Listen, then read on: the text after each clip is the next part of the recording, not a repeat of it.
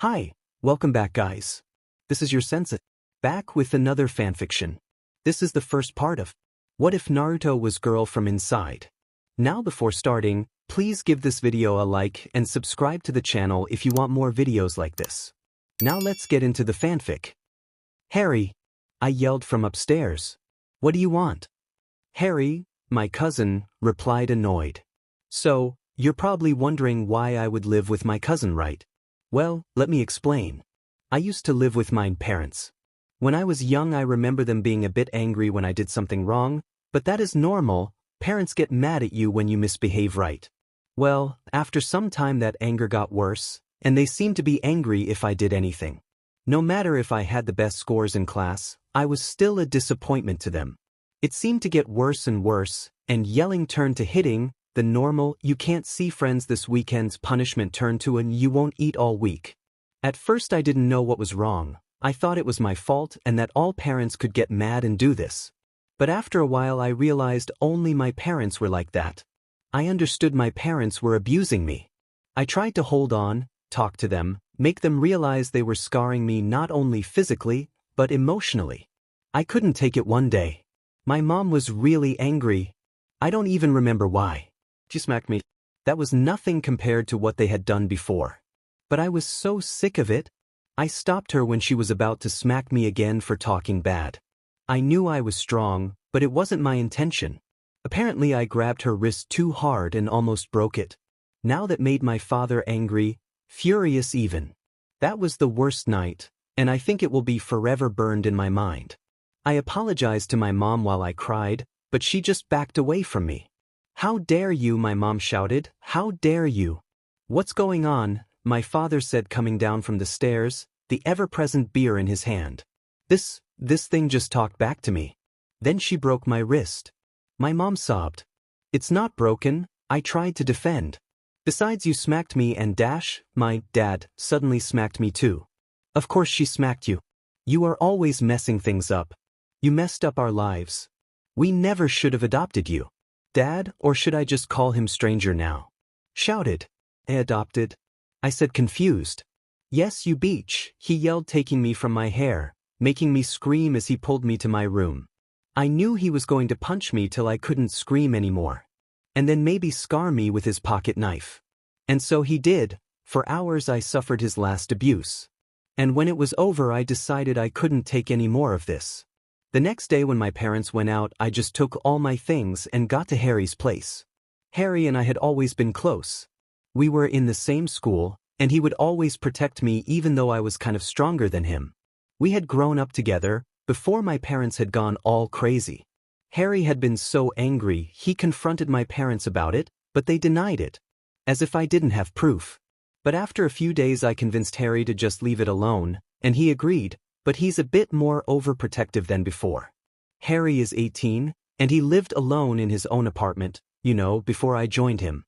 Living with him was fun, we always had something to do.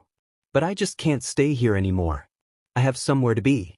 I know it and I feel it. If I was adopted it must mean that my real parents are out there somewhere. I need answers.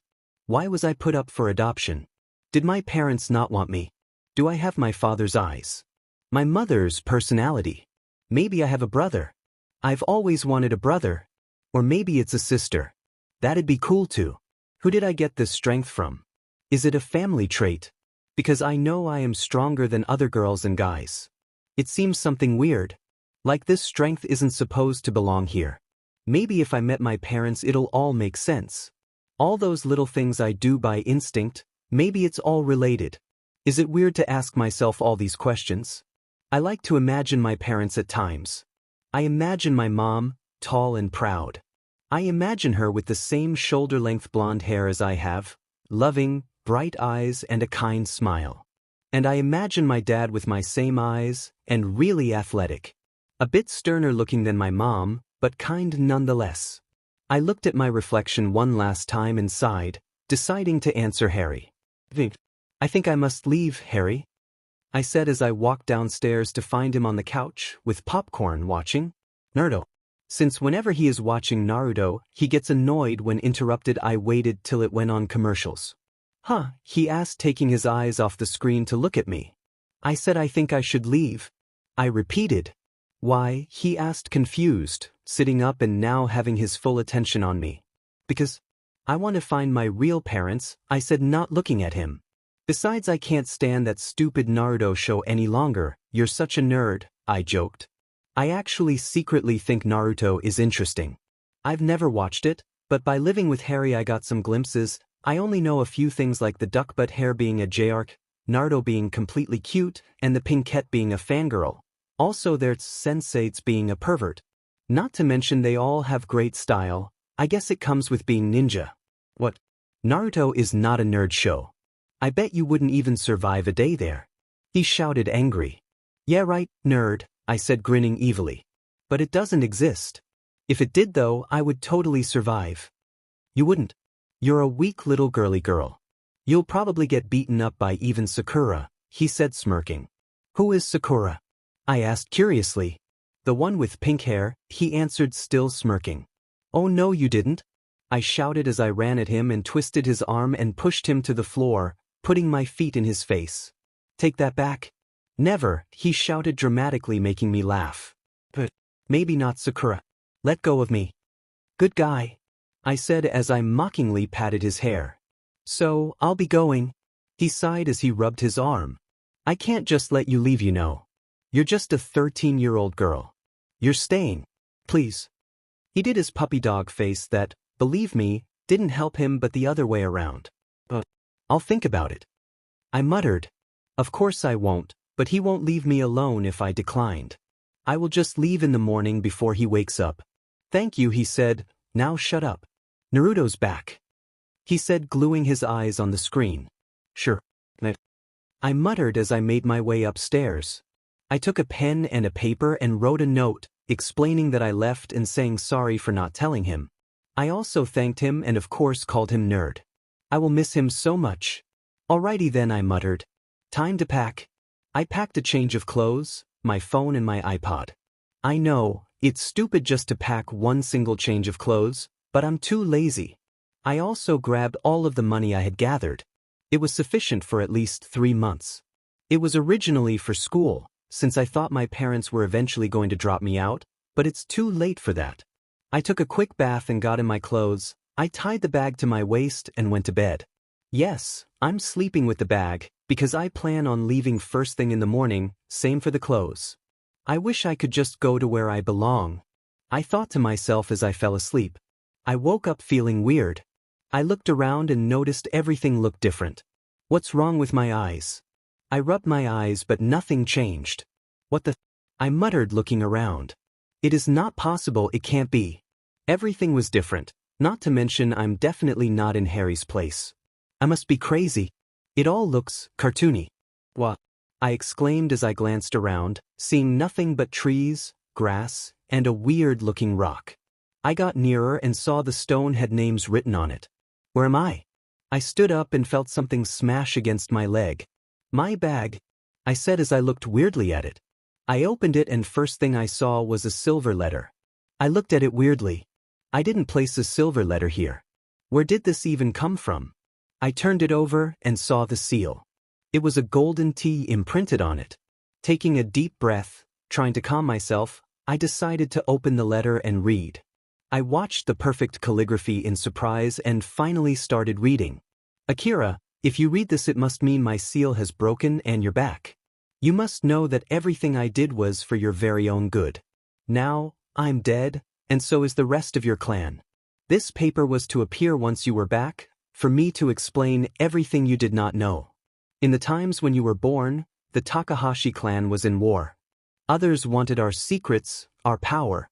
We needed to protect it, so when the village started getting attacked, we decided it was time to hide you. We sent you to another place, a safe one, until you could come back. If you are reading this, it sadly means you are the last Takahashi, or else, this letter wouldn't have appeared, but a person would have instead. So, you're now on your own, but don't worry. This parchment here has the last of my power, so it will help you when needed. Now, you must seek help and go to the Hokage and show him this. He should know what to do. You will be fine. After all, you are the Takahashi princess. Now, you probably doubt this is you. There is only one way to prove to you that you are the Takahashi princess. You should have a lightning scar on your left shoulder. Remember, we all love you. We know you'll make us proud. Live your life and forget about revenge. Just be helpful and kind to others and you will reach happiness and love. For all you plant, you will harvest. If you only give anger and bitterness, that's what you shall receive. Please, remember this words, my dear, and love. Good luck, Kimiko, your mother. I stared at the letter with eyes wide. What was she talking about? Lightning scar. Harry Potter much. This is not me, I don't have a lightning scar. Just to be sure, I checked, and I couldn't help but let a scream of horror. There was a lightning scar. That can be a coincidence, right? I fell to my knees, breathing hard. This can't be real. This is just a bad dream. Is something wrong? Someone said as he ran my way. I just stared at the paper blankly, not being able to process everything. What happened? The man repeated. I looked up this time, and almost screamed in surprise. I had seen him before. He was that Kakashi from Naruto. He had gray/white hair that defied gravity and a thingy covering his eye. It can't be. I said, astonished. I belong in the Naruto world. No way. What's the Naruto world? The man asked with a question mark appearing. This place. This is all fake. Ninjas, a Hokage, clans and villages. They aren't real. I said firmly. He stared at me weirdly. I can't be from here. These are all lies. I don't belong here. My family can't be dead. I said angrily, tears leaving my eyes. It can't be. These are all lies. I threw the paper away as I hugged my knees. I heard him walk and then there was silence. Maybe he left. I have to wake up. Why am I here? I heard a gasp and I looked up, only to see the man, who I think is named Kakashi, reading the letter. His eyes turned to me and he gave me a suspicious look.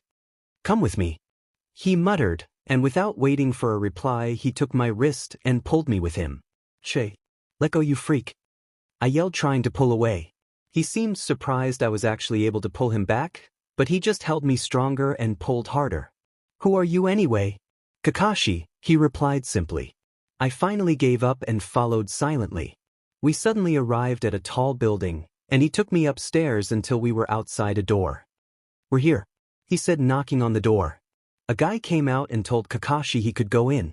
The guy was about to leave when Kakashi asked him to keep an eye on me as he talked to the Hokage. Said guy took my arm firmly and waited for Kakashi, while I just looked at the floor.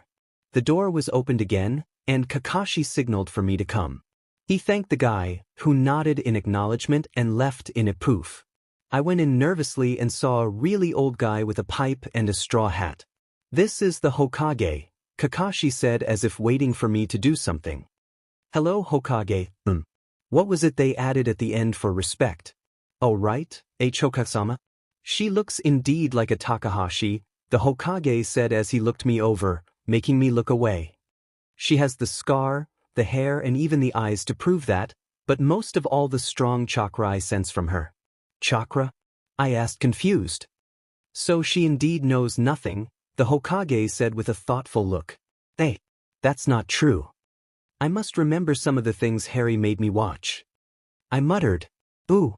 Kakashi asked, confused. Harry. I said in more of a question. Tell me, Akira, he started. Alison, I interrupted. I don't care if I was the Sakura princess. My name's Alison. Well, Alison, he said, surprised. Where have you been these 13 years? I was in another dimension, I think, I answered truthfully, but feeling quite stupid. What was the use of lying? Well, that's unexpected. Kakashi muttered doubtfully. You understand now my uneasiness, Hokage. She appeared in the Kia stone, supposedly not knowing anything and with a parchment that claims she is the last Takahashi, who were wiped out 12 years ago. There was a legend of such princess, but that's it, right? A legend? I don't know, Kakashi. This envelope is indeed identical to the Takahashi's clan. The handwriting is identical from what I remember to be Kimiko's handwriting, and well, we'll have to investigate. For now, let's test her, the Hokage decided. Test me? I asked, confused and kind of worried. The Hokage nodded. He gave a meaningful look to Kakashi and Kakashi took my arm and suddenly we disappeared and appeared somewhere else. I looked around confused. Where are we? A training ground, the Hokage said simply. First, physical strength. I just stared there dumbly, making the Hokage sigh. Kakashi, he said, bring me Neji Hyuga, from Guy's team. Kakashi replied, bowing and disappearing. Soon a boy a bit older than me appeared bowing. You called, this, Neji said in a cold voice. Neji, this is Alison, the Hokage said, and I was thankful he said my name and not the other weird name. She's new to the village and we need to test her. I'll be telling you what you shall test, but it's your call to decide how you test it. Neji turned to me and scoffed. As you wish, Hokage-sama. First, you shall test her physical strength, then test her reflexes, her speed, and ability with jutsu performing, aim, show her some jutsu starting from genin level and see how far she gets, the Hokage said, smiling kindly at me. Now I shall get going, report in my office once you are done. Okay, Neji said to me. First, have you ever trained in hand-to-hand combat? I have fought before, but I don't think we fight in similar styles, I answered truthfully. I had liked boxing while on Earth, but my mother and father wouldn't let me in. Friends, who were only guys, were most in box, so they used to train me and I can say I am good at boxing. But it has been long, so I may be out of shape. What do you mean? He asked, annoyed. My fighting style is different, I explained. While you are all martial arts, I'm more of... I don't even know how to say it. Okay, let's see what you can do, he finally said. First, let's see your offense. Just come at me and try to get me. Okay, I said doubtfully. I got in a fighting position, one foot in front of the other, while both my hands were in fists and placed in front of my face. He looked at me weirdly but came and stood in front of me anyway, he too, getting in a fighting stance. His feet were, like mine, one in front of the other. His arms, however, one was forwards with his palm up, and the other was bent and in a strange hand sign. Start, he commanded. I instantly obeyed and started circling him, while he imitated me. Then I threw the first combinations. Right, left, above. I repeated, but he easily dodged. I feinted right and threw my left in rapidly, almost getting him. It was no use, however, since he dodged all. I was getting frustrated and threw punches without rest. I didn't think of the next move, I just went with instinct.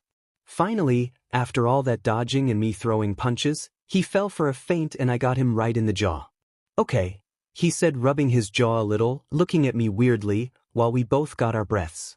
You got me earlier than I expected, he admitted. But your fighting is weird, clearly you're not a ninja. Obviously, I replied, smirking a little at the red mark my knuckles left on his jaw. Okay, defensive now, I'm attacking, you dodge or stop my movements, he explained. I know what defensive is, I said, annoyed, making him smirk. Start, he commanded and instantly tried to get me. Again, my fists were covering my face and I blocked all of his punches. I was surprised, however, when he suddenly lifted his leg towards my face, and he almost got me, but I ducked. I knew he was being slower than usual for him, and I was surprised, since I was barely keeping up. Finally, I wasn't able to dodge and he kicked me with enough strength to knock me off my feet. Then, I muttered, annoyed. Neji smirked and offered me a hand to stand up. I gratefully took it and crossed my arms, pouting.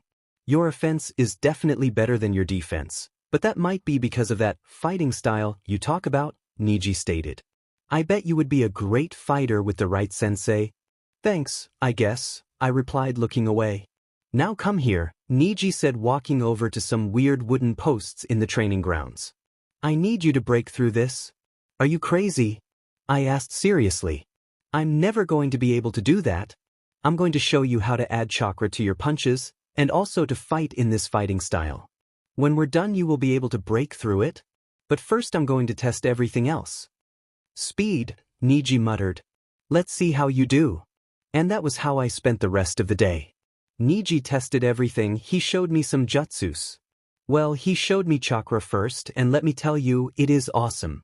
Anyway, apparently I have a lot of chakra, so I was able to perform the genin jutsus easily, and the Chunin ones I could perform, but it actually took me time. He said joinin' would be too much for me, so he didn't even bother. Apparently, I had good defense, average offense, great jutsu performing skills, great aim. I was a fast learner, but I did SCK at one thing, endurance. I got tired way too quickly, and I couldn't do most exercises without taking breaks, which annoyed Neji. You're hopeless, Neji said as I lay on the ground breathing like crazy. Shut up, I muttered, closing my eyes. I was able to defeat that stupid piece of wood over there. I'm awesome. Come on, Neji said, rolling his eyes, let's report to the Hokage. Okay, I stood up dizzily. But tiredness overcame me. Hey Neji, what do you say we do that tomorrow? What dash, that was all I heard before I passed out of exhaustion. I woke up feeling terrible. Everything ached and my back was sore. So you've woken up? I heard a familiar voice say. I turned to my right to see Neji smirking. I sat up and noticed I was still in the training grounds, and it seemed to be morning again, since when we were leaving the sun had gone down. You left me here sleeping on the ground? I yelled angrily. Not a big deal, don't worry, I stayed here too, Neji said, annoyed. Oi, I said, smiling, that's kind of nice of you. Neji muttered, standing up, now let's head to the Hokage. I stood up and stretched painfully, then grabbed my bag which Neji was holding out for me to take, and followed Neji to the Hokage building. He knocked on the door while I breathed for having to climb all those stairs with my sore body. Come in, the familiar old voice said, and Neji instantly came in. Hokage-sama, he bowed, and when he saw I didn't bow he pushed me down and then let me stand up while I silently cursed him. Ah, Neji-sen, I was worried when you didn't come yesterday, the Hokage smiled. How did it go? Well, her fighting style was a lot different, but she is a fast learner and she's starting to get the grasp of ninja fighting. Her offense is average because of her different fighting skills. However, her moves are really unpredictable for the same matter. Her defense is good. She is quite strong, opposite of how she looks, and can clearly land a punch. He absent-mindedly rubbed his jaw, making me smirk and the Hokage smile. Her jutsu performing skills surpass those of a new genin, but aren't really above average for Chunin level jutsus. But for not knowing anything at all about chakra, it is impressive. Her speed is alright, but there was only one thing she lacks: endurance. I see, the Hokage said proudly. I have to admit, I did spy a bit of your training, and I was quite surprised. You have a funny way of fighting, and you get annoyed pretty easily. The Hokage laughed while I looked away embarrassed, and Neji smirked. Neji-san, the Hokage said after sobering up, do you recommend her to take the graduation test with the rest of the class that will be graduating in 2 days? Or do you think it is too much for her to handle? Neji looked at the Hokage surprised, and then turned to me with a calculating look. I stared at him, not really understanding, but knowing I hoped he recommended me. Neji Hyuga, recommend her to take this year's graduation test, he finally decided, turning to the Hokage. Hey, I said while I hugged Neji, simply because I was excited. However, Neji easily pushed me away, scowling. Don't hug me, he muttered, annoyed, while the Hokage laughed and I pouted. Buzz kill, I muttered, crossing my arms. I didn't even want to hug you anyway. Then why did you? Neji replied, smirking. I simply stuck my tongue at him, making him roll his eyes. Very well, Neji, you can now go back to your team, the Hokage said, making Neji nod, bow, and disappear. Hokage, I said as Neji disappeared. Before we discuss anything, can I take a shower, please? The Hokage looked at me and noticed I was all dirty from yesterday and sighed. He showed me to a bathroom and told me I could take a shower there, and to meet him back in his office once I was done. I took one quick shower and grabbed a towel. I cursed when I thought I had to use my dirty clothes again, but I remembered my change that was in my bag. I smiled widely as I saw the clothes. This weren't what I had packed. They are now cool ninja clothes. I quickly put my undergarments, followed by a fishnet shirt and a pink tank top that reached below my butt over it, and found a cute short black vest to go over the pink tank. I also got in some fishnet leggings with black mini shorts over, that were completely covered by my tank top. Noticing my outfit looked incomplete, I searched the bag and found bandages which I rolled around my legs so they covered where my shorts ended till mid-thigh, also adding some above my waist, with a little cute bow on the front, and finished with some bandages around my arm. What? They look cool, okay? I put on some sandals similar to the ones Neji wore. They were black, with a pink band that apparently holds small weapons. Checking one last time in my bag, I found my iPod and phone still there, which made me almost cry with happiness, and also, my bag of money, but it wasn't in dollars anymore. I found some of the weapons Neji showed me yesterday, like kunais and shuriken, which I put on a pouch and I tied around my leg. And I found two. I followed the Hokage, not really paying attention, until he stopped, causing me to bump into him. I looked up and saw a mountain with 4 heads carved into it, only they had painting all over them. Then I spotted Naruto, and I laughed out loud. He was painting the mountains. Now that's awesome. You go, Naruto? I shouted, causing the villagers to look at me strangely. That is so wrong. What is wrong with him? They turned away again and I sighed. Okay, lesson number 1. Painting the mountains is apparently not awesome. We're people. The Hokage sighed, shaking his head as he looked at me. I just smiled innocently at him and scratched the back of my head. Third Hokage, I apologize for this, a man suddenly said, appearing out of nowhere. Irika, it's not your fault. We all know Naruto is always looking for trouble. But we need to discuss important matters before you go chase after him, the Hokage said, making Irika nod. What is it, Hokage-sama? Irika asked curiously. Well, this here, he said, motioning me forward, is Alison. I interrupted as I glared at him. I'm Alison. Right, this is Alison. She will be your student from now on. The Hokage smiled. But Hokage, the graduation is days away, Irika said nervously. I have had her skills tested. She is ready, the Hokage interrupted, dismissing Irika's protests with a wave of his hand. Take care of her, Irika. I trust her to you. Take her with you to find Naruto. Irika agreed finally and smiled at me. Hello, Alison. I'm Irika-sensei. Alison, you follow Irika, and after school come look for me to give you your place to stay, the Hokage said smiling. Also, we need to discuss some matters, okay? I answered as I walked towards Irika. Huh, aren't you a cute one? Irika said, smiling at me while patting my hair. So, Naruto, I said, raising my eyebrows, trying to change the topic. I hated people calling me cute. I am just cool. Cute makes me feel small. Right? He said, turning back towards Naruto with determination on his face. What the hell are you doing during class time? Get down here, you moron. Naruto started to struggle to get away. He made it. Until Irika-sensei caught up with him. Bummer, I wanted him to get away. I followed Irika-sensei until something bumped into my leg. I looked down to find a puppy. I said as I looked at its cute face. Puppies might just be one of my weaknesses. And where are your owners, buddy? I asked as I bent down, keeping an eye on Irika's retreating form. The puppy did the puppy eyes thing, so I decided to keep him. It's the owner's fault. They should have an eye out for their little puppy. I'm naming you. Brio. I said as I picked him up in my arms. His fur felt so weird and animate. He barked as he wagged his tail. I named him Oreo because he was a white puppy with a black spot on his eye. He also had the tips of his ear, tail, and paws black. I ran and caught up with Irika-sensei and petted Oreo until we arrived at a school. I put Oreo down and he stayed by my side. I guess he likes me too. Irika-sensei seemed to have forgotten about me since he just threw a tied-up Naruto to the floor and went to the front of the class.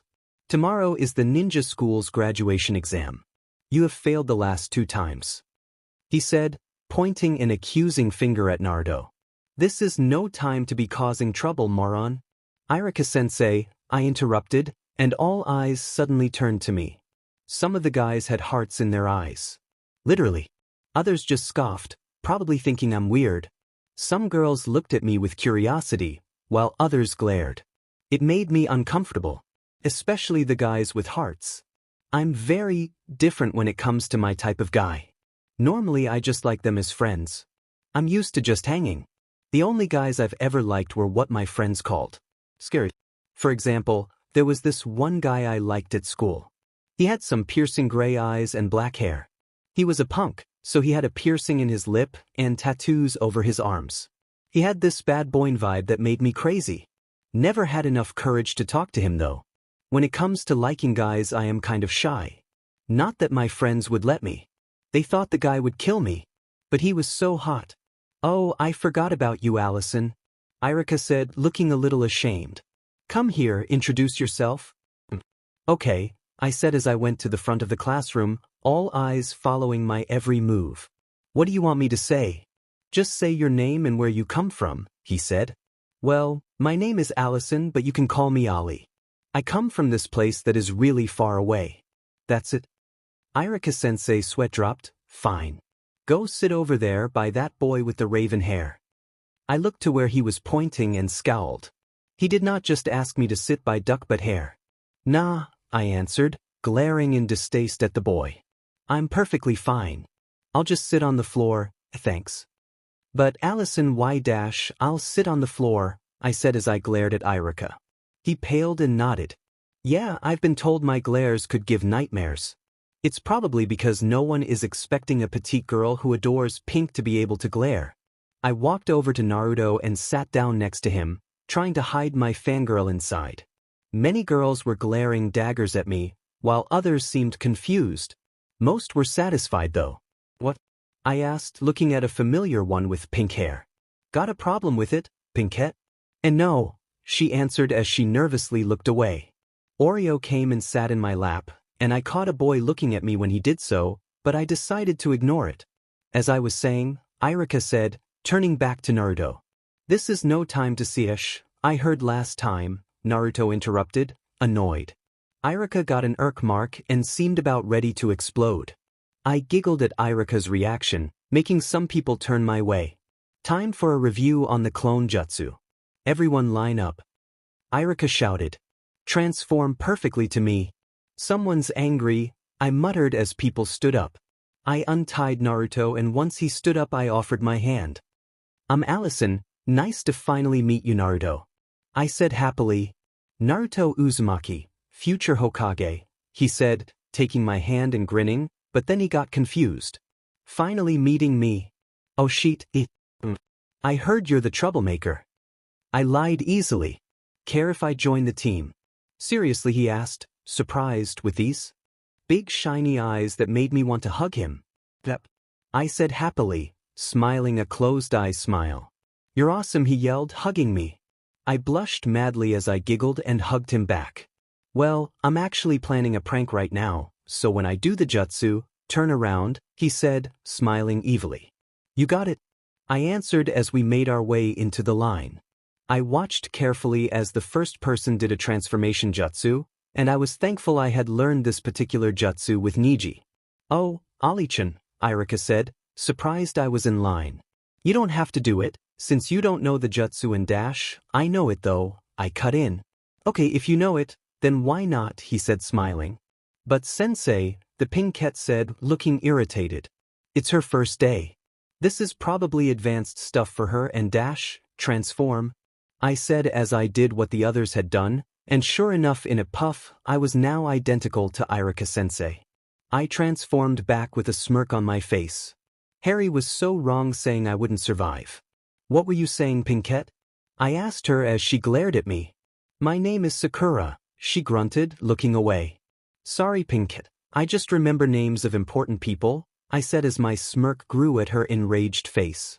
K, looks like it's Naruto's turn, of course to annoy her, I emphasized the Naruto. Yes, Irika said after glancing between me and Sakura worried. Naruto Uzumaki? Transform, he yelled. I turned around as he had instructed. You can look now, Ollie-chan.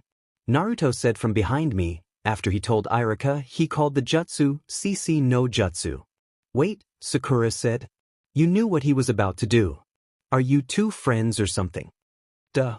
I said as I looked at her like she was stupid. Ollie-chan. Wanna hang out? Naruto said, walking with me when school was over. Sorry, Naruto, got to see the Hokage, I said sadly.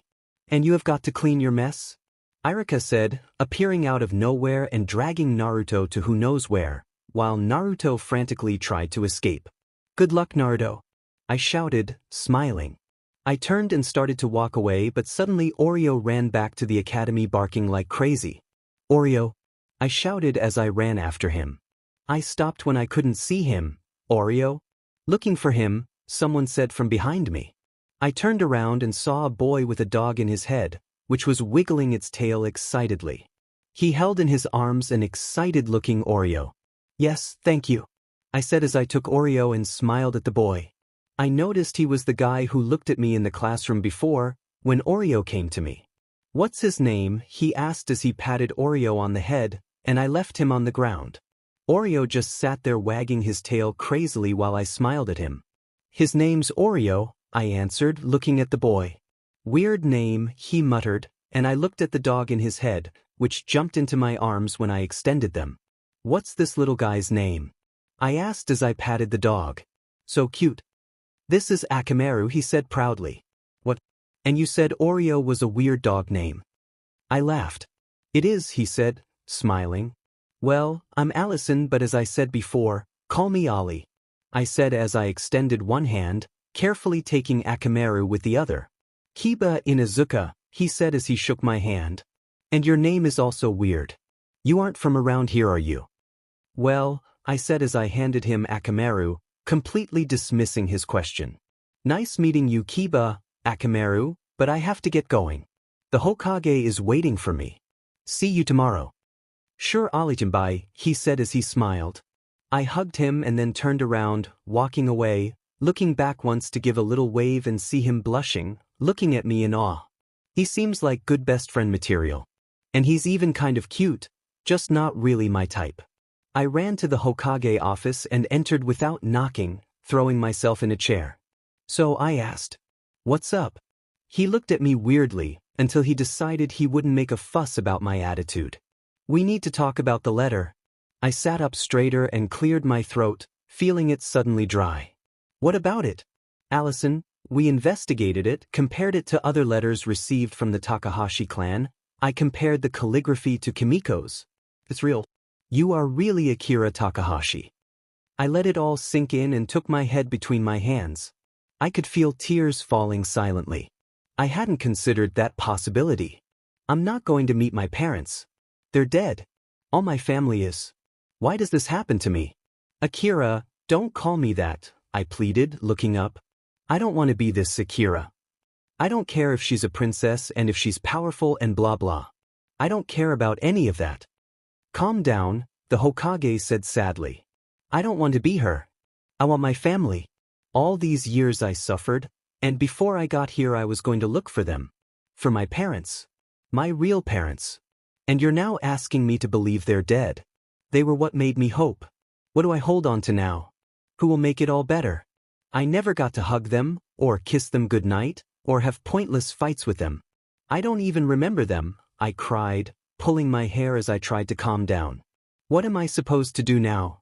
I muttered. "Now you pick yourself up and continue to live," the Hokage said. "Don't let this one thing break you down." "This one thing," I laughed bitterly. "Believe me, I've dealt with all kinds of things. Things no child is supposed to go through. And just as I find this hope, what I considered my last hope, now I find out it's gone too. So yeah, my real family loved me, but how does that help me? They're not here to tell me themselves. They weren't there to protect me, and they'll never be able to." "Alison, I don't know what you could have possibly gone through," the Hokage whispered. "But I can see you're a strong and determined girl. They couldn't protect you, you say? Well then, find people you love and protect them. Don't let people go through what you went through. Find yourself a new family, not literally, just friends, or people you admire. Make them your new family and protect them. Be there for them. And then you'll find they will be there for you too. I'm sure you can get through this." I cleared my face of tears and looked away. "I still need time to accept that name," I whispered. "Now where am I going to stay?" "Kakashi will take you there," the Hokage said, smiling. It was a house of the Takahashis, before they left the village. I nodded, not really wanting to listen to any story about the Takahashis. "Not now." "Kakashi," the Hokage shouted, and he appeared. "Well then, Akira dash," Kakashi said as he entered. "Alison," I corrected angrily, hiding the pain and pretending to be all right for Kakashi's sake.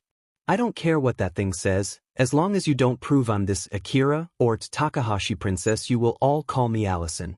The scar might be a coincidence. Is that an order? Kakashi asked, raising his visible eyebrow. Glad to know we're on the same page, I said, smiling. I could see the Hokage was amused. Kakashi just rolled his eyes and walked out, with me following behind. Alison, the Hokage said. I turned to look at him, my face clear of all emotions. Take it, it is yours, he said, motioning to the letter. You can have it, I said, turning around. I don't want it. The Hokage sighed. If you want it, I'll always have it for you here. I nodded and walked out, following Kakashi. So, Kakashi, I asked after a while. You're a sensei, right? Yes. He's aboard. Could you ask Irika to put me on your team? I asked. I wanted to be with Naruto at all costs, because if I remember anything, it will be from that team. I will have to put up with the pinkette and duck butt, but I can bear. Hopefully. How do you know about that? He asked, looking at me strangely. I just know, and it doesn't matter how. Please, let me be on your team, I pleaded. Maybe, he sighed, but I could already see he was going to do so. Thanks, Kakashi-sensei. I said happily. Are you sure you want to be on my team? Just let me warn you, nobody has ever passed my tests, he said, looking at me seriously. I will pass it. You'll see. I said, smiling.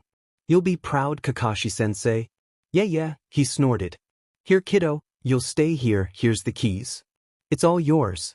You can do whatever you want with it. Thanks, Kakashi-sensei. I said happily as I hugged him and entered the house. It was huge. I walked upstairs to find so many rooms. Being a princess isn't so bad after all, I thought bitterly. You know, if you take out the part of all your family being dead. I threw myself on the king-sized bed and tried to sleep, not knowing what I wanted. I mean, at least this world is better than the other. My family loved me. I sighed, closing my eyes and turning sideways, letting sleep consume me. I woke up tiredly and looked around. It wasn't a dream. I'm still here. I sighed and remembered I have exams today. I had breakfast. Thankfully they had stocked up my fridge and kitchen with everything I needed. As I ate cereal I thought about everything that happened yesterday. The Hokage is right after all. I can't let this break me. I'm going to protect everyone I love. Starting with Naruto. Now if I had only watched the show with Harry. I sighed annoyed. Wait a second. My iPod's here. I finished my cereal and washed the dishes, running upstairs to look for my bag. Found it. I got my iPod and I was surprised to see there was Wi-Fi. I won't even question it. I googled read Naruto online and clicked on the first link. I sat in my bed comfortably and added an alarm to 30 minutes before the exam. So let's read. No way! I shouted as I finished Naruto. I was about to start Shippuden when the alarm went off. This is impossible. It seemed like time went slower while I read it. It's impossible to read that fast. I stared weirdly at the phone and shrugged. Well, apparently this world wanted me to read it or something. I had a bath and changed to my clothes. I noticed my closet was full of clothes. Most were identical to the ones I was wearing, and there were a few different. I ran downstairs, outside and off to the academy. I got there just in time and threw myself in an empty seat, not really caring where. Now that we're all here, Irika said, giving me a pointed look, but then he got this excited look. Alison, your hair looks so cute. I said as all eyes turned to me. Oh shit. I forgot to put my hair in my pigtails. It's rude to stare. I said as I took bandages from my bag and tied my hair in the pigtails. The girls looked at my hair in jealousy while some guys blushed. However, there were mean guys who snorted and whispered how girls shouldn't even be ninjas if they're going to be late because of their hair. I saw the pinkette still staring. What? I snarled at her. Weird. It sounded animal. She turned around instantly, kind of scared. Anyway, Irika said, clearing his throat. You will be doing the clone jutsu. When we call your name, you have to come to the next room and perform it. I glanced at Naruto, who was at the other side of the room, practically wanting to kill himself. I stood up and walked to him, pushed him a bit to make me some space and sat next to him. Don't worry, Naruto. You'll get your headband. I promise. I said happily as he looked at me confused. How can you be so sure? He asked. I believe in you. I shouted, gaining weird glances from some people, okay, most people. Hey, Alison, someone said from behind me, making me turn to them. What do you want, Ino? I said annoyed, that's right, I know everyone now. And she annoys me. I don't know if more or equally than Sakura. How did you dash, she said as she narrowed her eyes. Please talk clearly. What do you want? I said bored. We just wanted to know, Sakura butted in, appearing next to Ino. If you happen to think anyone's cute. Yeah, I said as I looked back at Naruto to continue talking with him. Ooh, Ino said, glaring. I looked at Kiba and everyone got wide-eyed. I think Akamaru's really cute. Then everyone's sweat dropped. Huh, what's wrong with him? Akamaru is really cute. Any person maybe? Sakura asked. Oh, yeah? I said they should have been more specific. Well, who? Ino asked impatiently. What's it to you? I said as I raised an eyebrow. Oh, they probably want to know if I'm their rival to win Sasuke's love. Ino got an anime vein. Just say it. I said as I glanced around the classroom thinking. Well, first of all, of course, no. I stated as Ino and Sakura got wide eyes. Many others did too. Naruto just blushed a little. Maybe then Kiba. And some people you don't know. Yet I added in my head. Everyone looked at me wide-eyed. Why you think I'm cute? Naruto asked. Yeah, Naruto, why wouldn't I? Haven't you seen those huge blue eyes you have? I asked as I raised an eyebrow. What is wrong with these people? Naruto started. Naruto Uzumaki. Irika shouted from the other room. Go Naruto-kun? I said as I smiled sweetly. He nodded as he grinned and went to the other room. So, Ino said, you don't think anyone else is cute in any way? Look carefully. Ino muttered. I looked around the room stopping in Sasuke just to annoy them. I could feel Ino and Sakura glaring, waiting for an answer. Oh yeah, there's this really cute boy. I said, still looking at Sasuke. He looked my way then, glaring. Shikamaru, I answered as I turned my head to Shikamaru, who looked surprised. Really? What about that other boy you stared at? Sakura yelled, making me get an anime vein. Geez, Pinkette, no need to shout, I'm here. No, that boy I was staring at is quite. How to say it? Simple, plain, annoyed. I listed, lifting my fingers. I saw Kiba laugh from his desk at Sasuke's face. Sasuke got more and more wide-eyed at each word.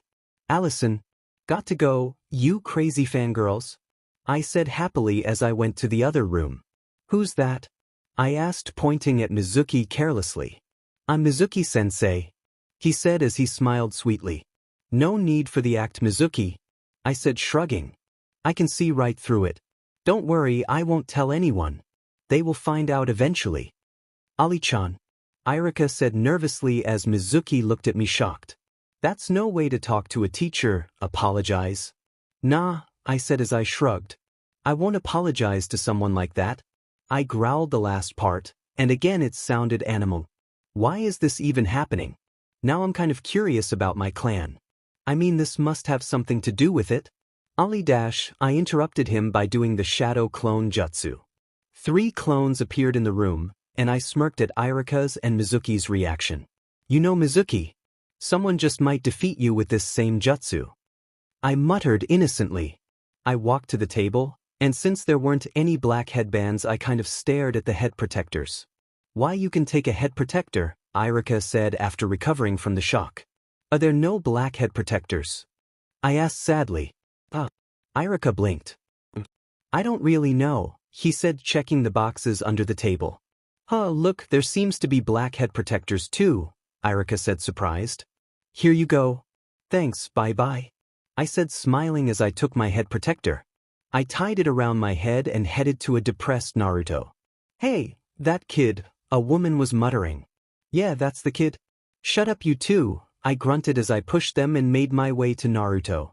He looked at me when I sat on the floor and turned away quickly. I didn't pass, he muttered. It doesn't matter if you didn't pass right now.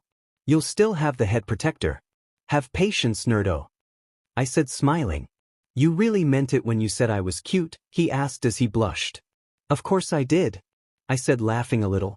You know how those Sasuke fangirls act around him. I have to stop myself from doing it every time I see you. Ah, really? He said, wide-eyed. Yep. So I'm your first fan. And when you're Hokage, you better remember that. I said, smiling at him. I will. He said as he grinned. Believe it. I grinned too as I started to stand up. Well, Naruto, I muttered, good luck. Give him what he deserves. And with that I left, smiling to myself as I arrived home. I hope it all goes well, but for now I am really hungry. Let's see what I can do with these. I thought as I saw all the ingredients and spices in the kitchen. I walked to the classroom the next day to find Naruto, who was talking about how great that head protector looks on him. Yo, Naruto, I said as I walked to him. It does look very good on you. Really? He said happily. Well, you were right after all. I did get my head protector, Ali-chan. Well, duh, I said as I rolled my eyes. Future Hokage needs to graduate, doesn't he? Yeah. Naruto agreed, just as Sakura and Ino entered the classroom. And they were being quite annoying. I said as I closed my eyes in annoyance. They are so loud. Hi Sakura, what's up? Naruto said as he stood up beside me. Move it. Sakura said as she pushed him, therefore pushed me. Hey. I growled at Sakura, again animal. What's wrong with me? I so have to investigate, but I'm not sure I even want to know. Sorry. Sakura stuttered. I turned away fuming. Stupid fangirls. Good morning, Sasuke. Mind if I sit next to you? Sakura said, batting her eyelashes annoyingly. Back off, forehead. Ino said as she grabbed Sakura's arm. I swear they appear out of nowhere. I'm sitting next to Sasuke. I was here first. Sakura countered angrily. I walked into the classroom before you did. Everybody saw it. Ino shouted. I massaged my temples in annoyance. So, fricking. But actually I got here first, some random chick said. So did I, another one added. I agree with you, duck butt. I said as I glanced at him. I knew he was thinking about how clueless these girls were. He looked at me in shock before glaring at me. Why am I not surprised? I thought, rolling my eyes as I looked away. Shut up, you idiots. I shouted as all the girls turned to me. He doesn't want to sit next to any of you, so just shush. What? And you think he wants to sit next to you? Another random chick asked, scoffing. You? I said as I got a disgusted look. No, I don't even want to sit next to him. Then shut up. Ino said, annoyed. What dash? I asked, growling. Did you just say? And nothing. Ino said as she backed off with huge eyes. I thought that.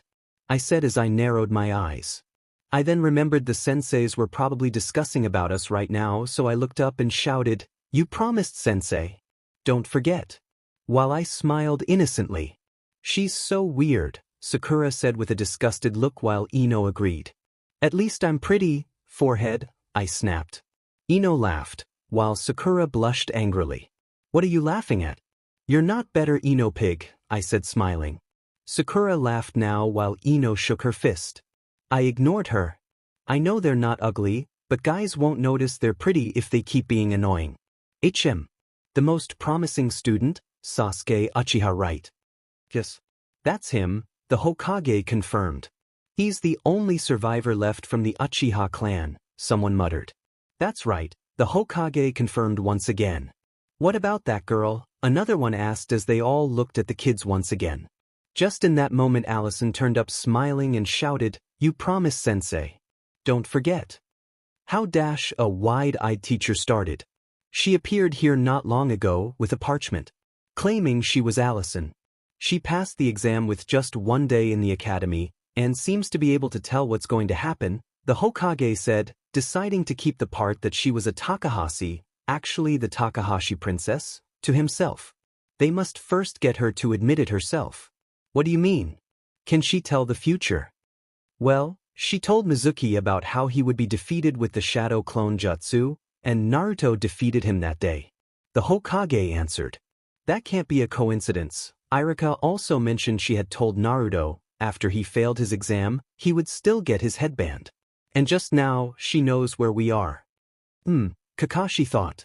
Back to Alison's Naruto suddenly stood up and went to Sasuke's desk. They were glaring at each other as I took my iPod and recorded every second, while I laughed to myself. You know Sakura, I muttered. You won't get to be Sasuke's first kiss? Then it happened, someone bumped Naruto making him fall forward and kiss Sasuke.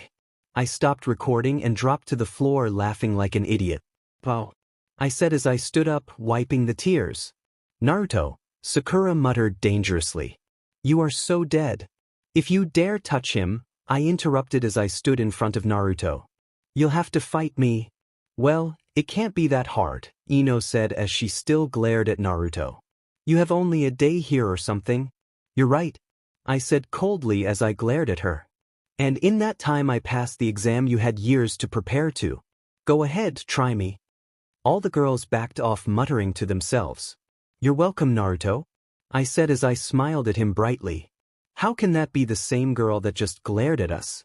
A random fangirl questioned. Since I went from deadly to smiling in less than a second. Well duh, I said as I turned to her. I hate you fangirls. I wouldn't be nice to you. Irika came in then, and Sakura took the opportunity to sit next to Sasuke. I rolled my eyes as Naruto sat next to Sakura, but I sat next to him anyway.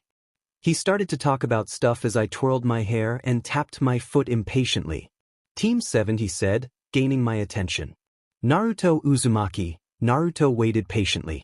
Sakura Haruno, Naruto stood up and cheered while Sakura looked down.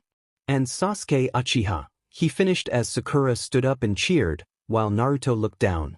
Wait, what? I said as I stood up. And you've got to be kidding me. Those are lies, I know I'm on that team, so stop pretending, Irika. I said, not really sure, but really wishing it. I can't be out of that team. I want to protect Naruto. If that lazy but Kakashi forgot I'm so killing him. They're right, Irika said wide-eyed. Yes, also you, Alison. I'm with Naruto. I cheered. Thank goodness. Even though that means I'm also with Sasuke and Sakura, at least I'm with Naruto. Next, Team 8.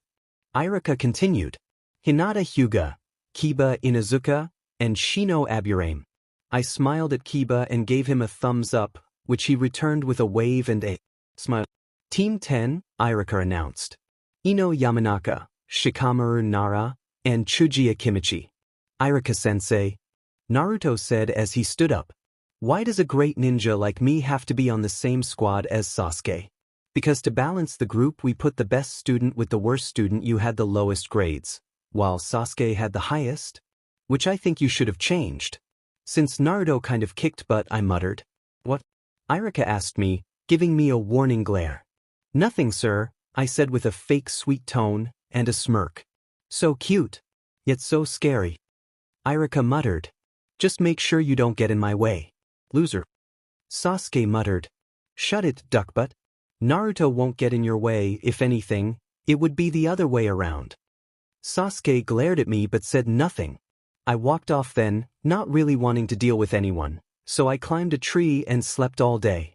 I knew what would happen anyway. Naruto would beat Sasuke and try to kiss Sakura, but his stomach wouldn't let him. Hey Ali-chan. Someone shouted, waking me up, therefore making me fall off the tree. Sheet.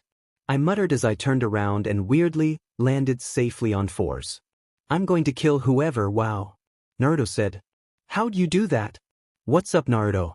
I said as I smiled at him, not angry anymore. We got to go meet our sensei, he said as he smiled. Oh right, I said, and we both went to the academy. Did you spend too much time in that tree? Naruto asked confused. Yep, I said as I smiled and entered the classroom. Later, how come our teacher is the only one who's late? Naruto asked tiredly. What are you doing? Sakura screamed. Shut it, Pinkette. Can't you see he's setting a trap for Kaka? I'm the sensei. I said, correcting myself. Well, he's asking for trouble dash, you know you like it, so shut it. I interrupted Sakura annoyed.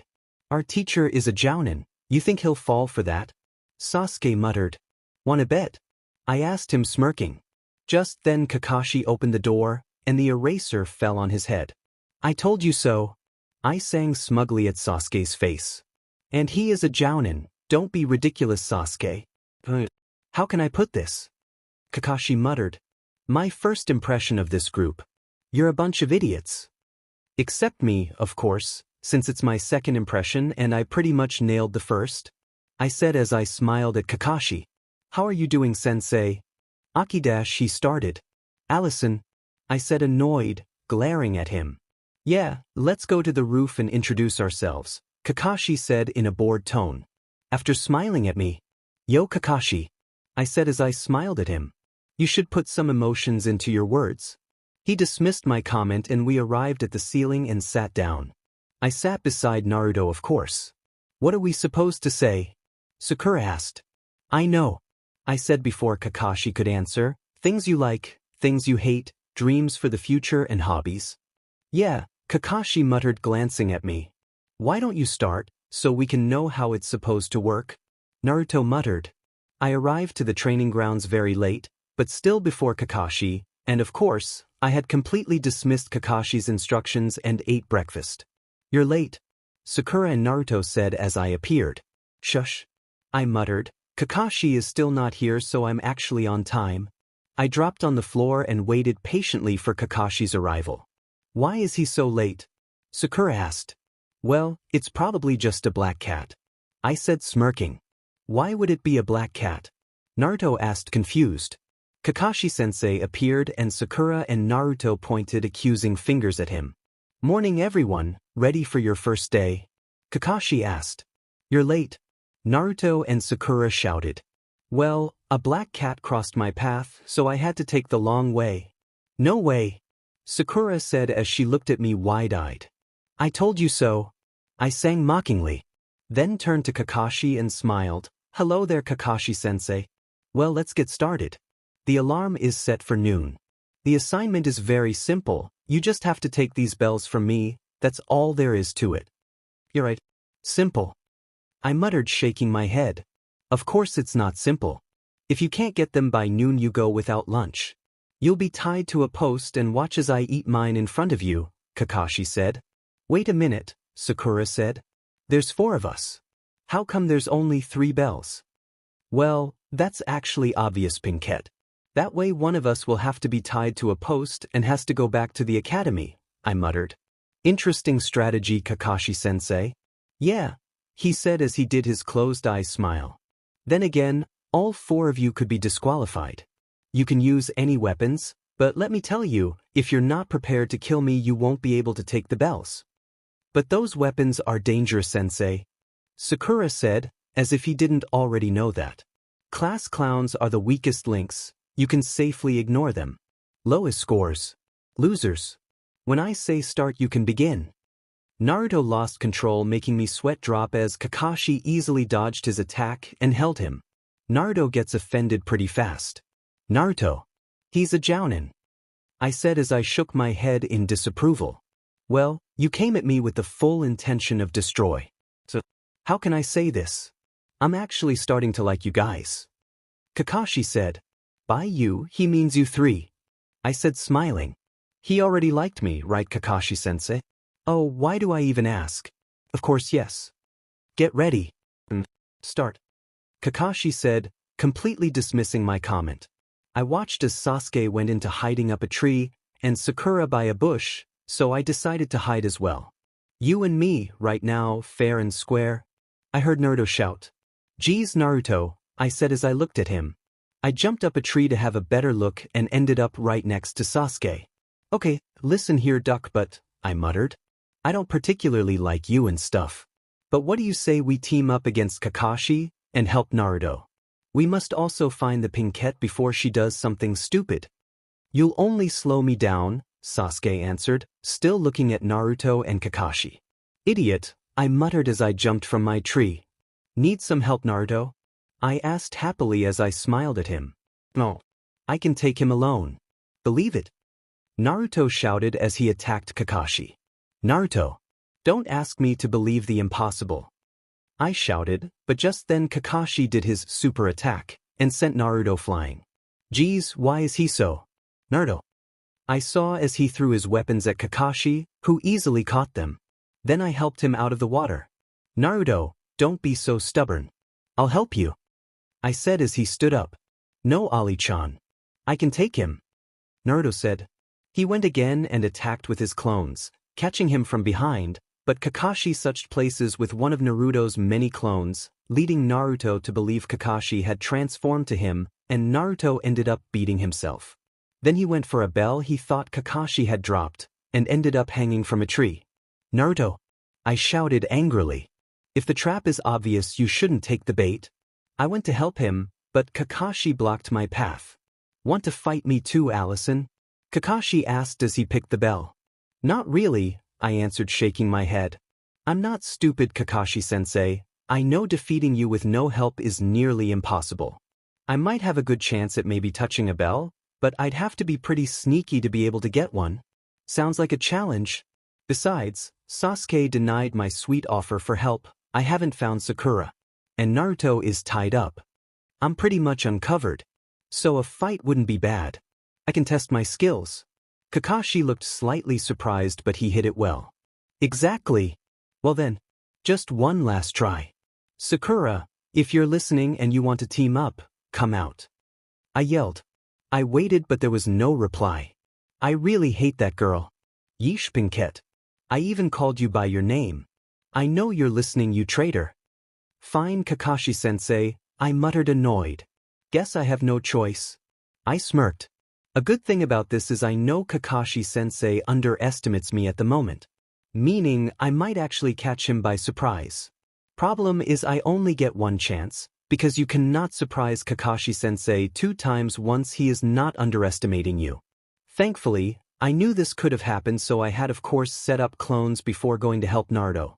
I looked at my clone standing in front of Kakashi by my hiding place. Yeah, my clone is in front of Kakashi, not me. I'm safely hidden for now. I watched as my clone ran at Kakashi, and they started fighting. No. My clone yelled, and all of the clones came out. Of course I stayed hidden. I'm not making the same mistake as Naruto. Kakashi smirked and easily defeated all my clones, making me scowl. He knew all along. You couldn't expect me to fall for that, he said as he looked around wearily. So he can't sense where I am? Fire Wolves Jutsu. I whispered as I did the hand signs, and Kakashi was surrounded by 10 fire wolves. I only did 10 since I'm trying to keep my chakra.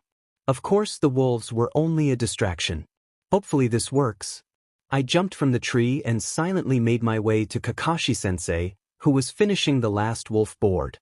I ran to Kakashi from behind with my kunai at hand. Of course he turned just in time and sent me back a few meters. "Hello, Kakashi-sensei," I said happily as I waved. "I bet you're now regretting ever saying girls my age only care about boys, huh?" I could almost see him smirk as he looked at me. Good, he still underestimates me. "Now you're weak, Alison, you used your chakra," he said. "Not really," I smiled.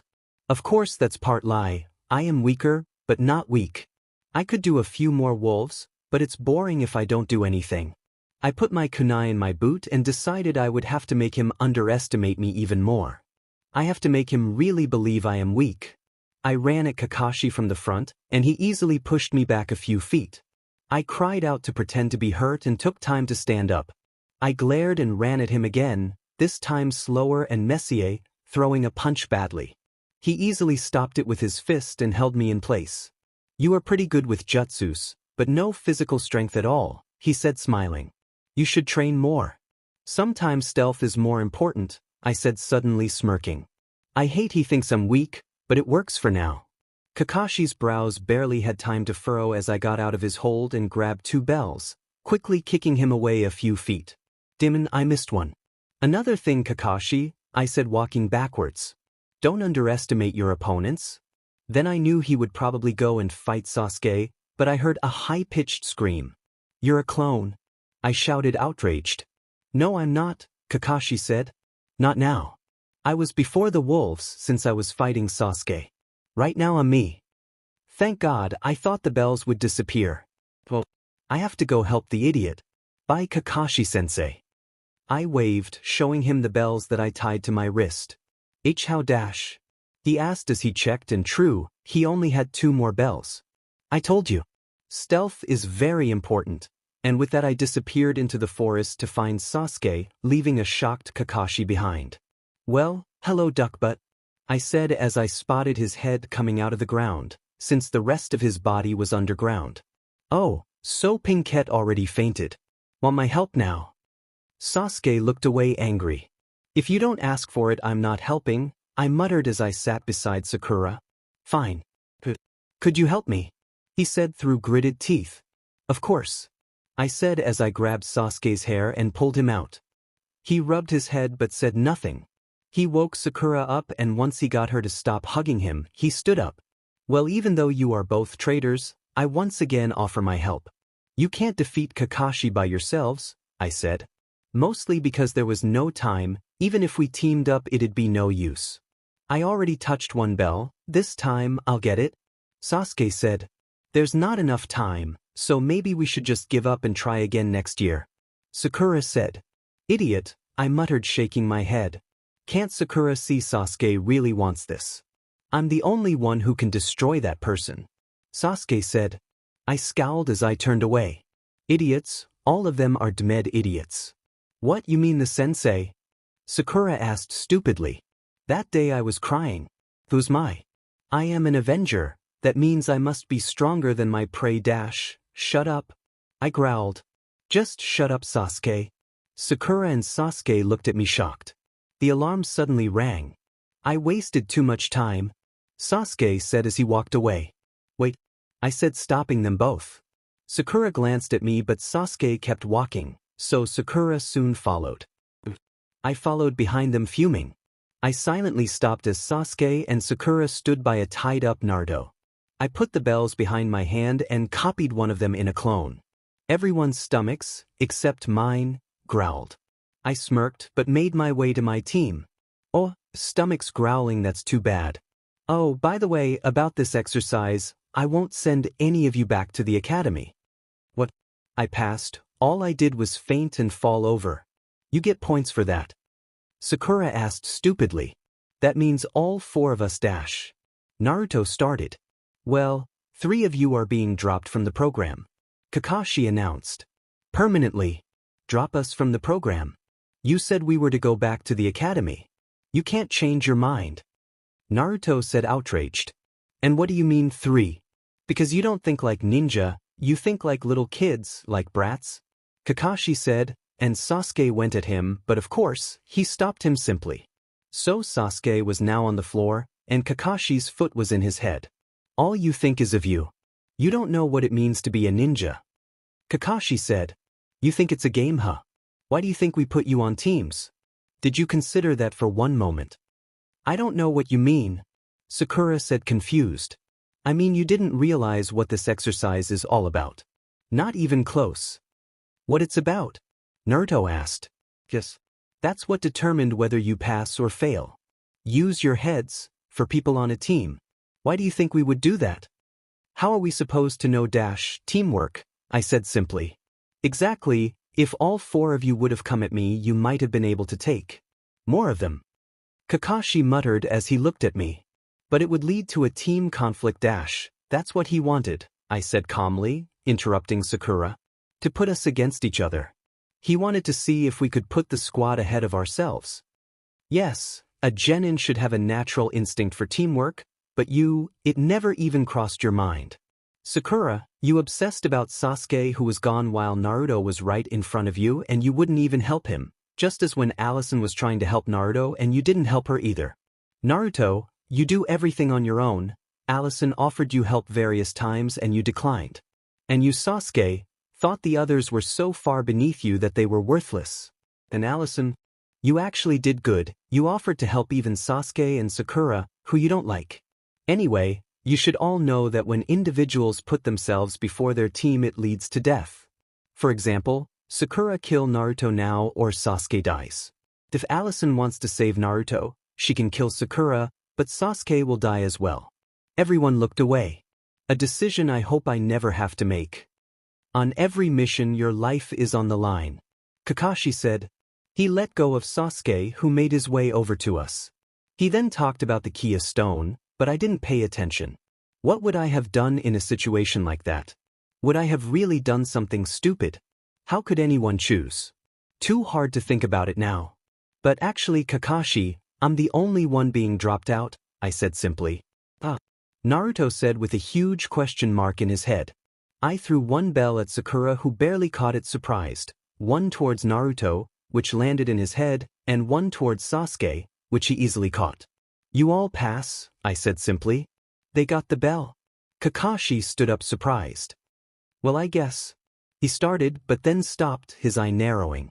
One of those is a fake. I narrowed my eyes, sighing. Yeah, it is. I snapped my fingers and Sakura's bell disappeared. What? She exclaimed. There, they pass, I said simply. Sakura-chan also needs this bell.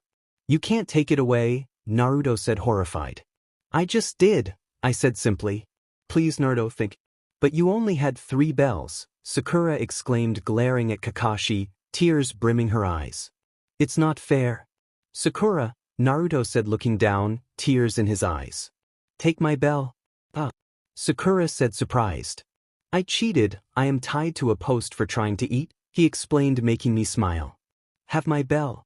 Thanks, Sakura said, taking it and looking at it weirdly. Sasuke said, extending the bell towards me, making me smirk. I don't want your bell. Thanks, Sasuke, I said, taking it. But I still want Naruto to pass. Sakura was now conflicted. If she gave the bell to Sasuke, she wouldn't be able to graduate with him, but if she didn't, Sasuke wouldn't get to be a ninja now. Sasuke, Sakura said, extending her arms, blushing. You're stronger. Take the bell. But Sakura, Naruto said, shouting.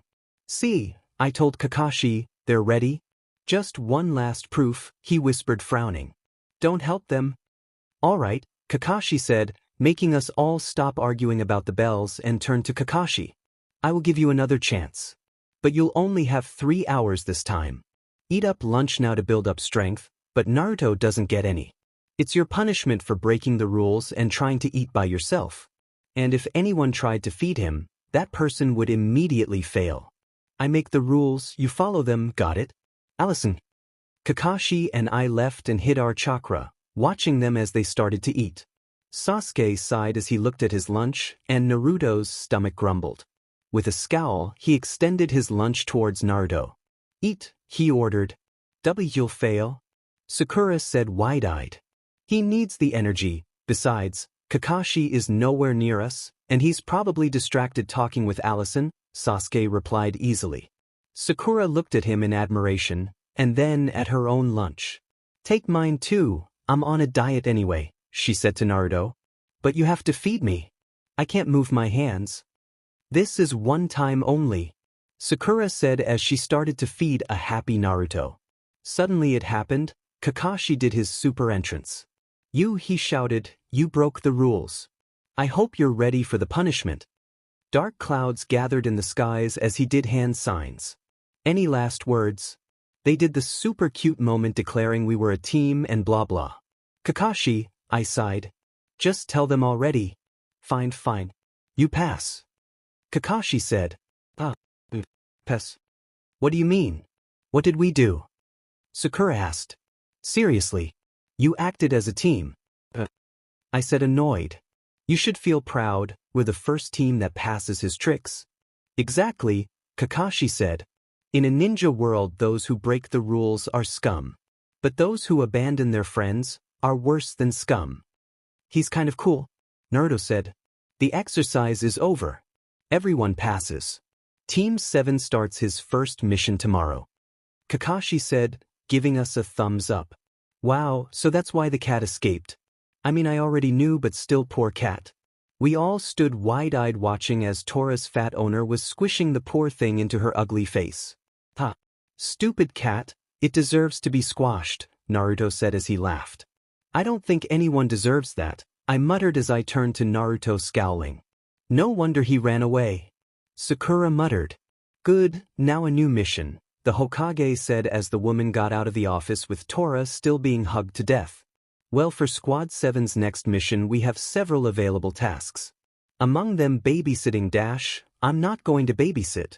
The kids you ask us to babysit always end up being snotty brats. They're so annoying. I said as I interrupted. There's no use in him talking about the missions, if in the end we will do the cool mission. Yeah. I want a real mission. Naruto agreed as he formed an X with his arms. I'm not doing lame things anymore. How dare you? Iruka-sensei said, outraged, pointing to Naruto. You're just a brand new genin with no experience. You get experience by living it, I stated, smiling. We won't have real experience until we get to actually experience it. Right? Yeah. We won't do lame chores anymore. Naruto said as he smiled. You have to start with little missions. Are you serious? Babysitting is not a mission. Naruto started, however Kakashi kicked him, making him shut up. Naruto, it seems you don't? The Hokage started his rant about missions and stuff, which of course we all got bored about. Sakura, I muttered, and she looked at me surprised. Was it just me, or did I get away with what I said, while Naruto got punished every time he agreed? I noticed too, she admitted. I said as I smiled. Then Naruto started to talk about ramen, and it turns out it was really interesting. I mean, he is right, it must be a hard decision to choose. What if you chose wrong? Silence. The Hokage said suddenly, making us all turn to him. But I want to know about the miso ramen. I whined, and Kakashi and Sasuke sweat dropped. I mean, yeah, missions and genins and chunins. Okay, no. That's just bull. Ali-chan. Iruka shouted wide-eyed. You called me Ali-chan. I said as I smirked. What is wrong, Iruka-kun? Iruka face-palmed as he muttered incoherent things. Silence. The Hokage repeated. Sorry. Iruka said, looking at the floor. But you always lecture me like you are my grandfather or something. But I'm not the little brat who used to pull pranks all the time. I'm a ninja now, and I want a ninja mission. Naruto said, determined. Naruto. I muttered as he turned around and pouted like a kid. He just said he's not a kid, and then he acts like one. Oh, forget it. Naruto wants us to know he is not a brat, he is a former brat, and he wants a mission. So be it, the Hokage said as I laughed at everyone's reactions. Since you are so determined, I'm going to give you a C-ranked mission. You'll be bodyguards on a journey. Really? Naruto said, all excited. Are we guarding a princess? Or some business counselor? I noticed Kakashi raising his eyebrow at me when Naruto said princess, and I just rolled my eyes. He then chuckled lightly, so I glared at him and stuck my tongue out, and he smiled his closed-eye smile. I saw Iruka looking at us confused. Oh, only the Hokage and Kakashi know. I hope. Don't be impatient, I'll bring him in. Tazuna entered and called us things while I played with my hair board. Ah! Naruto shouted, making me jump in surprise. Who's the little one with the idiotic look on his face? We all lined up and discovered I was the same size as Naruto. It's you, I stated. How do you know? Naruto said, angry. We're the same size. It can be you. I'm sorry, Naruto, but he better not mean me because he would suffer a slow, painful death. I already have a few ideas. I said as I pretended to think of ways to kill Tazuna. I saw as everyone looked at me sacredly. I had a dark aura around me as I gave a devilish grin. Just to scare the old man a little, it can't hurt. What? I asked, confused, getting back to my normal self and looking at them innocently. You looked so evil. Sakura muttered as she shuddered. I didn't mean you, Tazuna muttered, clarifying, and looking a bit freaked out. I meant the blonde one. I sweat dropped. I'm blonde too, you idiot. I'll demolish you. Naruto shouted as he tried to run at Tazuna, but Kakashi stopped him. Apparently, Naruto can't realize I was blonde too. But we all knew he meant him anyway. You can't demolish the client, Naruto. It doesn't work that way, Kakashi said, bored. I am Tazuna Mstr bridge builder and I must return to my country, Tazuna said. I'm building a bridge that would change our world and I expect you to get me there safely, even if it means giving up your life. After instructions, I went home and grabbed my bag, filling it with weapons and spare clothes that were already in the closet when I arrived. I then spotted my iPod, so I got my earphones and started to listen to music. I saw my phone. Should I turn it on? I decided to leave it there. I won't need it. I arrived to the gates where everyone was waiting already. Huh? Even Kakashi's here. I saw Sakura talking to me, so I took my earphones off. What? I asked, sighing. You are late, she said, getting an anime vein. So? I asked as I raised an eyebrow. Well, you should have arrived before and ping, Leave me alone because I'm not in the mood, I said as I glared at her. Demed's cell phone reminded me of Harry. I hope he's fine. She just looked away annoyed. We started leaving and I put my earphones back on. Suddenly Kakashi took one of my earphones off. Alison, he said. I ignored him as I continued to listen to music. Alison, he repeated. I got wide-eyed and jumped on his back and covered his mouth.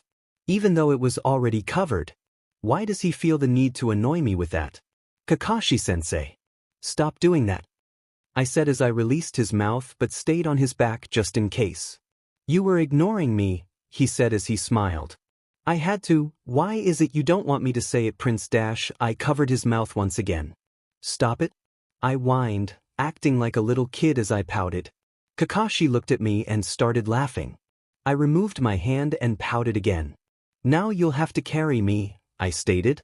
Sasuke, Sakura and Naruto looked at me wide-eyed, probably because I'm in our sensei's back. Whatever. Do I now? Kakashi said as he raised an eyebrow. Yep. I said, popping the page as I rested my head on his shoulder. What if I just drop you? He asked. If you can get me off of you, I'll walk, I said as I smirked. He sighed thinking. Guess I'll carry you then. You're so lazy, I said as I mockingly patted his hair. He sweat dropped. Alison, you can't make our sensei carry you, Sakura said in her annoying voice. Then why is he carrying me? I said as I raised an eyebrow. Sakura glared and turned away. That's right, I smirked as I rested my head on his shoulder once again. Kakashi's POV. I continued walking with Akira now on my back. Why doesn't she want anyone to know she's a princess? Maybe no one here recognizes her, but I know people in other villages will. I mean, she does have the surprisingly bright green eyes, and the most obvious thing, the scar. Every story there is about the missing princess clarifies the lightning scar. I looked up to see her again with that weird box she carries. Poor girl though, having no family. I smiled as I looked at the front. I already have a strong bond with her, and I can see Naruto does too. I feel overly protective over her. Is this how it feels to have a little sister? I really hope it is, because if I had a little sister, I would want it to be her. Alison POV. Mr. Tazuna, Sakura asked suddenly. I had turned off my iPod and just stayed there in Kakashi's back. I might as well enjoy it while I can. What is it? Tazuna grunted. You're from the land of waves, right? Yeah, what of it? Tazuna asked. Kakashi-sensei, there are ninja in that country too, aren't they? Sakura asked. No, Kakashi said. There are no ninja in the land of waves. But in other countries there are hidden villages. I zoned out a bit. I'm so bored. I spotted the puddle of water, so I jumped from his back and glared at it suspiciously.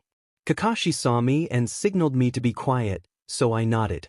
I remember Kakashi would do a clone, so I just walked ahead of Tazuna, paying all my attention to sudden movements. Then it happened. The ninjas took Kakashi and cut him in pieces. I glared as I positioned myself in front of Tazuna while Naruto froze.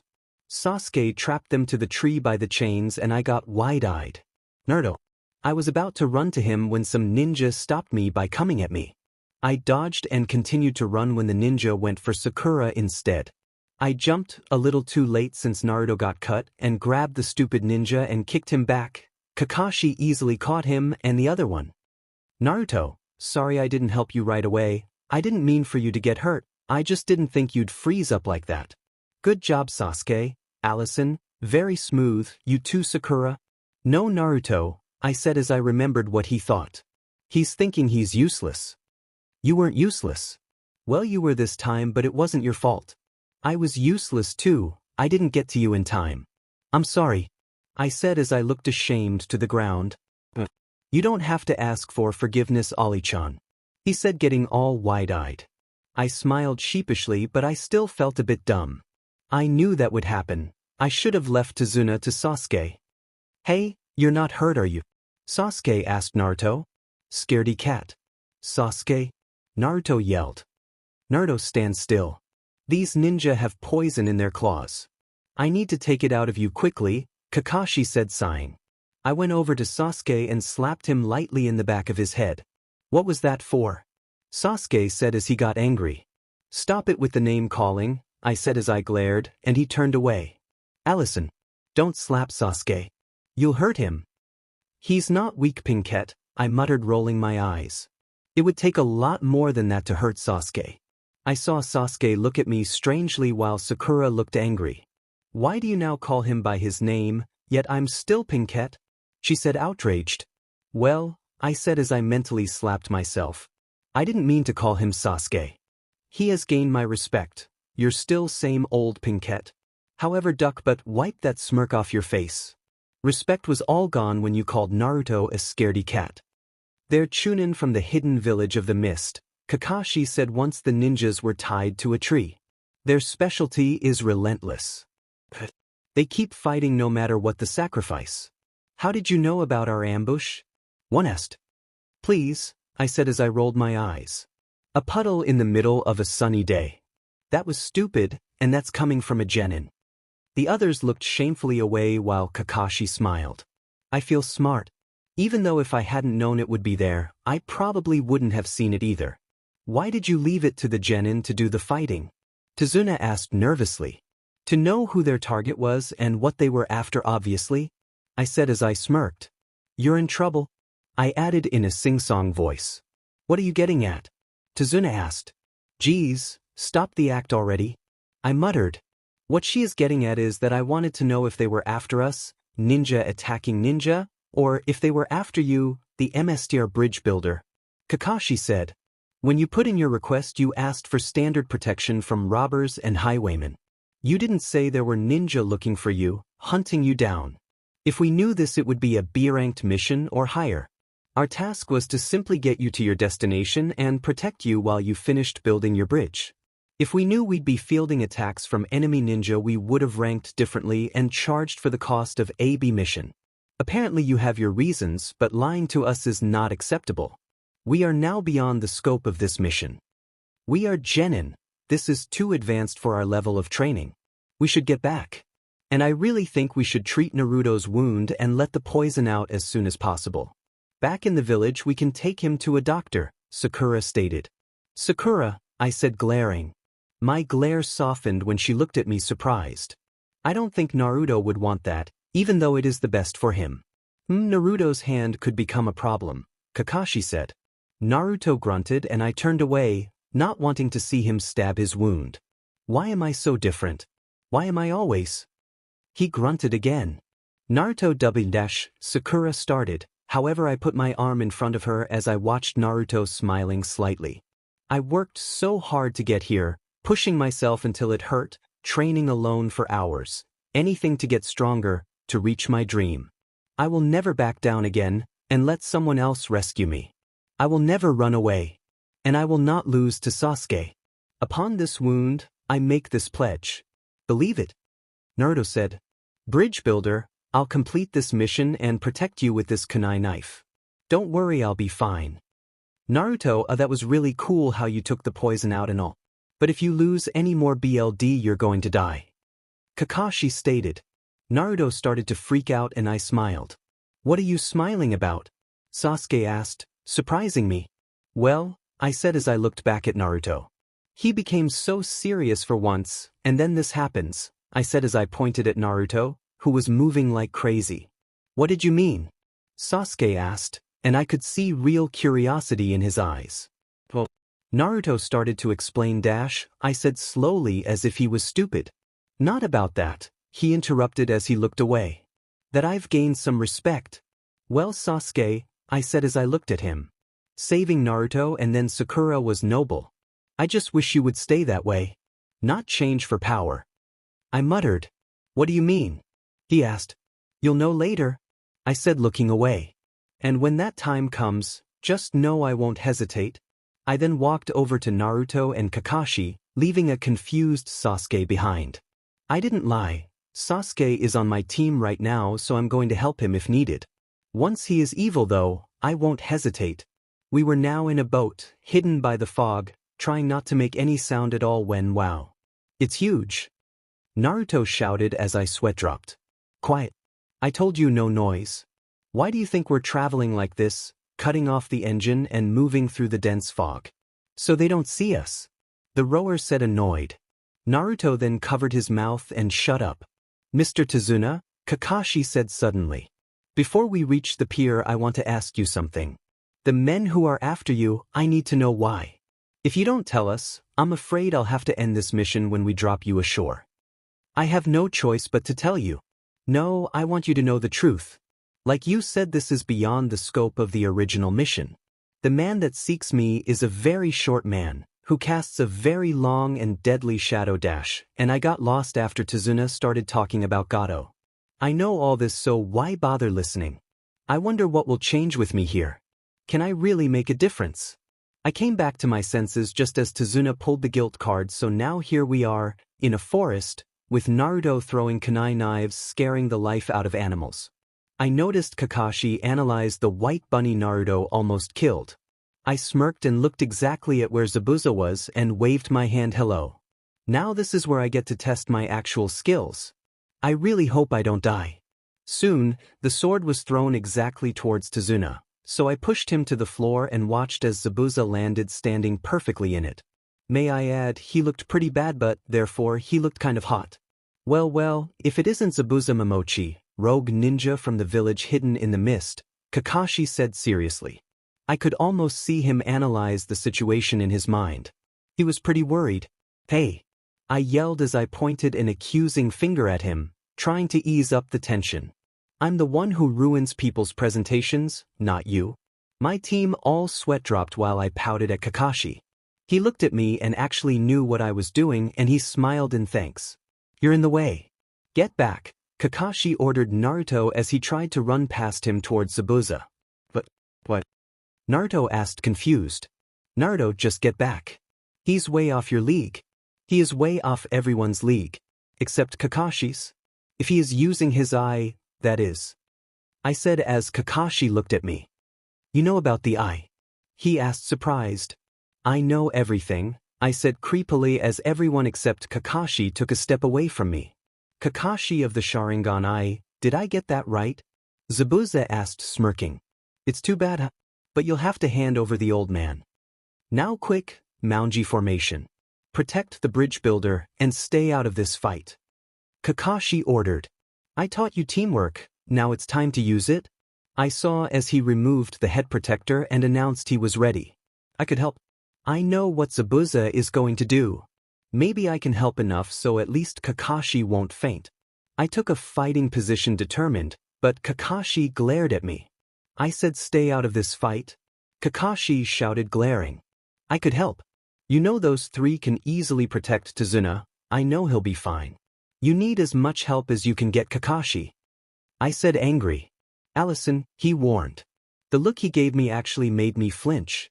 He was not going to change his mind. Fine, I muttered. But if you're in any real trouble, I'll help. He reluctantly nodded. Looks like I get to see the Sharingan in action. What an honor. Zabuza said.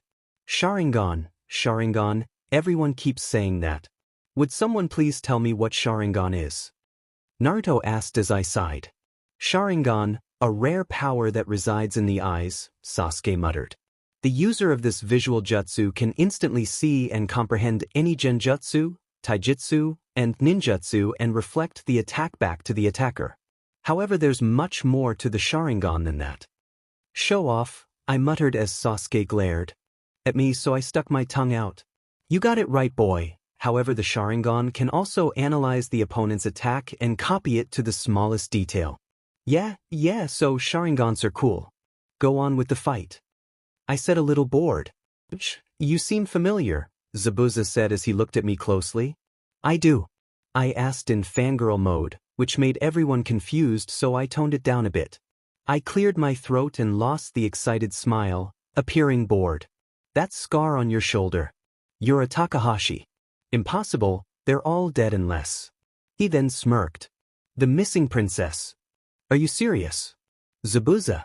You were one of my favorites, but you had to just say that, I said as I pouted. Everyone looked at me as though I was crazy. I'm tired of saying this. My name's Alison. So you have the Takahashi princess, huh? Zabuza said as he looked at Kakashi. I swear I could see a tiny smirk through the bandages Zabuza wears. You said that on purpose? I yelled, pointing an accusing finger at him. You're just like Kakashi-sensei. You know, Kakashi. I could do well with Princess Akira working with me. She must be powerful. The Takahashi were as powerful as the Uchiha, if not more. He said with a thoughtful look. I will spare you, princess. Don't worry, you won't be alone. I know I won't, I muttered as I rolled my eyes. The place suddenly became all misty. Alison, step back. Kakashi said, and I stepped in the back of Tazuna, with the others guarding him from the sides and front. So, I have to eliminate you first, Kakashi. Zabuza said. So be it. Zabuza disappeared, so I turned to look at the water. Sure enough, he was soon there. He then redid his mist jutsu and disappeared. Sensei? Sakura asked in hopes of Kakashi responding. She was scared. We all were. He'll come after me first, Kakashi stated. But who? Sakura started, however. I didn't listen anymore since I was dragged away from there too fast for me to do anything, and my mouth was covered. So, I'm being kidnapped. Could this get any more cliché? Take her, Zabuza ordered someone I wasn't able to see. Definitely it is Haku. Zabuza left me to fall to the floor and disappeared right away. Omen. I was looking forward to that fight. Why do I have to stay with Haku? I yelled at complete nothingness. Haku said as he covered my mouth. Do you want me to be found? I said as I removed his hand. You have me kidnapped. Of course I want you to be found. How do you know my name anyway? He asked, blushing from his obvious mistake. I know everyone's names. Everyone important, of course. You're also one of my favorites. Too bad he dies though. He said, confused. Forget it, Haku, just forget it. Anyway, I suppose you won't let me leave? I asked with the most innocent expression I could muster. No. He stated firmly. Then he noticed I was practically free and grabbed my wrist. I could have escaped. I'm such an idiot. Fine, I muttered as I sat angry and pouting on the floor. What are you upset for?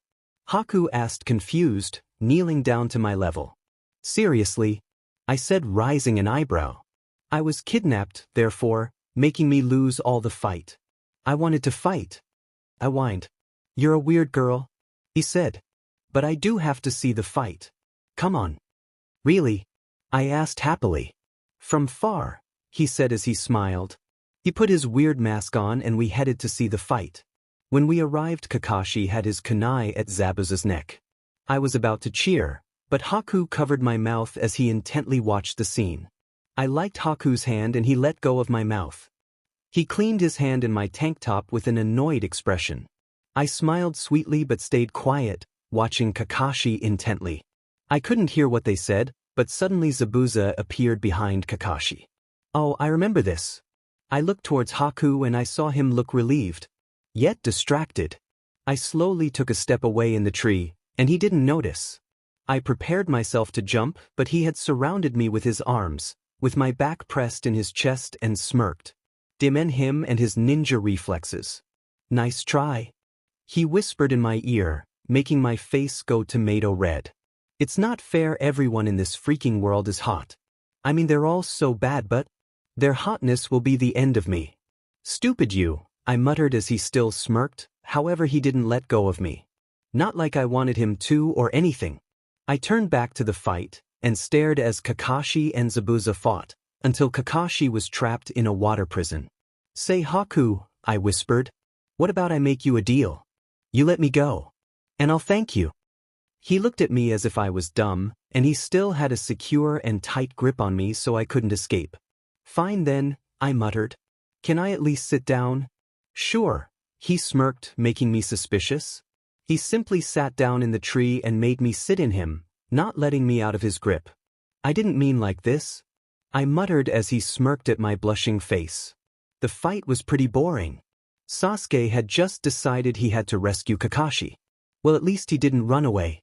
Naruto was now having his flashbacks of the wounds and I decided I was rather tired, so I got comfortable. Why not make the most of this, right? I closed my eyes and relaxed. No use in wasting energy. Aren't you interested in your friends? Haku asked. I know what will happen.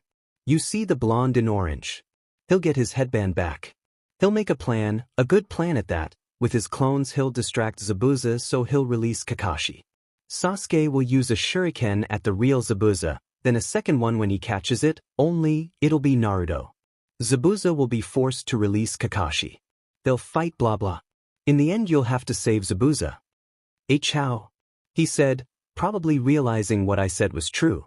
I opened my eyes and saw him staring at me with wide eyes. A few seconds passed as we waited. I'm sorry I'll have to do this, he muttered as he got his mask back on. What dash?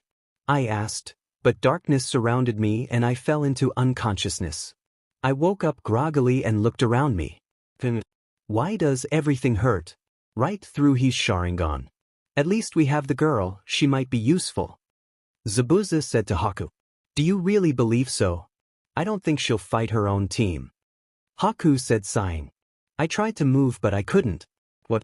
I concentrated chakra all over my body until I could actually see it and finally I could move. I stood up and headed to them tiredly. I used too much DMN chakra. Exactly, I said breathing, agreeing with Haku. I sat back down as soon as I reached them and tried to catch my breath. How can she move if I can't? Zabuza asked. I don't know. Haku said wide-eyed. You'll still be useful. Maybe not in fighting that copycat dash, Zabuza started. The copycat beat you so show more respect. When will I be helpful then? I asked, still breathing heavily. After it that of course, he answered as he glared at me. You two are so boring. I'm mad at you. I didn't get to fight, I said as I pouted. I could breathe almost normally now, but I'm still tired as hell. You wanted to fight? Zabuza asked, raising an eyebrow. Well duh. I said, rolling my eyes. Yeah, Haku said, looking at Zabuza's expression. She's a weird girl. Who is she? She's a Takahashi, Zabuza stated, and I glared at him. Talking about that, I muttered as he turned to me, surprised by the coldness in my voice. I didn't appreciate you saying that in front of everyone. Are you nuts? Naruto will be asking so many questions when I get back that I'll have to tell them. When you get back? Zabuza said, smirking. That won't be a problem. You won't get back. I wouldn't be so sure, I said as I glared. As I was saying, did you really have to open that mouth of yours? Your teammates don't know, huh? Zabuza asked, smirking. Of course they don't. I'm not even sure I am that stupid, Akira. I really hope I am not actually, I said sadly. I don't want to accept it, that would just close it. It would make it official. I have no family left. You just called yourself stupid? Zabuza said in a mocking tone. She's Princess Akira, as in, the missing princess. Haku asked, surprised. No, I'm not, I denied. Wait, now that I think about it, I am Akira. Now bow to me, you commoners. I won't bow. Haku said, amused. Then no, I'm not. Why wouldn't you bow? It would have been funny. I muttered. Yes, she is the Takahashi princess. Zabuza said. I then noticed I was completely free, and Zabuza couldn't exactly move. So I could just make a run for it. I just need something to distract them. Oh my god. Kakashi-sensei, you found me. I said as I looked at a random tree. Zabuza and Haku turned their heads and I ran feeling pretty bad, but until Haku caught me in less than 3 seconds. He went back to a laughing Zabuza and held me like yesterday as he sat down. I blushed once again, but I ignored his stupid smirk. You could have at least waited a bit more. Now I feel really stupid, I muttered. Then it wouldn't be as funny, Haku said, and Zabuza agreed. You two are complete bullies. You are officially removed from my favorites. And feel bad, you're actually after Lee, and let me tell you, that is low. I shouted, pouting. They stared at me for a few seconds before they started to laugh again. Say, Zabuza, I said suddenly. You're pretty sure you'll kill Kakashi, right? Yes. He said without hesitation. Oh, you're going to be so surprised. Well then, let's make a deal, I said as I smirked. I hope this works. If it's a deal like the one yesterday, it won't work. Haku said, making me sweat drop. I was not thinking okay, I said with an anime vein. Now, what about you let me go? Oh. Zabuza stated. Wait. I said. There's the deal. You let me go, but I have to find my way back by myself to get back to my team. I won't tell them anything about Haku, since they should already know by now anyway. I get to be with them until the next fight. Then, if you win that fight, I'll go with you without any kind of struggle. I'll do anything you ask for, and even give my life ensuring your safety. If you take me now, I won't be of any use. I don't plan on following orders, and believe me, I'm stubborn. I will not obey orders of any kind, and I'll be trying to escape and try to be as annoying as hell. I'm pretty good at that, so your choice? They both thought about it for a while. How do I know you'll keep your word if I win? Zabuza asked. I smirked. Well, if you win, you'll obviously kill everyone, meaning I'll have no one to go back to. I just want to leave right now because of my team. Besides, I never break my promises. I answered. You wouldn't care. Being with the bad guys? Zabuza asked. Nah, I answered truthfully. I was actually planning to join another certain group of bad guys later on. He raised an eyebrow and smirked, apparently thinking of something he liked. Okay, Zabuza said after a while. You have to get to where your friends are in just one day. After that, Haku will be allowed to bring you back, and if you don't keep your word, I'll look for you until I know you're dead. Fine by me, I said, extending my hand. We shook hands and I went with my gut and hugged him and Haku at the same time. See you later then, I said. At least I got to hug them before they died. You've got some guts, kid, Zabuza muttered as I let go of them. If I could move, you wouldn't be moving right now. I hope in seeing you soon, I said as I turned away and ran as fast as my feet could carry me. I was still very tired from the chakra use earlier, but I was back on normal chakra levels by now. It was getting darker and darker and I knew I was still a bit far. I decided to try and practice chakra control and get to there by climbing trees. It was kind of hard the first time, but I remember the advice Sakura gave Naruto and in a few minutes I could easily control it, so I continued traveling until I heard Naruto's screams from far away. At last, I said happily. I got to the last tree and jumped down, landing gracefully on my feet. I thought it was dumb of me to arrive there looking healthy and without a scratch, so I checked myself to find I did have bruise. I never got to finish my sentence since I passed out. Want to know the funny part? I was going to say, it's not as if I'm going to pass out. I groggily sat up from a bed. Wait, what am I doing in a bed? I looked at myself to find my arms and legs covered in bandages. I said, confused. Then I looked at my clothes, noticing how dirty it was. I decided to change.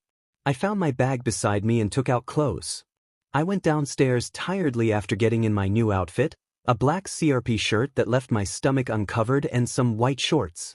It was pretty comfortable, but it left my scars visible.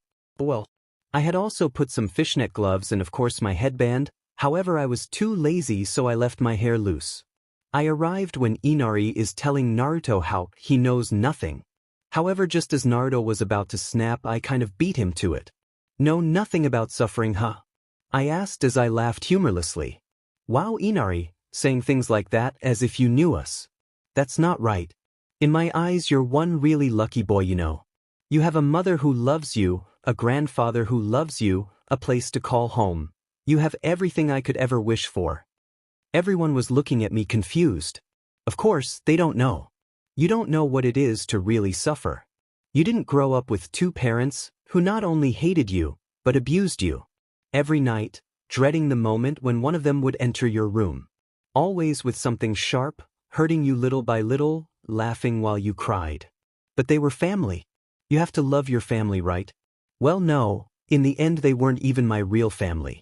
They adopted me, for their own amusement to watch me suffer. They loved it, me begging for them not to hurt me. Me begging them to stop. They felt powerful when they hurt me. I could feel my eyes full of tears, but I wouldn't let them fall. I didn't have a home. I could never call that place home. You say we smile and have fun. Would you rather us being mean or bitter? Isn't it better to smile? Your father was a hero, even if you don't believe it. He was truly a hero. You know why? So yes, he died. So what? He still died protecting what he loved. You should be happy, or at least proud. At least you had a father who loved you. I took a painful breath. I don't even know my family, I said. My voice broke, and I met Kakashi's eye. The first tear fell off my eye. And I don't think I ever will. Kakashi's eye instantly saddened, and he turned away. He knew what I meant. That's why I can't accept to myself I am Akira. I'm not being a wimp about my life, don't get me wrong, I'm lucky. I have friends and people who are important to me now. I'm just saying you shouldn't be like that to Naruto. Naruto is a hero. Inari, I don't want you to think of this as if I was scolding you, because I'm not. Just next time, don't say something like that without knowing what the other person has been through. I finished taking a deep breath. After calming myself down, I dried my cheeks. Everyone stared at me in shock. Kakashi just looked at a loss of words.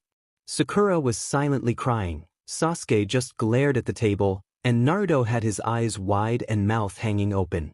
Tazuna was looking at me with a hurt expression just like Tsunami. Inari was the one who looked the worst though, he was crying while staring at me in shock. I took a breath and sat down at the table. I didn't dash, she said. Inari, I told you not to worry. I know you didn't know, nobody did, I said as I smiled warmly. But why you dash? He started crying as he went to his room. Oh shit, I muttered standing up. I'm sorry, I didn't mean to upset him. It's fine, Tsunami answered. There was a very uncomfortable silence, so I started to eat. Soon they all followed. The tension left after a while and Tsunami started a small talk. Alison, what are you wearing? Sakura asked, noticing my outfit for the first time. I was a little lazy and my wounds hurt, so I decided on this for now. What is wrong with it? I asked, confused. No, nothing. It's just a bit. Forget it, Sakura said, a bit uncomfortable. What does she mean? I noticed Naruto and Sasuke turned to see what Sakura meant and they both blushed and looked away, while Kakashi laughed. Alison. Sakura muttered seriously. Those scars on your stomach. Oh yeah, I said, shrugging as I looked to them. They didn't exactly go easy on me. Now everyone was looking at them in shock. They're not that bad. I muttered, a little uncomfortable for the sudden attention, covering my stomach with my arms as if hugging myself. Not that bad. Kakashi said, and I could tell he was really angry. Why didn't you tell us of this? Never came up. I stated as I looked away. It's not something you mention while meeting someone, you know. What good would it make anyway? I don't care, so you shouldn't either. I heard Naruto saying he wanted more food. Just don't throw up this time. I said as I remembered how they had thrown up while I wasn't here. That's something I didn't mind not being a part of. How do you know that? Naruto asked, blushing. Why don't people get it? I know everything. I said, joking as I finished. I'm sleepy. I went upstairs and changed to my PJs, went to bed and cried myself to sleep. They can't know that I really care. They won't know how much it hurts. I have to be strong. Alison. Someone said, shaking me. Go away. I said as I pushed whoever was there until I heard a little plop, meaning whoever it was hit the wall. Alison. Wake up. Why did you have to push me? The annoying pitchy voice said as I covered myself with the covers. Sakura, what's taking you so long? Someone asked from the doorway. She won't wake up. She pushed me to the wall. I heard a deep sigh as someone got near. I'm sure it's a him, but I'm too tired to think of just exactly who it is. Alison. He said as he moved me. Go away. I said once again as I tried to push him, however he stopped my arms and didn't let me move them. Demon's strong people. Wake up. He said as he chuckled at my weak attempts. I then raised my legs and tried to push him away with them, but I kind of overdid it, and since he still held onto my arms we both fell. I kind of fell on top of him, and since I didn't really want to wake up I just stayed there. I mean, you're comfy. I muttered, half asleep, cuddling into whoever he was. Alison. Get off, Sasuke-kun. The annoying voice yelled, making me snap my eyes open. What is going on here? Kakashi said as he entered the room. He looked over at where I was and looked surprised. Well, this was unexpected. Didn't know you were together. I slowly left Kakashi as my eyes went to whoever I was on top of, and I looked in shock to a smirking Sasuke, who was still holding my wrists. I then noticed this might look weird. So I tried to stand up fast, which ended in me falling back down since Sasuke was still holding me. Let go. I said as I took my hands away and stood up fast as I took steps back, ending up falling on the floor on my butt. I was blushing madly since I made myself look like an idiot. Sasuke will never let me forget this. Sasuke's smirk grew as I blushed madly, while Kakashi looked amused and Sakura was about to explode. So, where's Naruto? I asked in a little voice. I didn't meet anyone's eyes. He's sleeping. He'll have a free day, Kakashi said. So, this means today we'll fight Zabuza. Nice outfit, Sasuke said smirking. I looked down to find me wearing some pajamas of white bunnies with a tank top that said, I'm a cuddly bunny. Shut up.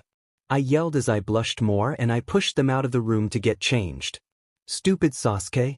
I muttered as I changed into the same outfit as yesterday since the wounds still hurt. I walked outside and followed everyone to the bridge. So, Sasuke said as he walked beside me. I'm comfy, huh? What? I asked as I glared. You said I was comfy after you threw yourself at me. You're good at hiding it, but you're just like the fangirls, aren't you? What? No, I'm not. And I didn't throw myself at you, you lying brat. I yelled as I blushed some more. He laughed a little, making me look at him surprised. I know, he said after a while. I like it that you're not like them. It's comforting to know not all girls are wacko. Was that a compliment? I asked, raising an eyebrow as I smirked. Don't let it get to your head, he said smirking. I sighed. Why is he being nice? He's making everything more difficult. I won't, I said as I smiled. It feels weird, he muttered. What does? I asked, confused. Having a friend. Who is a girl.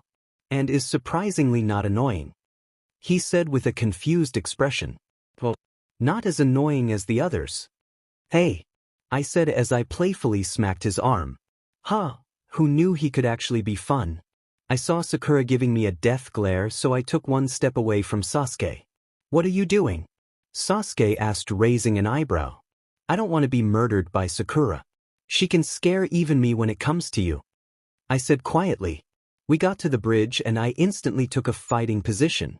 Sasuke was about to ask why when he noticed too, there were all the workers on the floor. We got in a circle as Kakashi ordered, and we waited. Soon, we were surrounded by Zabuza's clones. Zabuza mocked Sasuke for shaking as soon as he saw him, and I could feel Haku's stare on me through that mask. I'm trembling. With excitement. Sasuke said as he smirked. Cocky. I muttered in a sing-song voice as he smirked at me and then attacked all the Zabuzas and they turned to water. Show off. We could destroy my water clones, he's getting better, Zabuza said as he and Haku came a bit closer. Looks like you got a worthy opponent, doesn't it, Haku? So it seems. Haku agreed. Hello there. I shouted as I smiled at Haku and Zabuza. So you got to them after all. Remember the deal, Zabuza said as I face-palmed. Really, Finn. They don't need to know about the deal. They'll worry. I said as I scolded Zabuza. What did you tell them, that you escaped? As if, Zabuza said laughing. Hey. I almost escaped. I was just a little confused since he decided to make me unconscious and all weird. I said as I pouted. What deal? Kakashi asked as he glared at me. He can already tell it's trouble, whoops. Heh, I said as I scratched the back of my head.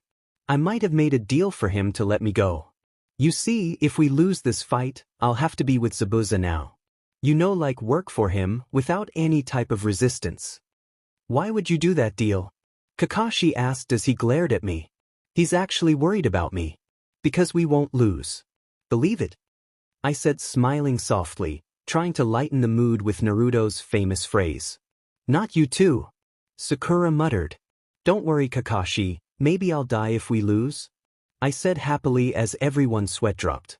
That's no better, Baka, Sasuke stated.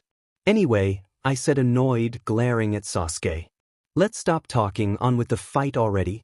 As soon as I said it, Haku started to turn in fast circles and went straight at Sasuke. Sakura, cover Tazuna and stay close to me. Let Sasuke handle this. Alison, step back and I won't let him come to you, Kakashi ordered. Yes, sure, I said as I rolled my eyes. Because that plan worked last time. That's no fun, Kakashi.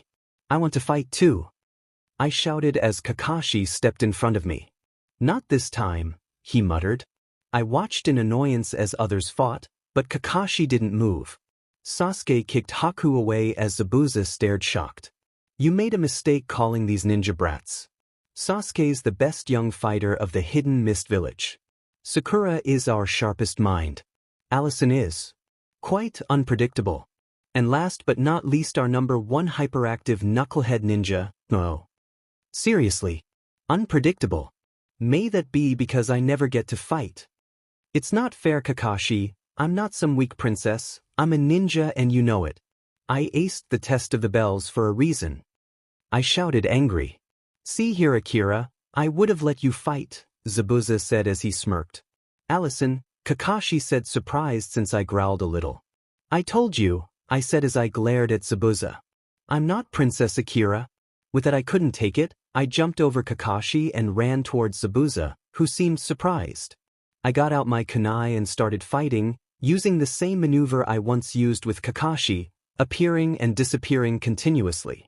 Zabuza could of course easily keep up. I need to stop acting on rage instinct. Think. You're strong for a little princess, he said, smirking. That made it. I snapped. I growled very low as I stopped, and Zabuza stopped to watch me, curious. I felt my teeth growing and my eyes felt different. Kakashi and Zabuza watched in shock as I dropped to the floor in an impossible position for a human, and claws made their way to my hands. Don't call me a little princess, I yelled as I jumped at Zabuza, with no kunai in hand, just the new claws that were pretty long. We fought for a while until I got distracted by Haku doing the ice mirrors and I felt myself go back to normal. Sheet, I said as Zabuza took the opportunity to try and decapitate me. Kakashi ran at the mirrors, but was stopped by Zabuza, who stood in front of him.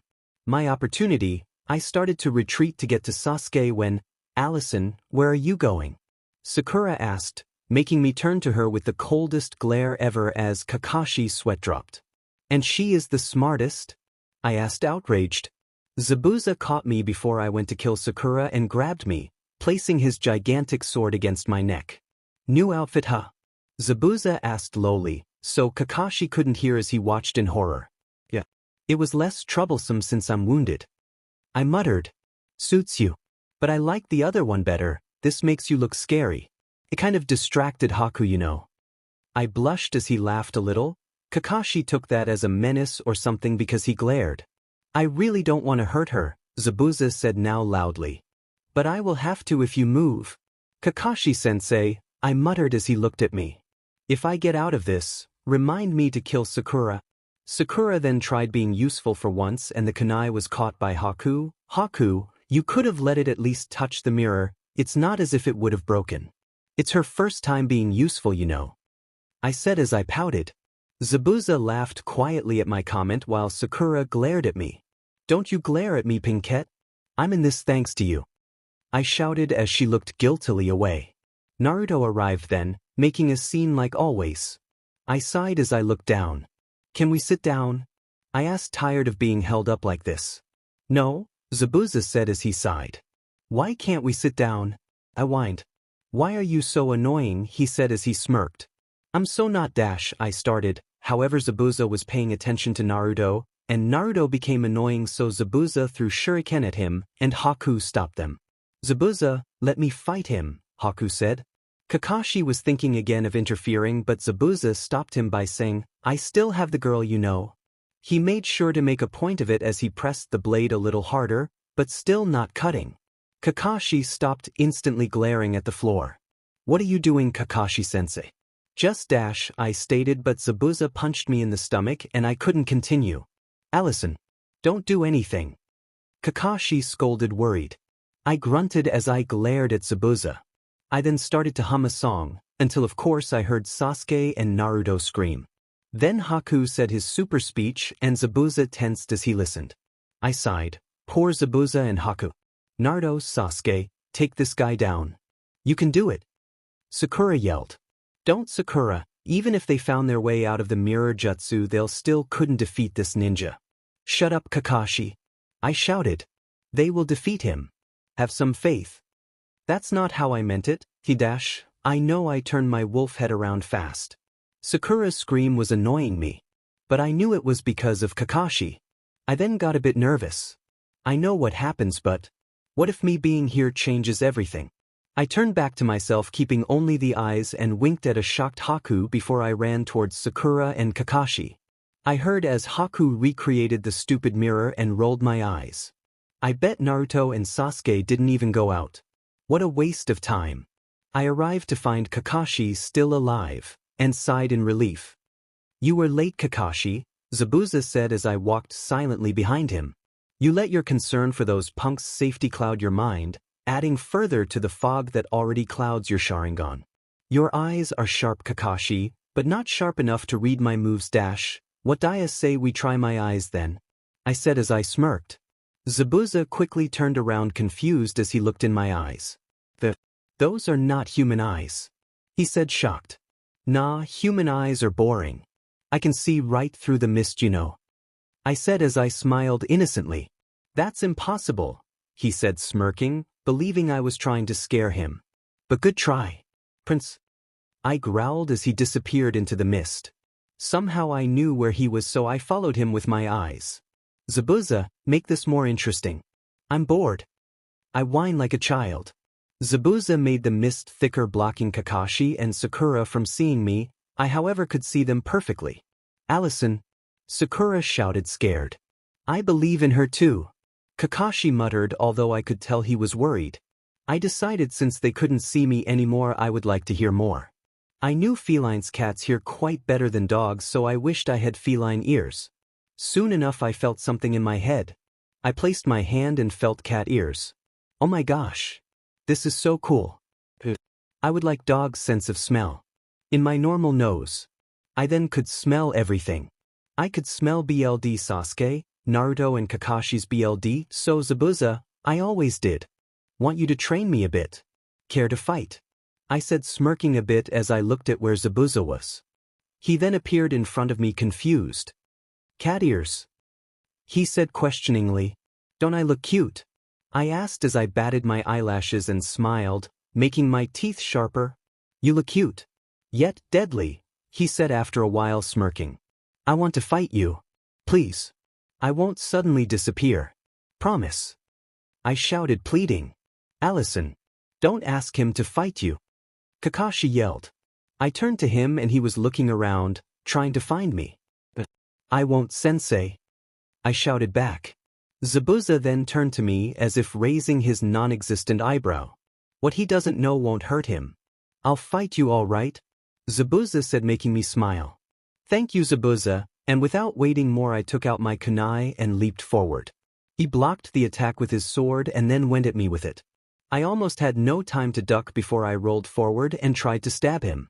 "Don't go for the obvious attack, kid, you're fast. But it doesn't help if you go for the obvious," he said as he once again blocked the attack. He then went at me with his sword, but I jumped. "Stop it," I yelled angrily. "Don't want to fight anymore," he said smirking. "Don't go easy on me. I'm noticing. That blow would have scratched me easily," I said. I saw Kakashi's eyes widen. "Oops.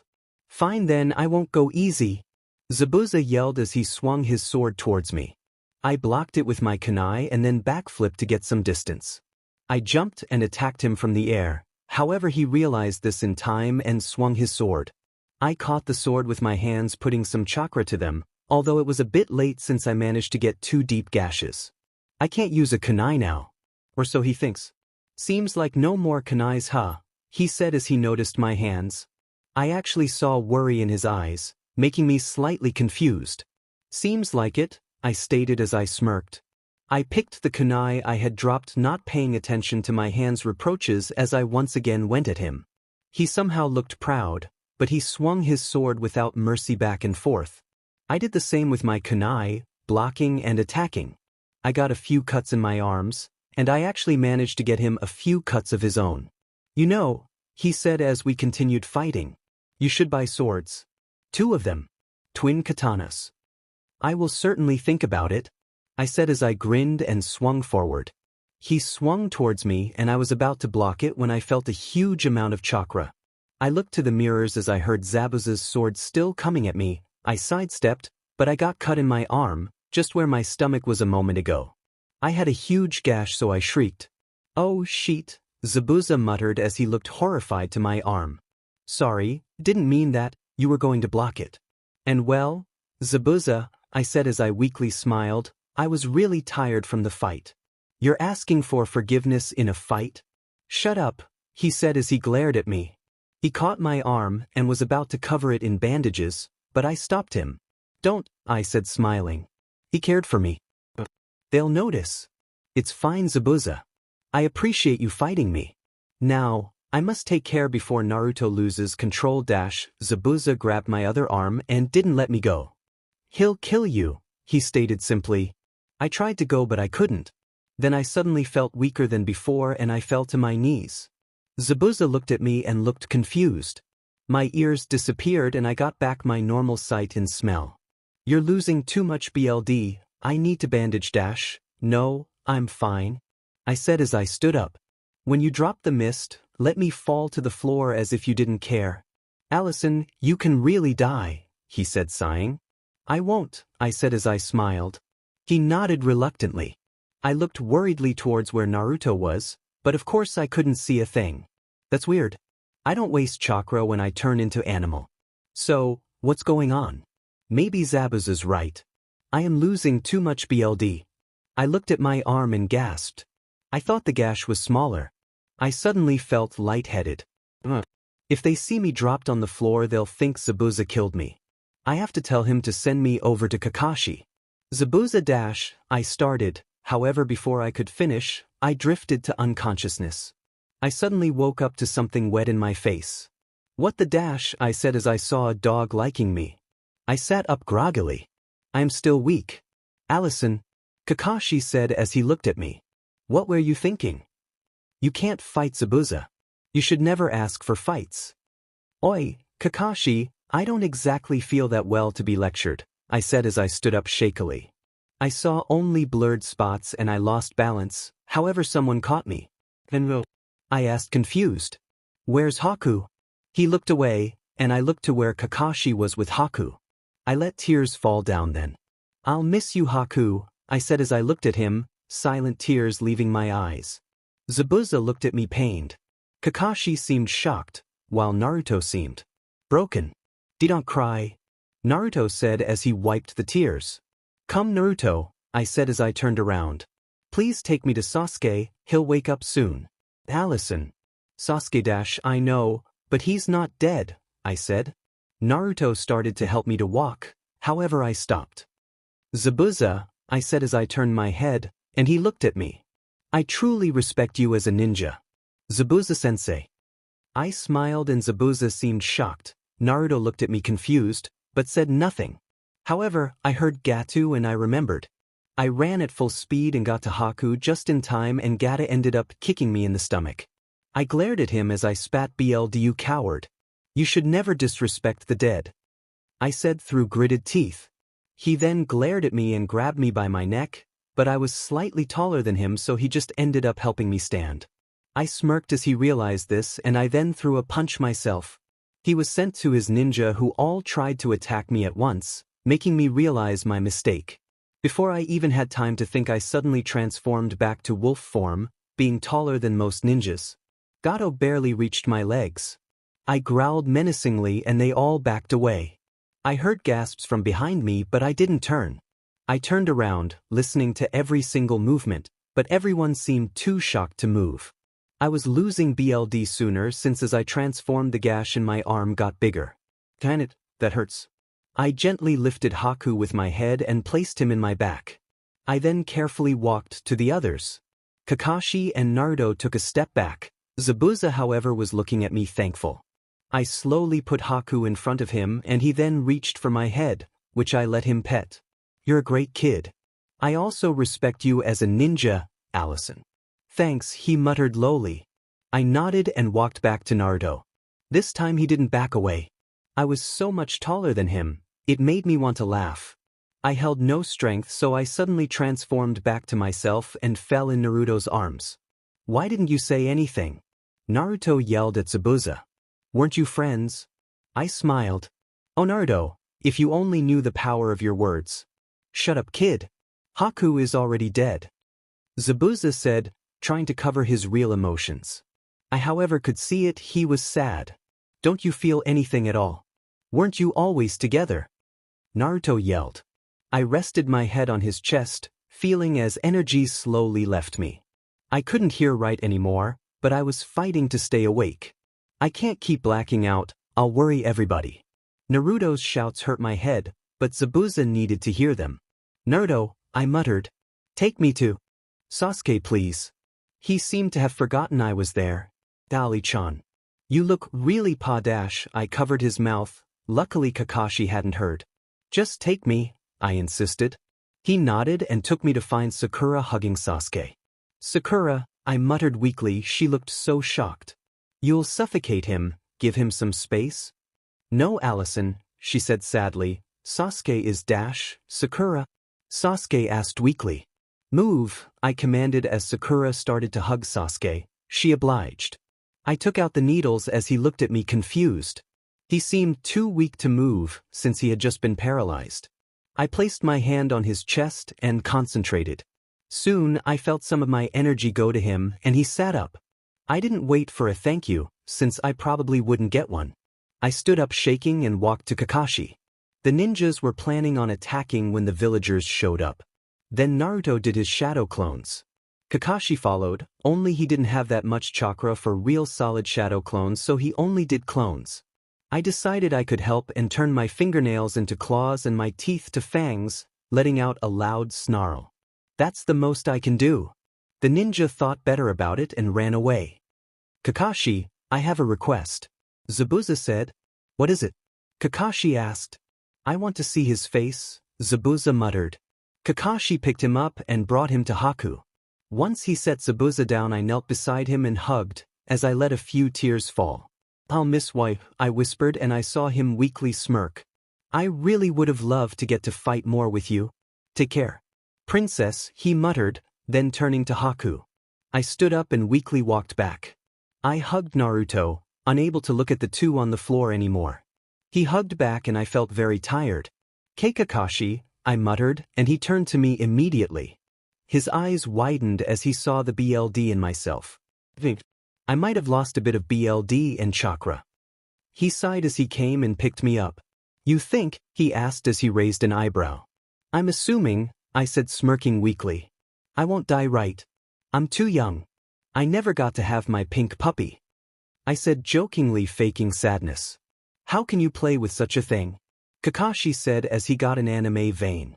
But no, you won't die. Now tell me, am I still just the unpredictables ninja? I actually find it quite fitting now. I do tend to do the unexpected, I noted. I think it does suit you, Kakashi said as he smiled. Yeah. See you later. I said as unconsciousness took me once again. I want to stand up. I whined as I pouted at Kakashi-sensei. You can't yet, he said simply. I'm pretty sure I can, I disagreed. It's been 2 whole weeks. You know well I can perfectly stand since like, a week ago. Fine, try then, and you'll see how you lose balance, he said as I fist-pounded the air. I sat up and then stood up fast. However, I got a bit dizzy, so I sat down again. See, he said. That's different. It's because I got up too fast. I muttered, annoyed. I think you should change. You look scary on that, he said, sighing. I looked at my still bloodied clothes. My arm was all bandaged and it still hurt a bit. My black shirt looked like a weird color because of the BLD. I agree, I said after a while. Kakashi left and I got my clothes out. I grabbed the pink shirt and bandages, and then I grabbed my headband and the fishnets. I took a bath and changed. I dressed like I always did in Konoha, except I didn't use the bandages as a belt. I used my headband as a belt, giving it 2 whole circles in my stomach and knotting it in the front. I did this since last time I noticed the cat ears were quite uncomfortable with the headband. I then went outside to meet everyone, only they had gone to Zabuza's and Haku's graves. I went at full speed and jumped, landing on Naruto's back. Missed me? I said, grinning. Yeah. Naruto said as he did his super cute grin. I squealed as I hugged him from his back. We went to say goodbye and I climbed off of Naruto's back. I went to Inari and hugged him. Now you're a hero, Inari, I said as I stood back up smiling at him. He smiled and jumped, giving me a hug, which I returned. I then watched as he and Naruto were trying not to cry. So, Cuddy, I said as I looked at them. "You're right," Sasuke scoffed. I glared at him and he just looked at the floor. "Thank you, Alison." I said confused. "The chakra. I would be in bed right now if it wasn't for you." "Thank you." This time he looked at me in the eyes and I grinned. I put my arm in his shoulder happily. "You're welcome, duck butt," I said happily.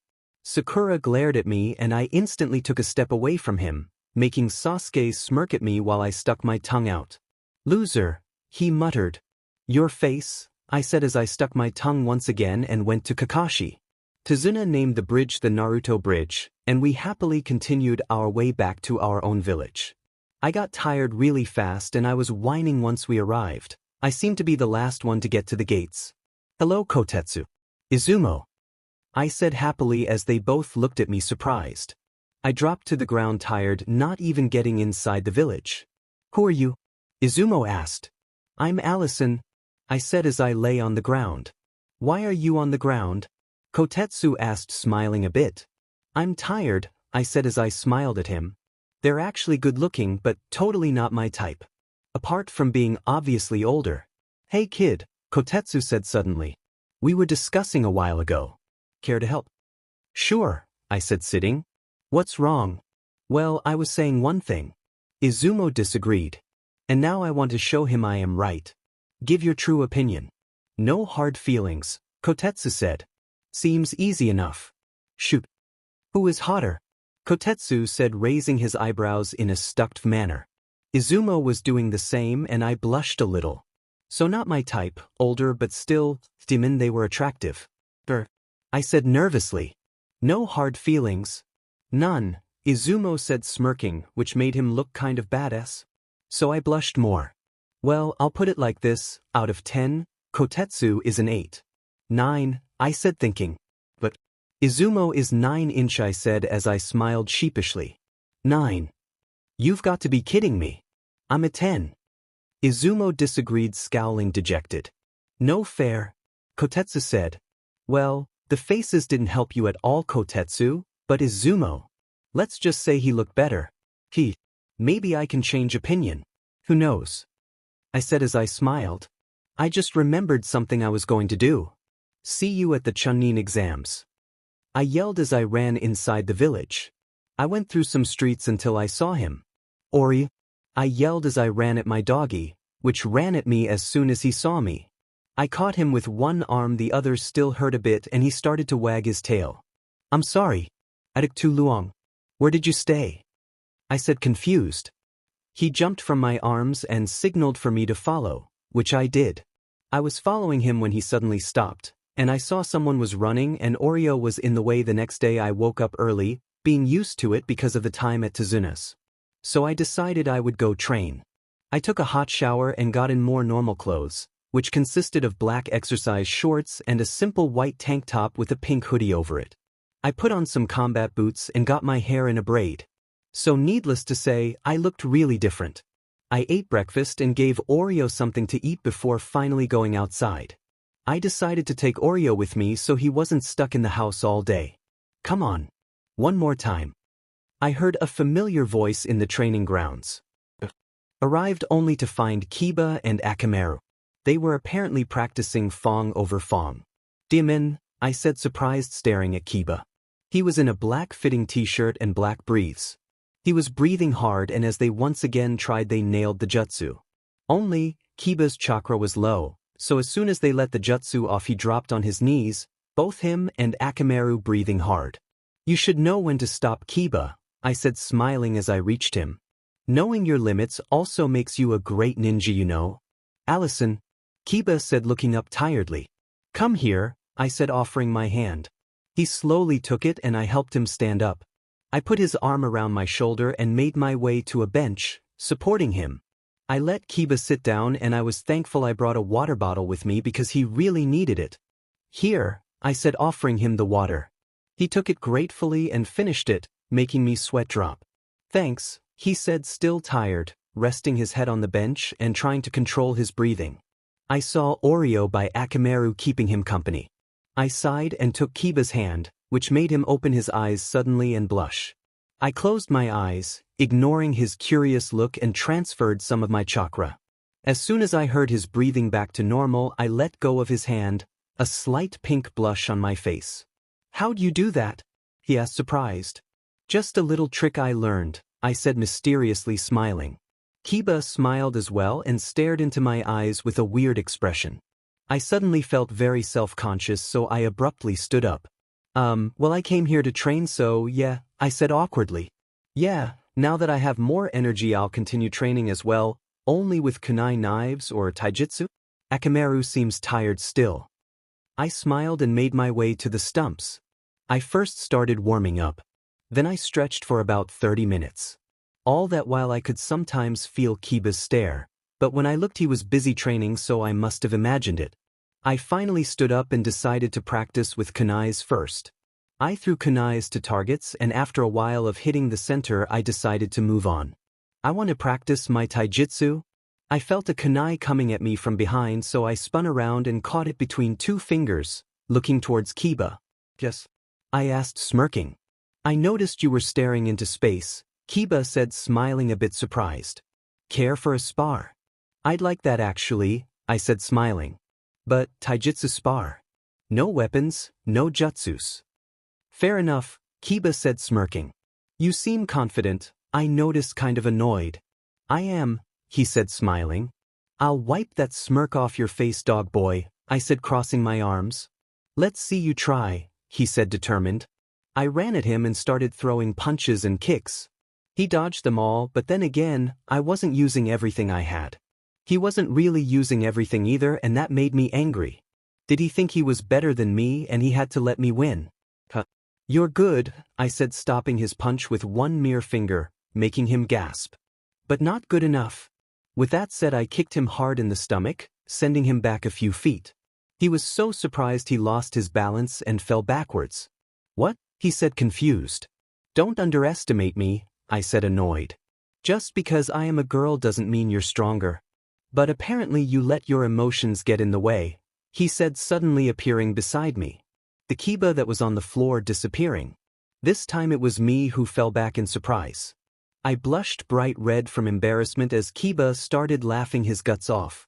"That was cheating," I shouted, standing up and putting an accusing finger in his chest. "You used a clone." "I'm sorry," he said, sobering up. Your face." Then he started laughing again, grabbing his stomach. "You're such an idiot," I said, but I couldn't help the smile that formed on my face. "Don't be a sore loser," he teased. "I didn't lose." "You cheated," I replied, shaking my head, amused. "Sure thing, Ali-chan," he said, patting my hair.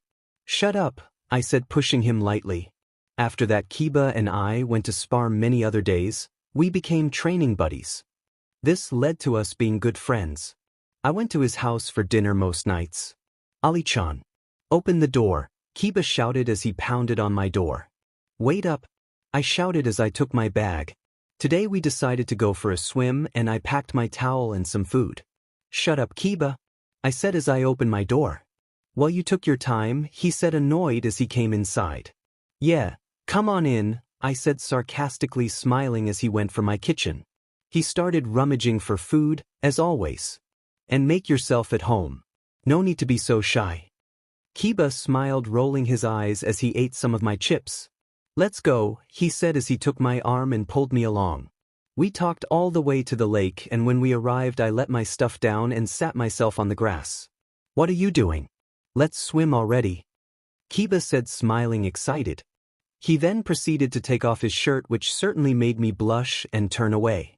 He then jumped to the water, making me laugh. "Are you coming in or do I have to come get you?" he said as he floated on the water. "The water is warm now, come on." "I'm coming," I said, smiling. Truth is, I felt a bit awkward. Kiba has never really seen my scars. I don't want him to ask. Not to mention, what if he thinks they look ugly? What if he thinks I look ugly? I stood up and started taking my shirt off.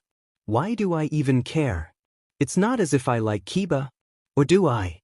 I blushed when my shirt was off, and Kiba, I was left in my green bikini top and my shorts, which I wouldn't take off. Kiba first seemed to open his mouth a little, but then he frowned, coming out of the water and walking to me. My eyes widened as I kind of trembled. "What are you doing?" Let's just swim. I took his arm and tried to move him, but he just stared hard at me, not moving an inch. What happened? These aren't recent. You're covered in scars, Alison. My breathing sped up. Kiba, they are from training, they're dash. You're a terrible liar, he said sadly. His hand traced a scar on my arm, then stopping my hand, making me shiver a little. Please don't. He then proceeded to silently trace the big scar on my stomach, a troubled expression on his face. Alison, he barely breathed it out. I'm not even sure how I was able to hear it. But that was enough to make my eyes tear up. I didn't let the tears fall, of course. I won't cry, not in front of Kiba, not in front of anyone if I can help it. Not for this. He had said it with such emotion I really was left with nothing to say. Not being able to form words.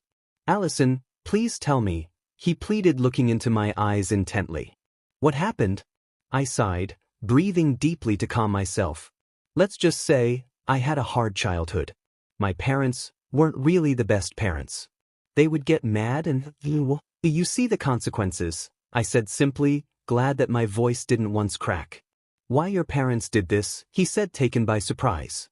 Why would dash? Because I don't know, Kiba. I wasn't good enough for them. Who knows really? I said, closing my eyes. But please just, I don't like to think about them. I prefer to pretend they're not there, so let's just please have a normal day. Kiba seemed to think deeply, and then I saw a small smile tug at his lips. What is he thinking of now? My question was answered as I was suddenly lifted up and thrown to the water. I emerged fast only to find a laughing Kiba standing outside. You JRK? I yelled angrily. But I then looked at him, laughing loudly, and I couldn't help but smile. Thank you, Kiba, it means more than you could ever think.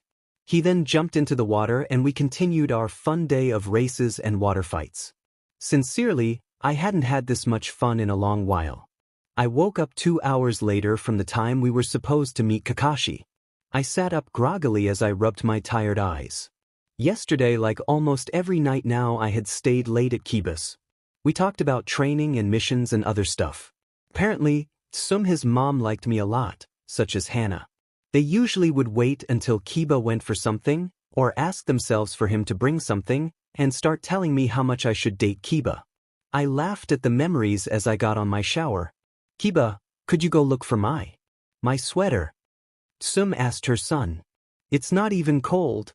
Kiba whined as he looked up from his food. Go for it. Sum yelled, and Kiba instantly stood up and went upstairs. That should take him some time. You know, Ali-chan, Hannah started making me sigh. I knew it. You and Kiba are so cute together. Yes. Sum agreed. I bet you'll make the cutest couple in Konoha. Or are you already? I said as I blushed madly. We're just friends. But you like him? Hannah persuaded. I started. Here you go. Kiba said as he handed his annoyed mom a sweater. This is not the one I want. Sum said. Why are you blushing? Kiba asked, confused as he looked at me. I blushed even more. What did you do? He said as he turned to the guilty-looking mother and sister. Nothing. Hannah said, smiling. She then looked at me. But you know it's true. I got out from my shower and ran to the place where Naruto, Sakura and Sasuke were waiting. I should so stop thinking about that. It's not happening. I don't like Kiba, he doesn't like me. But oh my gosh, I'm asking myself. How am I supposed to know? I'll just stop thinking. Okay, now pay attention. They're glaring. But alright, got here late? Sorry, I got lost. I said at the exact same time as Kakashi appeared and said the same, making Naruto and Sakura angry. Stop lying with straight faces. Sakura screamed, making me smirk as I looked at her, and then wink at Kakashi. We then went to a boring mission which I am too lazy to describe. I laughed as I saw Sakura helping Naruto. PFT. Can't you take care of yourself? Sakura said after smirking at me. Naruto tried to come at Sasuke, but he was stopped by Sakura. Hey Sasuke, I said after a while. He looked at me confused since it wasn't very normal that I call him by his name, except in those weird moments we got along, or in serious situations. How much hair gel do you need to make your hair stay like that? I said, confused. He glared at me as I tried to touch his hair, however he stopped me easily.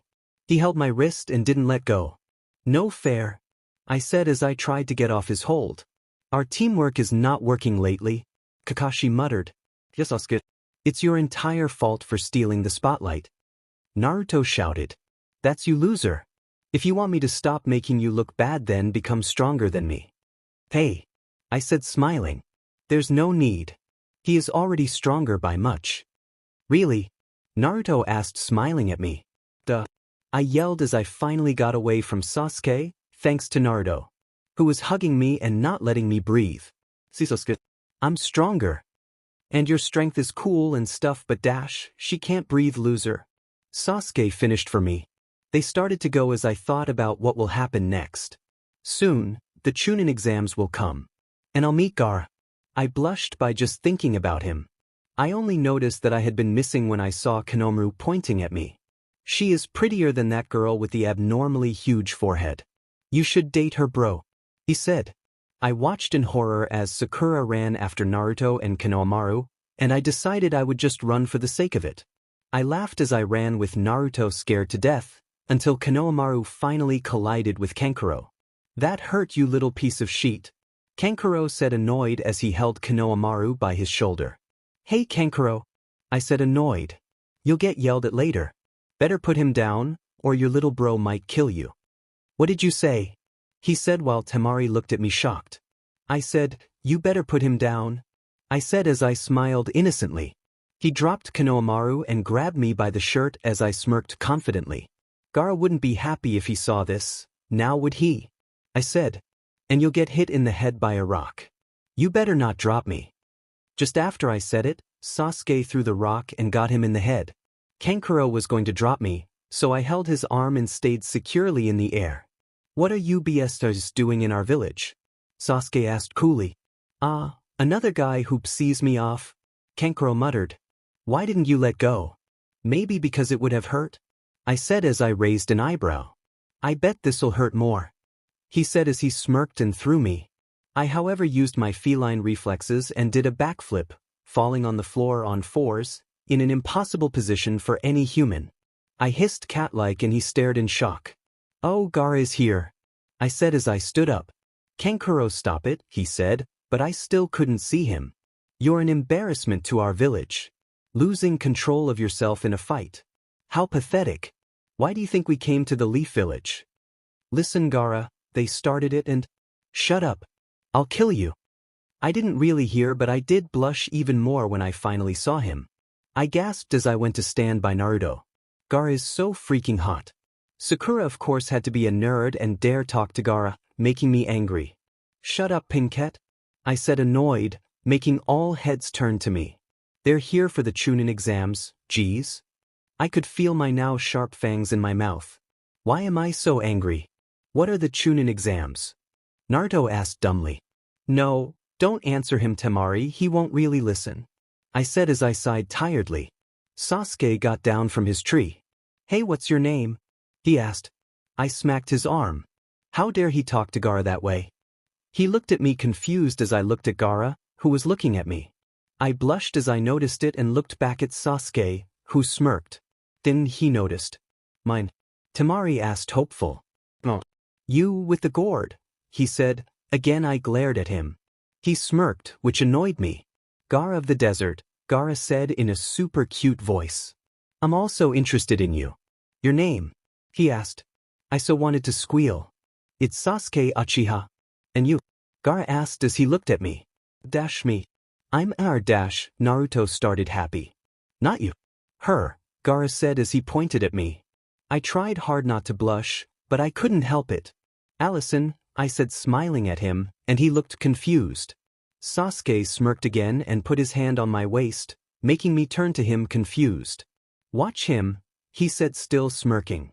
I looked at Gaara to see him scowling at Sasuke's hand. I blushed deeper and pushed Sasuke away. Not funny, duck, but, I said as I glared at him. He rolled his eyes with a smirk while I actually saw Gaara smirking, before he turned and left. I looked at his retreating form. I saw Sasuke looking at me smirking and I blushed. What? I asked angrily. So, you like red-haired dude? he said teasingly. Figures you'd like someone like that? You do. But he's scary. Sakura said wide-eyed. Well, I was always told I tend to like dangerous and scary guys. I said as I blushed. Besides, he's hot. No, Sakura said looking at me. Weirdly, Sasuke is hot. He is scary. You're weird, Pinkette, I said as I glared at her. Gaara beats Sasuke in hotness any day. No, she yelled angry. Cat girl. What you say? I asked as I grew my fangs and claws. And nothing. You just had to ruin it, didn't you? I muttered gloomily as I walked away. Stupid duckbutt. Morning, I said as I arrived happily to my team's meeting spot. You're always late. I don't remember. I got lost in the path of life. I said as I remembered.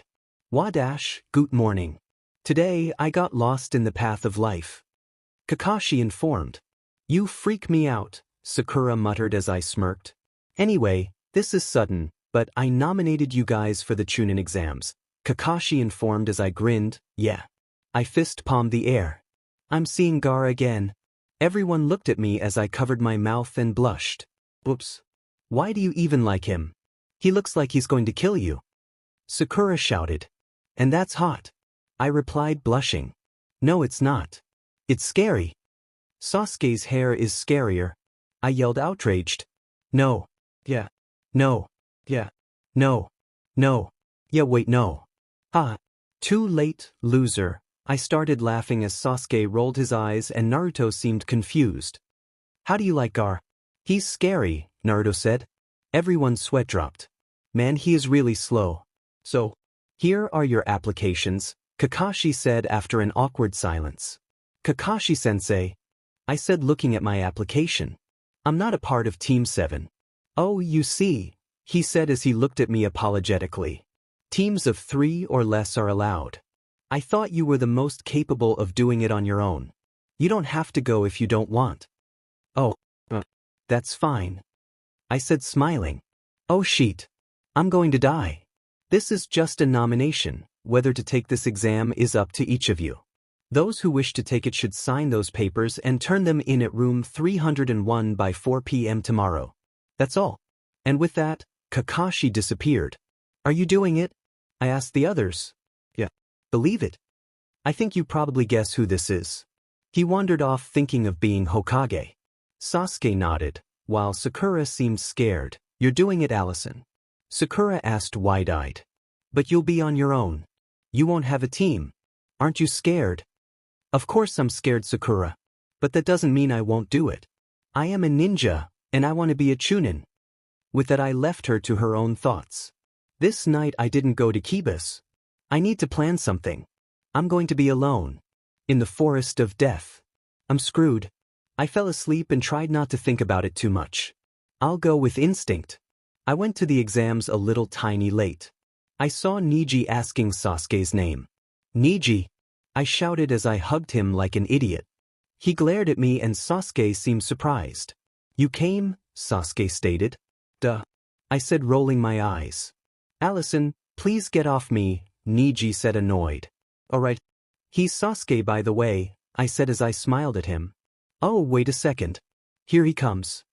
Hello there, you're one youthful girl. Lee said as he smiled at me. Lee. I said as I sweat dropped. He is creepier than I thought, if that's even possible. How do you know my name? Lee asked grinning. I know everyone of importance. I'm important to you, he said as he hugged me. No. I said angry. There's Sakura. She likes you. I knew it, Lee said as he went to harass Sakura. I sighed relieved. What do you mean you know everyone of importance? Neji asked sighing, as if afraid I might answer with something stupid. I don't really blame him. Oh, I know the cooler ninjas and stuff, I said sticking out my tongue. Finally Neji smirked and shook his head making me smile dumbly. Who am I? Tenten asked raising an eyebrow. I said grinning. I said as I went to the two ninjas who were formerly blocking the door and stopped them before they entered through them. Hello. Missed me? I said as I hugged them both from behind. What? Kotetsu said. We don't know you. Izumo stated. Izumo, if you pretend you don't know me it might get off hotness points and Kotetsu here will surpass you. I said smiling. I'm not Kotetsu. Whoever that is. Kotetsu stated. Fine. Kotetsu, your hotness is down to Izumo, you're now a 7. 1, I said angry. And besides, it's obvious it's you too. Just quit it already. Or you'll get a 6. No. Kotetsu and Izumo quickly said. It's us. It's us. You got it. Well, got to get going guys. See you later. I said as I smiled and went to 3 weirded out genins Sakura, Sasuke and Naruto and Gai-sensei with Lee. I hate those too. Hey, what the hell was that turtle? Naruto asked suddenly, making Gai-sensei turn to us. Oh shitty potatoes. Hey you guys, how's Kakashi-sensei doing? Gai asked. You know Kakashi. Know him, he. People refer to us as eternal rivals, he said appearing behind us. Naruto save me. I yelled as I clung onto Naruto. I didn't pay attention as I got sleepy. Naruto's kind of comfy. Maybe I should sleep. Sleep sounds nice. Ali-chan. Kiba shouted as he took me away from Naruto's back and hugged me. Kiba-kun. I yelled, losing all tiredness. You didn't come yesterday for dinner. Hana and Mom wouldn't shut up. They said I probably blew away my only chance, whatever that means. Where's Oreo? Oh, sorry, I was thinking about the Chunin exams. Hee, Oreo's a lazy but and didn't wake up. I blushed hearing he blew his only chance. Those two are really persistent. And Kiba is really clueless. You guys hang out? Naruto asked surprised. Yeah. Kiba said as he smiled at me. I then noticed he still had me in the air and was still hugging me. Not like I have a problem with it. She comes almost every day to my house to dinner. She's going to leave without food one day. Hey. I bring food too. I said blushing a little. I was just kidding Alison. Kiba said as he smiled. I've never seen Kiba like this. It's weird, Naruto muttered. Why are you guys still hugging? Sakura asked, making us both blush as he let me down. Stupid Sakura. Wait, what? Did I just think that? The hell is wrong with me? We're not, I said smiling innocently, which gained a few sweat drops. Hey you guys, you should be more quiet really. Hey you idiot, you should just die, I said under my breath as I growled at Kabuto.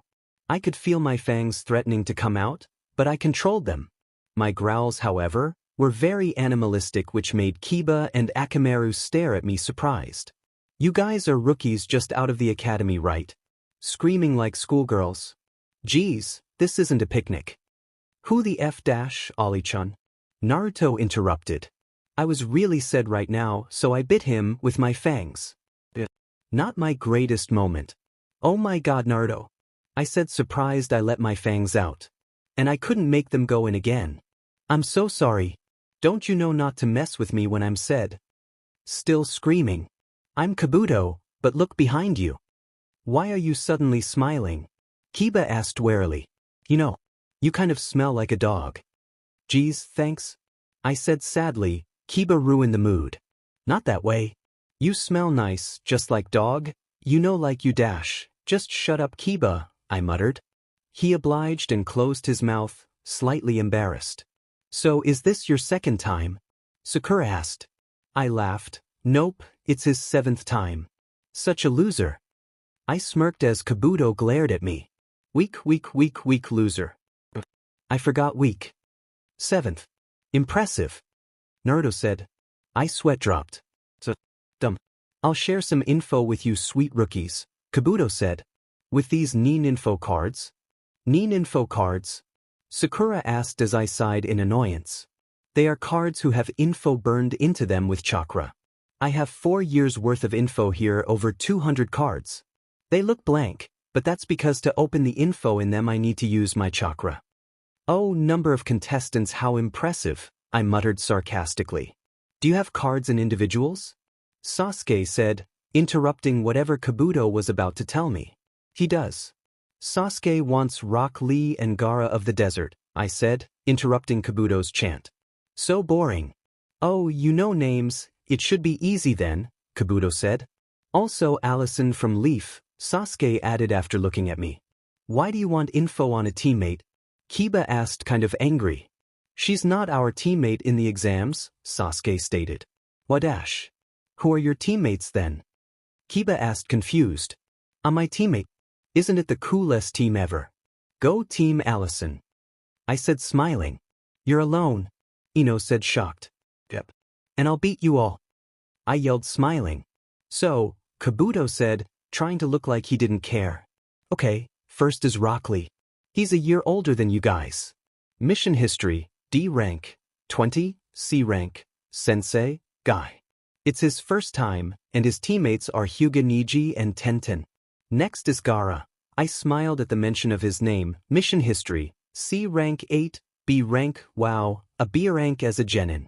He returned from all of his missions without a scratch. Now, Alison dash, he looked at the card confused as I smirked. You won't find me, I stated. At least I hope. Impossible, he said as he tried. Way possible. I'm not there, so you know nothing about me. I'll be nice, Sasuke, and I'll tell you a bit. I have same missions as you. I am your teammate. I'm cool. That's all you need to know.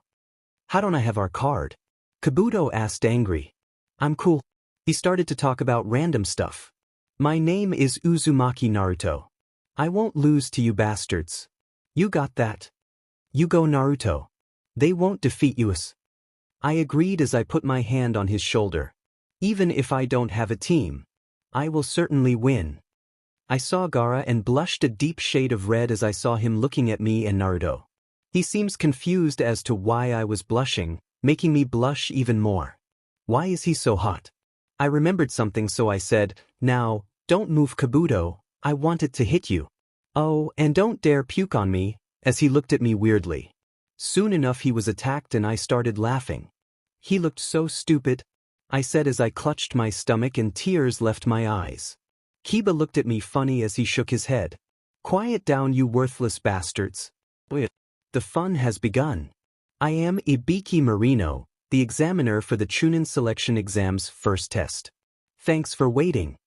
Ibiki said as I gaped. The guy is hot. Like old, but so scary. Hidden sound, guys, stop doing as you please before the exam. Do you want to fail already? I apologize, one sound ninja replied, you know. What's his name with a big eye? It is our first time and we got carried away. Bah, this is a good opportunity to say this. There will be no fighting without the permission of the examiner, and even if permission is granted, killing your opponent will not be tolerated. Those pigs that disobey me will be failed immediately. Do I make myself clear? We will now start the first test in the Chunin exam. Instead of your current seating arrangements, you will pick one of these tabs and sit in the seats assigned to you. We will then hand out the exams. I smiled confidently as I picked a number, and I went to sit by my seat, waiting for whoever was beside me to sit. Oh my god. It's Gaara. I'm right next to Gaara. There are many important rules to this first test. I'll write them on the board while I explain, but questions will not be answered. I zoned out, I knew it already. How will they grade me? Do I have to get all points to pass? That would be the fair thing to do. Yes, that is probably it. I only have to cheat and then stay. Begin. Alright, it's time to begin. This should be easy. I read the questions and smirked. Well, this is a stupid exam. I decided I would just cheat right now so to have some fun. I turned my eyes sharp like the ones I had used to see in the mist. I think they're dog's eyes or something. And cautiously looked at Gaara's paper, writing the answers he was writing. I finished quickly and turned my eyes back to normal as I turned my paper upside down. I waited for a while until I felt someone looking at me. What's up, Gaara? I whispered, not looking at him. You're done. He whispered back. Yep. I whispered, smiling. Ooh. You, I said as I smiled once again. Impossible, he said, glaring. Already done, I said. He seemed surprised, then smirked and turned back to the front. I blushed a little and smiled confidently. He is so hot. Now, we will start with the 10th question, Ibiki informed. You know the drill, he explained the rules, people went away, Naruto inspired people, Anko entered early through the window when we passed. Yeah, you gotta love Naruto. It sure is boring without my team. The missions will have to wait, I said bored. Don't worry, you'll be busy again soon, Asuma assured me. Why is that? I asked confused. I heard that the examiner for the first test is Ibiki Marino, Asuma replied. No way. They are screwed. Passing the first test will be difficult. Not that SDST. I said. SDST. Kurinai asked alarmed. Kurinai, you're a new jounin, so you probably don't know. Asuma said. Who is he? A pro. A pro. Of what? Torture and interrogation. I sighed. I hope they do pass. Alison might have it more difficult since she is alone. Maybe I shouldn't have volunteered her after all. She is strong, but Ibiki. I don't even know what to think of it. By attacking their minds he can control their spirit, Asuma continued. The person's weakness all float to the surface? You guys, this is no time to be celebrating. Anko said as soon as she entered the classroom. I am the examiner for the second test, Anko Mitarashi. Now let's go. Follow me. Bad timing. Ibiki muttered. 79, Anko said counting. Ibiki. You let 26 teams. 27, Ibiki corrected looking at me. No teams of 4, one is all alone. The test was too easy this time. Anko said. This time, there are a lot of outstanding ones. Ah, that's fine. Anko said after a while. I'll at least cut them in half in the second test. I'm getting excited. I'll explain everything once we've changed places. Follow me. We all followed Anko and I was getting pretty nervous. Okay, forget kicking Orochimaru, I need to not die first. Since I'm not in Team 7, I'll be an easy target. I need to do something about that. Welcome to the stage for the second test. Practice area also known as the Forest of Deaths. This is creepy. Sakura muttered. What? PFT? No, it's not. You see, it's supposed to be a super happy place, and you can have relaxing picnics in it, with flying unicorns. Of course it's creepy, you idiot. I said annoyed. Sasuke shook his head as he smirked, and Naruto took one step away from me. You'll soon find out why it's called the Forest of Death, Anko said. You'll soon find out why it's called the Forest of Death. Naruto mocked as he did a ridiculous dance or something. You think that scares me? That's nothing. I'm not afraid. Yeah, you're spirited, Anko said. She took out a kunai and threw it at Naruto. Kids like you are quickly spraying that red BLD I love. Anko said, Here you go, Anko-sensei. I said happily, giving her the kunai. Why, thank you, she said as she smiled sweetly. You're the solo kid, am I right? Yep, I said as I smiled. Good luck, kid, you'll need it, she said. I'll see you later, of that I'm sure, I said as I smirked. She smirked as well and headed to the front again. Now, before we start the second test, there's something I have to pass out. You must sign this agreement form. There will be deaths in this one, and if I don't have you sign this, it would be my responsibility. I'm going to explain the second test, and then you sign them afterwards. Then each of the teams will check in that booth behind me. Okay, simply put, you will attempt the ultimate survival. Soon, I had this form to sign in my hand, but I decided to be funny. I signed, sorry Anko, if I die, it's your responsibility. But I won't, I will see you later. I smiled and handed it, then they handed me a heaven scroll. What? This is a guess. Now I got to my gate and, guess who was in it? Izumo. Izumo. I yelled as I hugged him. Alison. Where's your team? Wow. You guys are unobservant. I don't have a team, I said smiling. What? No teams of 4, I said smiling. Came on my own. But that's fine, I'll do perfect. I hope good luck, Izumo said as he opened the door. The second test of the Chunin exams begins now. Anko shouted, and I ran through the gates as soon as she did. I heard a scream, and knew Kiba and his team had attacked. Okay, so I need a way of not calling attention, but first I need an earth scroll. I stopped. I need to plan something, I can't just run around like an idiot. Ninja who said she'll win, isn't she? Someone said from behind. Looking for this? I turned around and saw them moving an earth scroll. I smirked. Well, wasn't that easy? Maybe, I said shrugging. Definitely looking for a fight though. They were 3 guys. That's weird.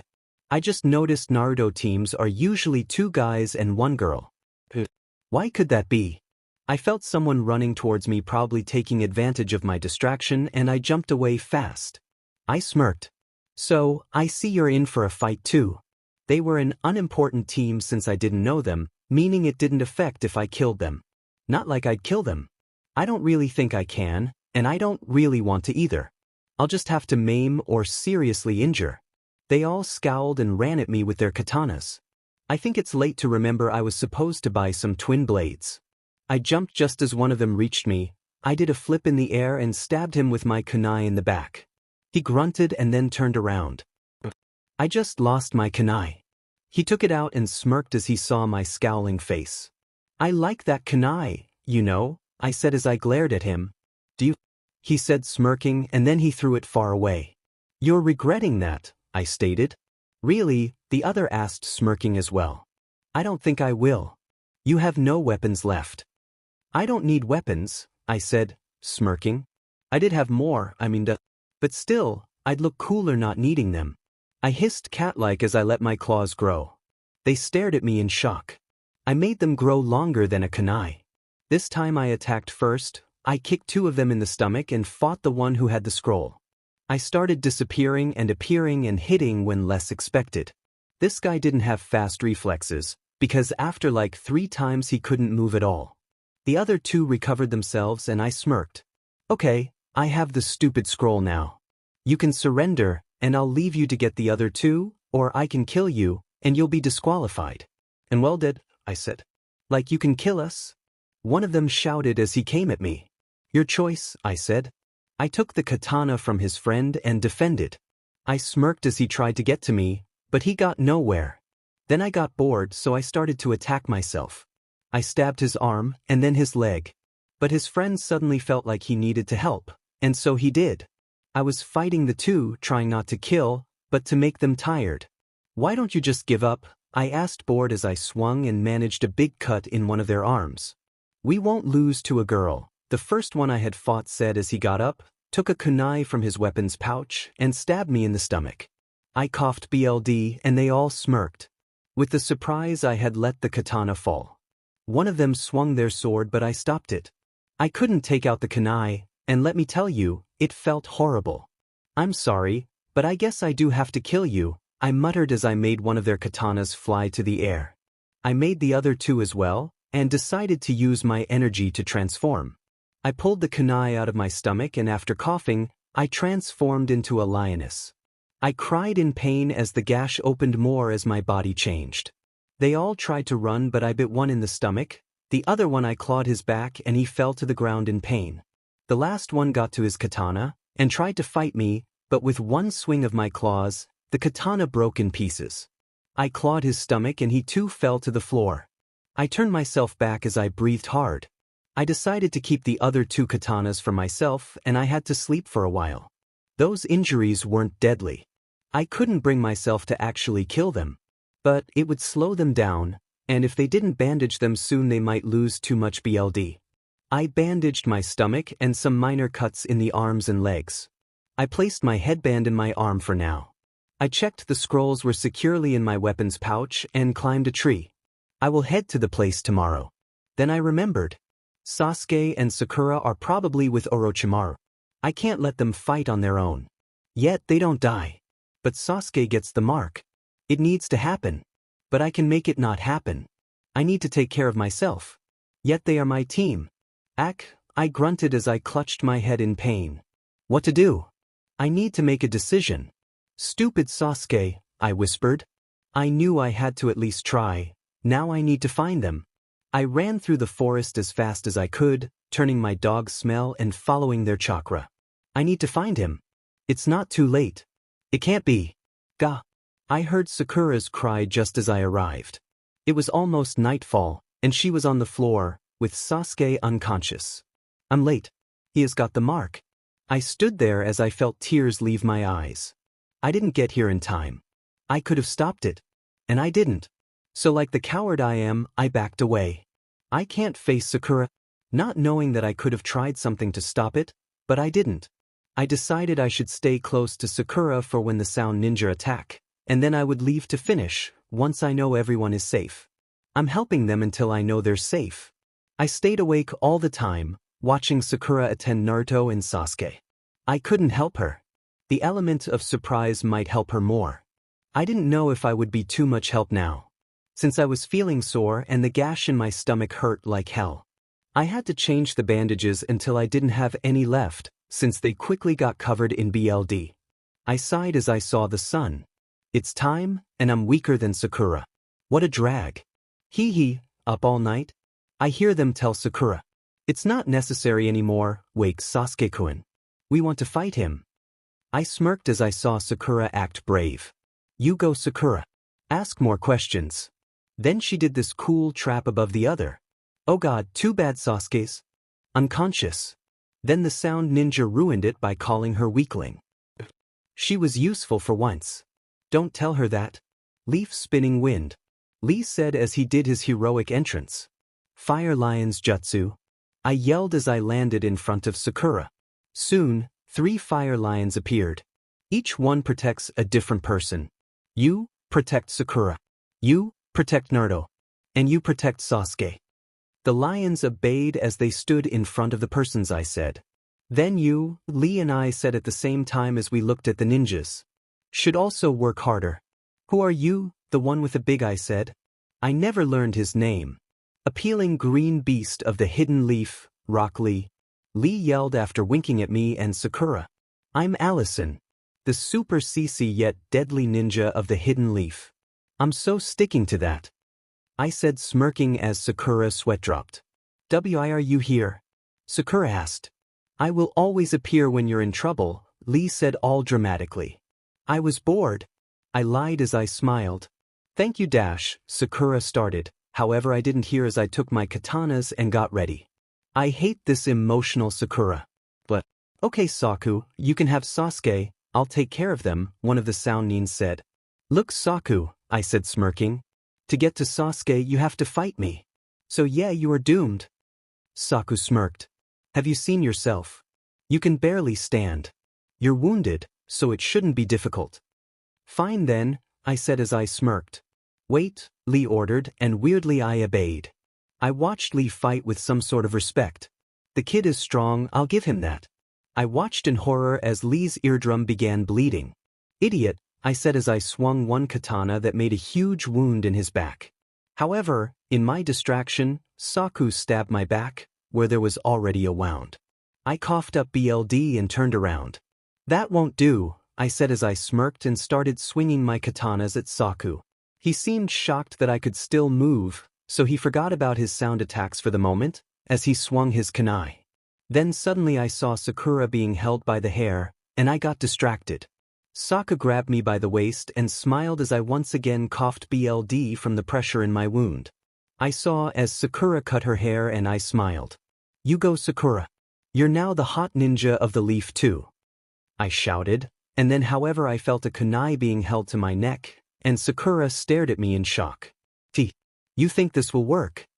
I asked as I raised an eyebrow at Saku, who looked at me cautiously. I'm not in her team. She has no reason to protect me. Besides, have you ever heard of the devil? Zabuza Momochi. He once held me just like this. Want to know what happened? He's dead. I turned my eyes to the weird dog eyes and I made my claws get longer. Then I stabbed him in the arm and he released me as he clutched his arm in pain.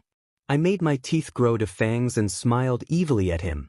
Scared of the wounded girl, aren't you? I asked. Then I disappeared behind the girl in that team. It's Sakura's time to shine. Sakura started to mess around with clones, until it was her, and she bit the stupid Saku. There you go Sakura. You're now Sakura. No more Pinkette. I said smiling. What? I asked smirking. Come here or are you afraid? I got my fangs even longer and the girl came at me. I can't hold this for much longer. I'm running low on chakra and I've lost too much blood. Good to know I will fight you. I said as I swung my claws. I smirked as she got a cut in her face. We continued to fight, and I saw Ino appear, but now it's not the time. I continued fighting until I literally couldn't continue. She smirked and kicked me, sending me right to where Sakura was, next to Sasuke and Naruto. I coughed up some more and smirked at Sakura. What's wrong Sakura? I said in a whisper. I'm fine. Worry about your team. You're still my team, she said as tears filled her eyes. I know. That's why I came here, idiot. You're my team. But who did this to you? I froze. Sasuke-kun. Sakura said surprised. Sakura? Alison, who did it? He repeated. We did it, Sakura stated. Do you have a death wish, idiot? I said as I looked at him. What a moron. I then watched in horror Sasuke's cold face. This can't be good. Sasuke's body was covered in the curse mark.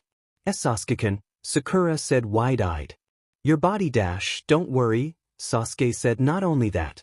I feel power overflowing from within me. I feel great. Idiot, I muttered as I coughed more bile. He gave it to me, Sasuke continued. Sakura said confused. I finally understand it. I'm an avenger. Even if I must eat the devil's fruit.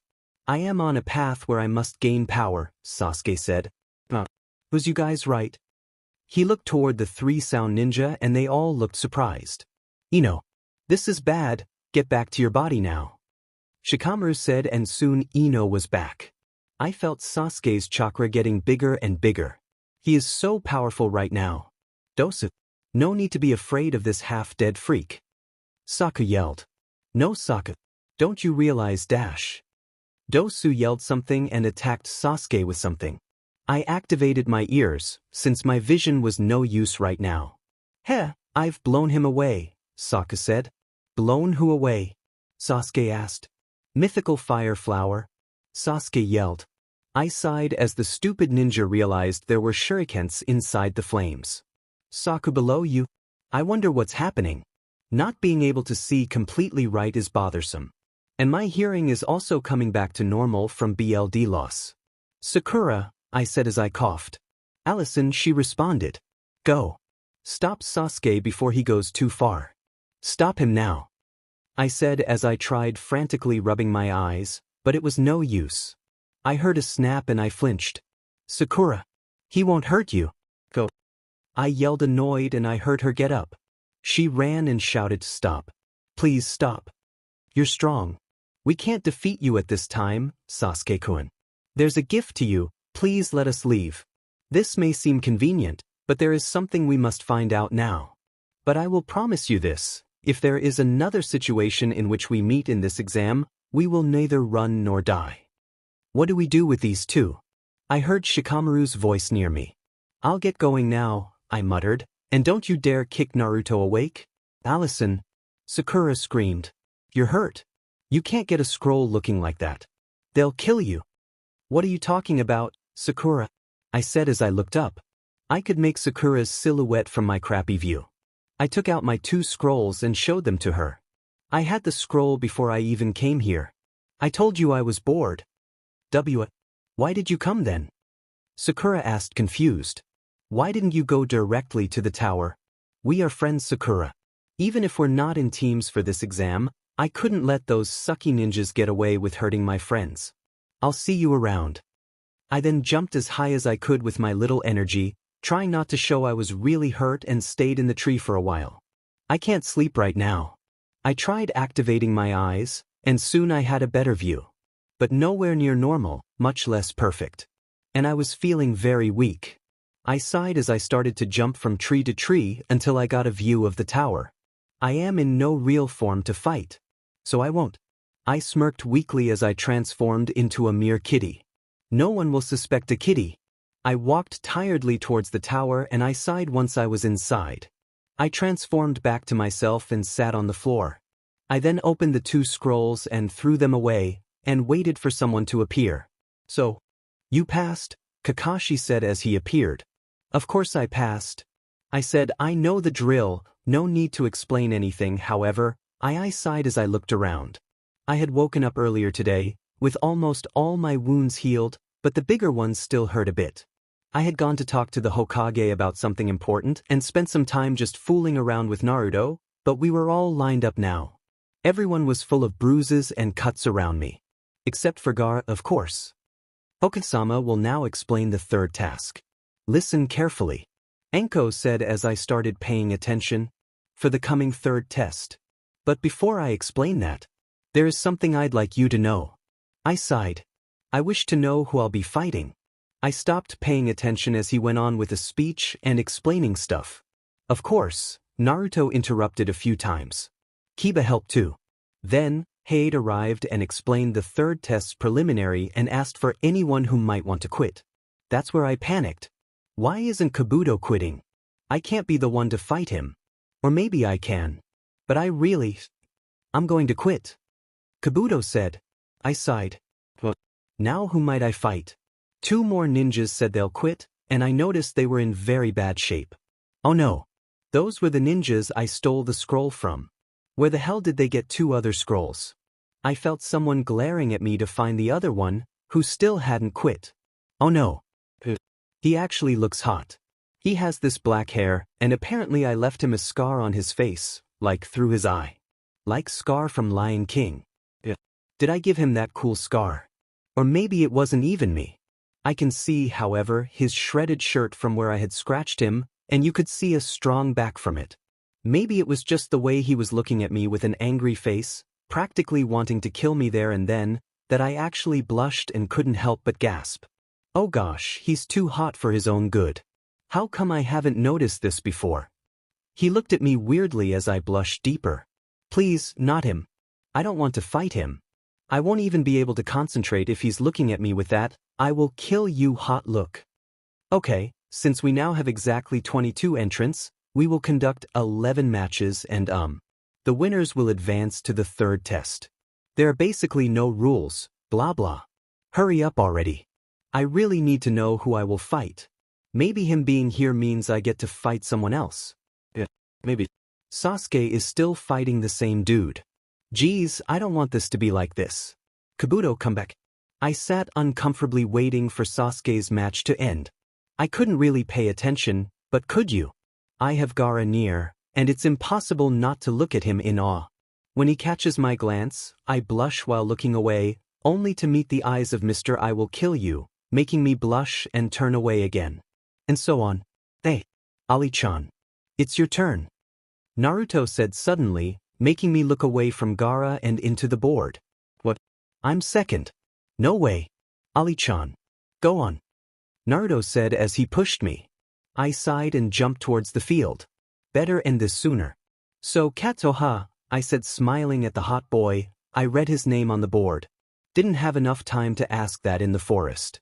Since we fought and stuff. I suppose there are no hard feelings. He smirked, making me blush. I'll kill you. Oh God, I said as I blushed harder. Why? It could have been Lee. At least I wouldn't be distracted. What? He asked confused. How do they expect me to fight you looking like that? I said as I grunted. About that, you ruined my face and you're paying for that. Before I kill you, you'll have this same cut. Ruined it. Have you gone insane? You look hot. I said, unbelievable at his reaction. Can't he see his hotness? What the hell? He muttered suspiciously. Yeah, look at you. All strong, and that "I'll kill you" aura. You're so hot it's hard to concentrate. I want to fight someone not hot, please. I said as I looked at where the senseis were. Alison, just fight, Kakashi said, sweat dropping with all the others. Fine, I grunted. Start. I got in a fighting position and waited for Katsuro to attack. I took out my katanas and his eyes glared at them. He snapped and ran at me with his kunai and a furious expression. I sighed as I did a somersault and landed behind him just before his kunai touched me. He then took out a katana of his own and swung it at me. I defended, but my stomach hurt a lot, so it was getting difficult each time. He was so angry, only concentrating on doing something. But what? I smirked as I disappeared from his view, appearing in the air, about to swing when she's attacking from on top of him. Sakura said, all smiley as she looked at me proudly. Katsuro reacted quickly and slashed my stomach, sending me to the side before I got to him. Sakura, I shouted as I glared at her. First with Zabuza, now here. She hid behind Naruto with a guilty expression as I coughed BLD. He came at me and I stood up, katanas ready. He then did a weird movement with his katana and made my 2 katanas fly away. I blocked his next swings and cursed as I was cut a bit in the arm. Come on. Don't hold back. Get out your claws, I want to fight you for real. He shouted angrily as I stopped his katana with my hand, of course using chakra. You sure? I asked. F-. Just fight already. He shouted as he pulled back his katana. Fine, I said as I smirked. I made my claws grow long as his own katana. Now that's more like it, he said smirking as well. Now I will truly defeat you. We started fighting again, only this time I wasn't only on offense, I was also aiming at him. My claws made it a lot easier for me to attack since I could control them effortlessly. This is boring, I stated as I blocked his katana by just a little. He smirked. Now that you're slow, I can make the easy blow. Fire needles jutsu. My eyes widened when I saw his hand signs, and needles like Haku's appeared, only these were made of fire. I didn't react in time, causing many of them to burn deep in my skin and then disappear. So you want to play with fire? So be it. I said as I made some hand signs of my own, even though my hands and arms hurt like hell. Fire Lion's jutsu. 2 lions appeared and lunged at him. He got one with a water blade he made with a jutsu, and it disappeared, but the other one burned part of his arm. I then saw him glare at me with a super scary glare. Almost like Garas. I blushed and got a bit distracted. Ah shit, I said as I coughed BLD. He had punched me in the stomach. Well, that hurt a bit. Okay, that hurt like hell. He smirked as he swung his katana, taking advantage of my weak form, only I stopped it with my claws. However, I fell to the floor, and so he fell on top of me. I coughed to the side as his weight landed on my now opened wound. He took out his kunai and held it in front of my eye for me to see. Now you'll have a scar as well, he said as he smirked. Oh shit, scars only look hot on guys. No fair, I said, and then coughed to the side once again. I am too weak to move. Oh well, get over with it. I sighed as I closed my eyes, preparing for the pain. Alison, what are you doing? Stand up and fight. Naruto shouted, making me open my eyes. If you lose, what chance do I have? I sighed as I saw Naruto's worried look. No, Naruto. Don't be sad. I'm sorry, but no matter how hot you might be, I have to win this. For Naruto, I smirked as I saw his confused look. I made my fangs grow, and then my vision turned clear, my hearing getting better, until my body was trembling. He got away from me fast, probably remembering from the forest. I turned into a wolf this time. Only a normal-sized wolf, though, I don't have energy for a twilight-sized one. I smiled in my wolf form and he stood up, kunai firm in one hand. I heard gasps from the people and I grunted. What's the weird thing? I can turn into a wolf. Big deal. Now it's time for revenge, he shouted as he jumped at me. I stopped him in midair and landed on top of him, growling as my face got near his own.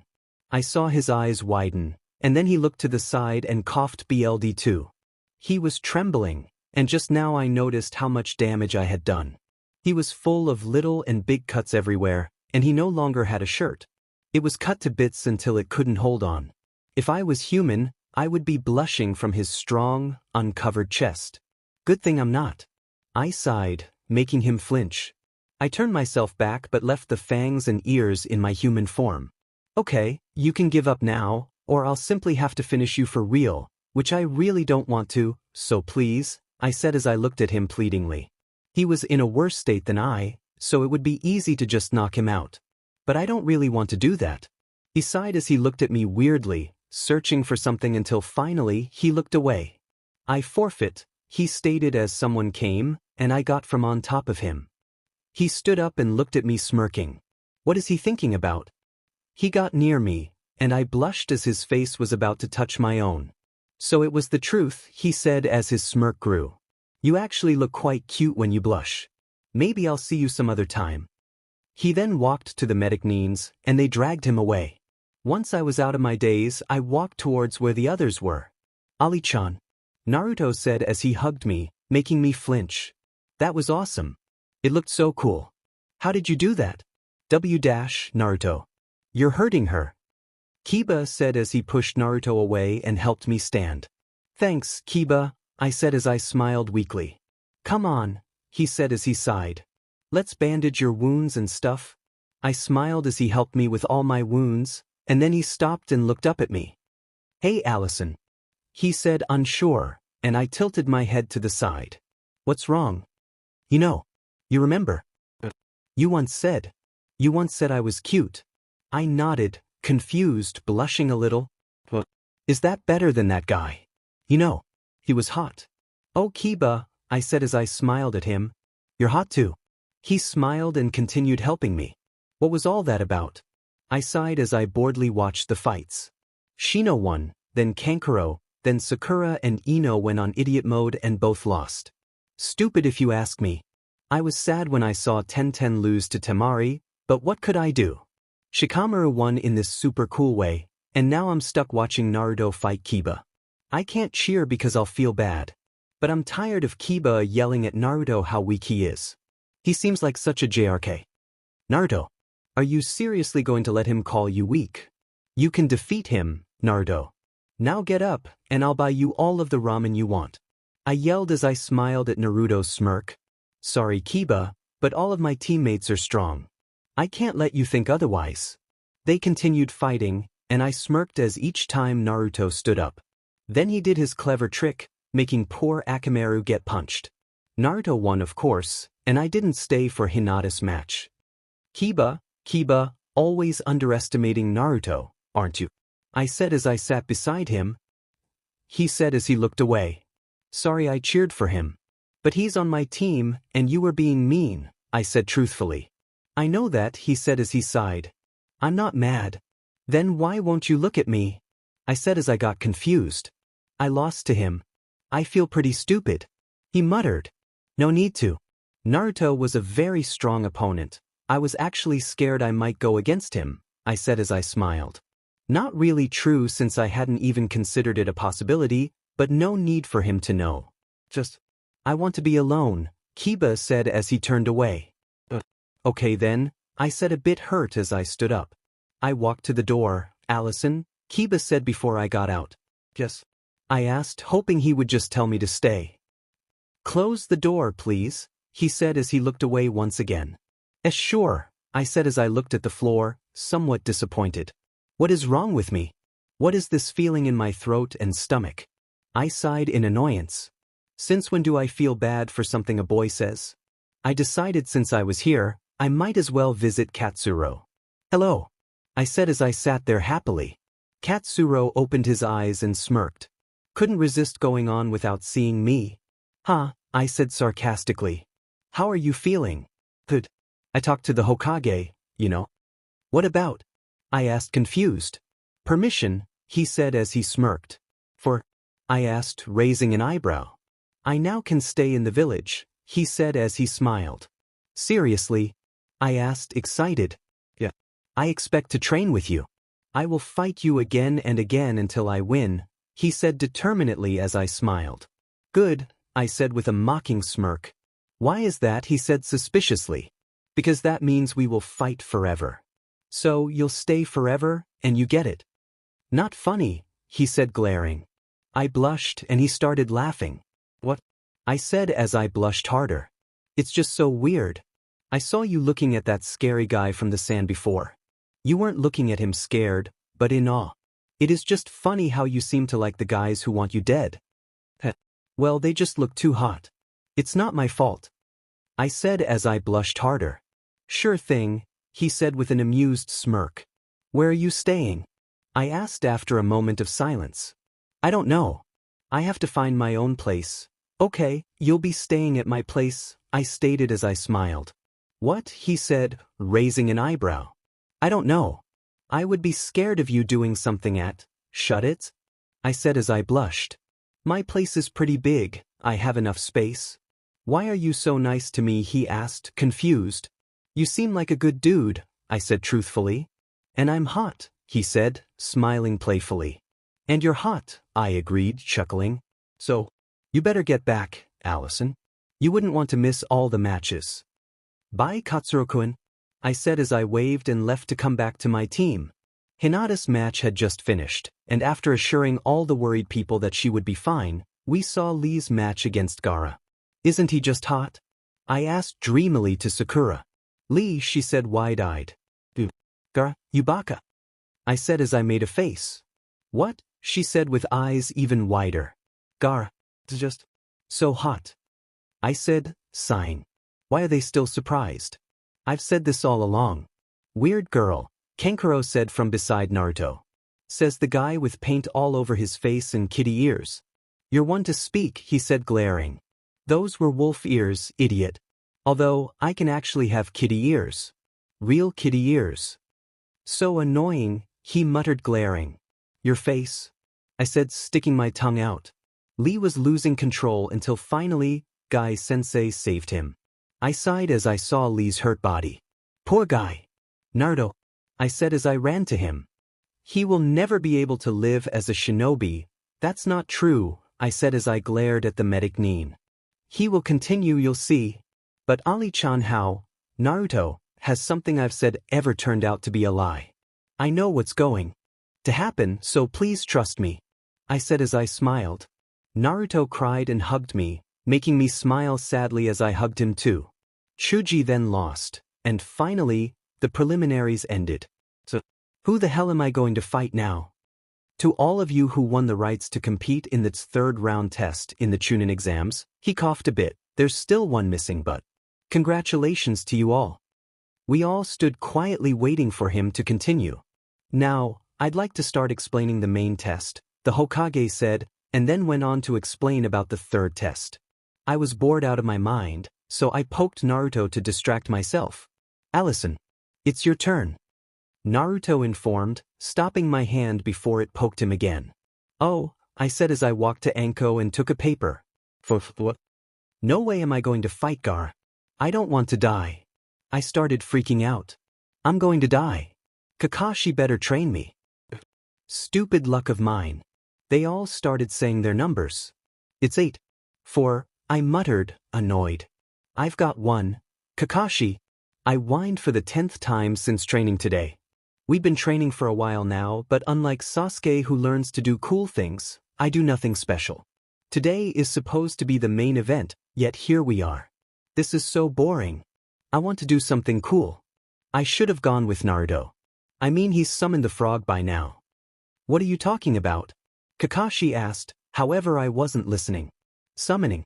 How come I didn't think of that? I said suddenly standing up. I smiled as I bit my finger and BLD went out. Summoning jutsu? I was surprised when an animal actually appeared. Oh my gosh. It's a tiger cub. I said as I hugged the tiger, who growled annoyed. I didn't care though, he was so cute. Get off, he squealed as he tried to push me with his paws. He talks. I said as I hugged him tighter. How cutty. Here you are. Someone said, and I turned around to see a full-grown tiger smiling at her cub, as he finally managed to leave my grasp and went to his mother. Hey, I said pouting to the cub as I realized he had gotten away. He stuck his tongue out and I did the same. I looked then at the mother and she was analyzing me, until a look of realization went across her face. Princess Akira, she said as she bowed her head. The cub looked at me unbelieving. She is the princess we serve. He shocked. Bow, his mother commanded. No way am I bowing to her, he exclaimed, earning a glare from his mother. Doesn't matter. I said, noticing I didn't know their names. What are your names? We don't have names, she said as she lifted her head. What? How? I said as I looked at them confused. Our empress name us princess, she said in a kind smile. Meaning? You name us you dummy, the cub said smirking. I knew that, I said pouting as the two laughed a little. I thought. And thought. Oh God. I have the perfect name for you. I said as I pointed at the little guy, who lifted his ears in curiosity, even though he tried to hide it. Which is?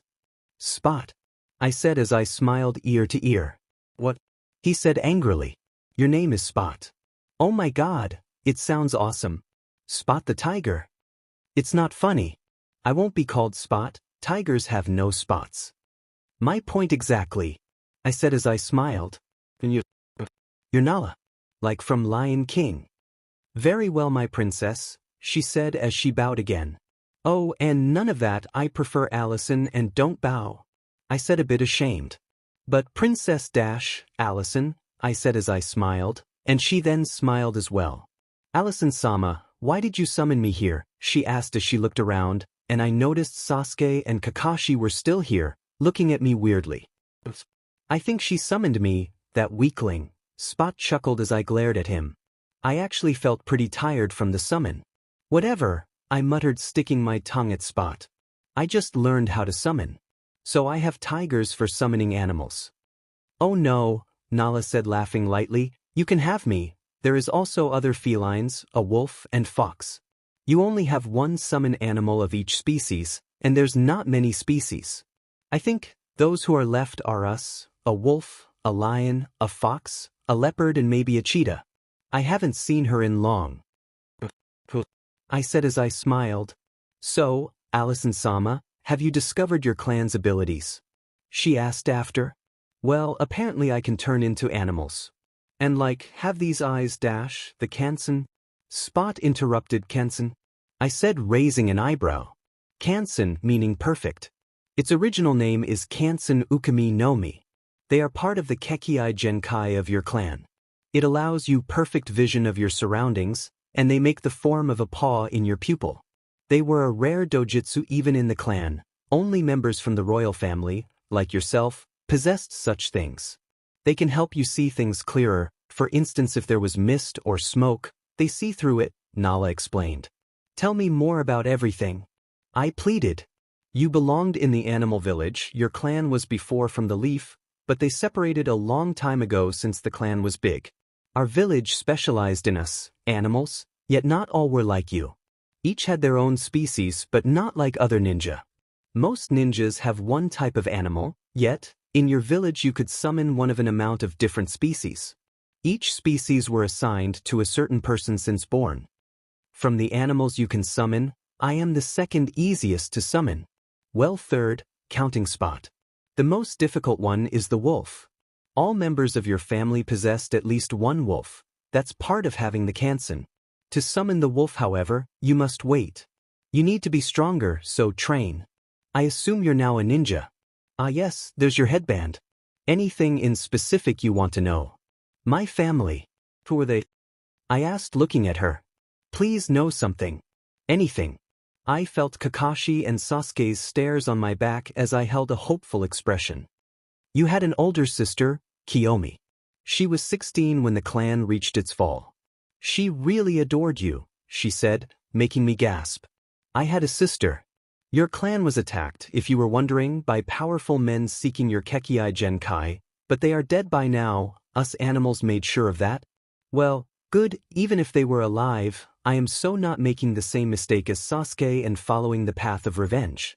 Your father was the leader, yet he wasn't a Kage. Since our village wasn't that official yet, he was named Osamu. They all fought till the end and your mother gave up her life to save your own. Your family was really close. They really all wanted to be able to see you grow, but they couldn't. I nodded as I smiled at her thankfully. I did notice silent tears left my eyes as I thought about the family I don't remember. Oh, Nala, I said suddenly. Do you happen to know any family jutsu or something help in a fight? Well, you could always transform, she said confused, until it hit her. You're going to have a fight today? I said uncertainly. You wasted too much chakra in summoning us. Sigh, I guess I could help you.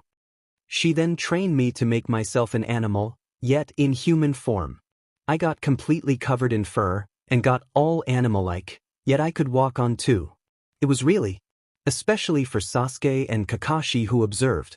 Then after much training in controlling stuff, like combining instincts have the reflex of a cat, yet the force of a wolf, and so on. Which was difficult. This, in difference from turning full animal, actually required chakra since I needed to control the energy or something. She did this weird thing, handing me part of her chakra yet staying strong, saying it was part of the clan or something. I think I should go now, I said as I smiled at Nala. Sasuke may be late, but I will be disqualified. Bye. Take care, Alison, Kakashi said smiling. And we need to talk later? Sure thing, I said as I waved. I turned into a wolf and ran towards the arena. I bet I missed the first fight already. I arrived to find everyone complaining about Sasuke not having arrived. I sighed as I jumped still in my wolf form to where Naruto was. Naruto said as I sat next to him. "Oh, it's you, Ali-chan." I turned myself back and smiled as I stood up. "Hey Naruto, who am I fighting?" "Oh, you're fighting some weird guy from the sound who came instead of Dosu?" Naruto said, smiling at me. "What?" I said in confusion. "I don't remember anyone else in the prelims." "No fair." After my match, Shino said. "Then I'm next." I said, "Ladies and gentlemen, the contestant for the next match hasn't arrived yet, therefore the match will be moved back. Next match, Shino Aburame vs. Kankuro." "I forfeit," Kankuro said, making me glare at him. I saw the Sannin get down and I grunted. "Ali-chan, go on." Naruto said, smiling as I jumped and landed in front of the ugly dude. I mean, he was okay. But not hot. Definitely not a distraction. "You know," he said, smirking, "I have an advantage here. I saw your fight." "Well, if you're like the other Sannins I've met, you'll need that. Besides, it's not like I haven't learned anything. They gave us time to train for a reason. Now, could we please start already?" "I'll make you eat those words," he said as he finally ran at me. I smirked as I easily dodged the attack. The chakra from Nala was apparently helping me a lot. He turned around when I poked his back, and I punched him hard, sending him to the wall. He glared, but then he smirked. He came at me again, only this time he was really into the fight. I took out my katanas and swung furiously, but he took out 2 katanas too. He knew about my weapons after all. We were both good at it, but I got tired of it. I jumped back and smirked as I transformed into a wolf as I heard gasps from the crowd. I am not stupid, he wanted me to do this. He works with sound, so what better way to hurt me if I have perfect hearing? I was right. He opened his mouth really big and did a sound, and all the people watching looked confused. I could, and soon I felt my ears start to bleed. It hurt like hell, but I just kept the smirk on my face. Of course, the idiot directed the attack only at me somehow. He stopped and looked at me with a smirk of his own. He moved his mouth, but I couldn't hear it all. I cursed as I turned myself back to myself, but it was no use, he made it impossible for me to hear, therefore my reflexes were bad. He punched me, throwing me to the other wall. I saw him turn to the one in charge of the match, but I stood up and he stopped. Then I remembered. I used the technique Nala taught me, but I combined myself with a cheetah. I was right, I can hear again. I ran at full speed at the guy, who seemed confused out of his mind. I made my claws longer and let out a roar as I got them through his stomach. Then he pushed me away and tried to open his mouth, but I ran at him again and punched him, sending him back and making him cough up BLD. I smirked as I saw him get up and glare at me. While we trained, Nala had explained to me about the transformations. If I got a cut in my wolf form, any other form will be affected, however say they cut my tail in my wolf form. My other animal forms will be affected, but my human form wouldn't. Cats have better hearing than dogs, so their ears can take more. He probably used the right amount for a wolf, but not for a feline. I don't only work with sound, you know, he said as he looked at me after coughing BL'd. Oh really, I said, but my voice sounded weird and animal-like. What else can you do? He glared at me and sent shurikens my way, but I jumped out of the way bored. Too easy, I said as I grunted. I am really getting bored, you know. I want to see Sasuke's fight, and I'm betting they all want to. Besides, Shikamaru's fight will be far more interesting. I ran at him, and just as I was about to get to him, I appeared on his back and kicked him hard. He stood up again, but he was bleeding a lot. Just give up already, I said, annoyed. I'm not losing to you, he stated. Bad choice, I said, running at him and taking him by the neck. However, I sighed, taking in his hurt form. He won't give up anytime soon. The crowd is not really interested in my fight. Whatever. Sorry, Shikamaru, I muttered before letting him down and raising my hand. I forfeit. What? Naruto and Sakura both shouted. I barely smirked and turned myself back to normal.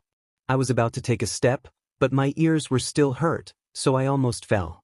Naruto caught me, and I could see him moving his mouth angrily, but I couldn't hear him, so I just enjoyed the silence. I had the same chances of becoming a Chunin even if I forfeited, but Naruto doesn't know about that. Medic Neens came and took me away. They fixed my ears in no time, and I told them I wasn't as badly hurt from the other things since I at least wanted to be able to participate in the end. What did I miss? I asked Sakura as I sat next to her. Oh, Shikamaru had this awesome plan, now he's got Temari trapped. Ino said smiling. I forfeit. Shikamaru states as I laugh at Ino's reaction. Good Shikamaru. You've got girls cheering on you too. I shouted as I smiled at him, and he just had a tiny smirk before lazily making his way up here. Soon Sasuke appeared and they all got all excited. Hey Kakashi, I said as he came up. How did it go? He asked as he looked at me concerned. My clothes still had BLD from the cuts I got from katanas. I said as I scratched the back of my head nervously. I don't know how Kakashi would take it if I just said I forfeited. He had it and she just forfeited. Can you believe her? She's as lazy as Shikamaru. Believe it. Naruto said as he pouted. I wanted to fight you. I didn't, I said truthfully. What? Why not? He said pouting again. Because you're my teammate? I said raising an eyebrow. So you gave up? Kakashi said sweat dropping. After all that training, you just gave up. Yeah, I admitted, but I mean, everyone wanted to see Sasuke's fight, not mine. And Shikamaru's fight was far better. My opponent was boring. You're some weird girl, Kakashi stated, looking intently at the fight, that I hadn't noticed but it had started. I sighed as I looked at the fight. It looked way more scary than I imagined. Kakashi, I said, deciding I should tell him. It was near. The moment when they put the plan in action. Be prepared. For what? He asked confused. Just stay in all of your senses, don't get too distracted. I said as I looked directly at the Kazekage, and he followed my gaze. What do you know? He asked. Kakashi, I said looking at him sadly. I don't think that's the Kazekage. What? He said wide-eyed. I know that is Orochimaru, I said, and just as I did, feathers started to drop from the sky. But the Hokage knew. He asked me not to intervene. Kakashi, Guy and I said at the same time, doing the hand sign. Why didn't you say so before? Kakashi said glaring at me. I'm sorry. But the future can be affected. I couldn't tell you. Besides, it was the Hokage's wish. I said as I looked at him apologetically. What do you mean? He asked confused. I talked with the Hokage, I said. I needed permission for something, he needed an explanation. What dash? Shikamaru, stop pretending you're asleep.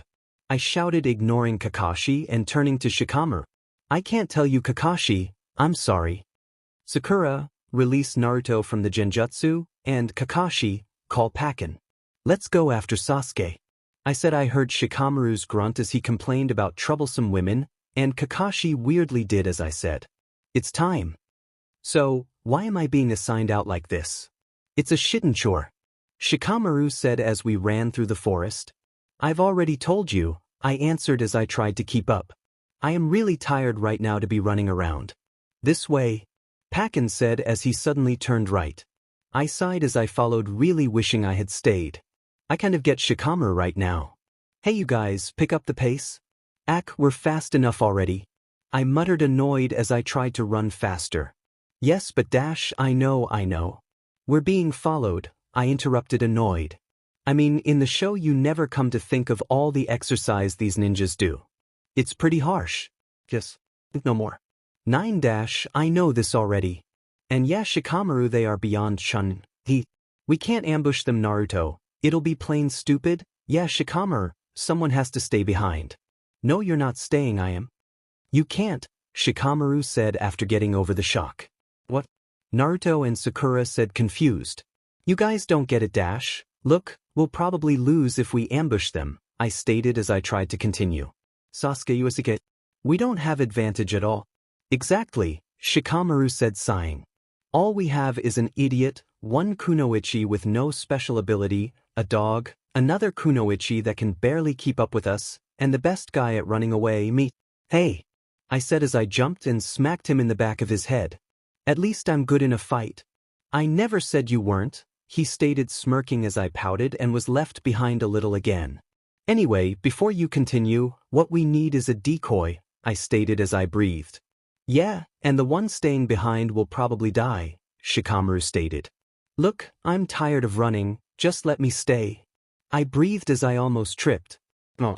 And the dog is necessary for taking Sasuke, Alison, someone said, making me wake in a start. What the hell? I shouted angrily, glaring at Todd, who shrunk away from me, with his ears pinned down.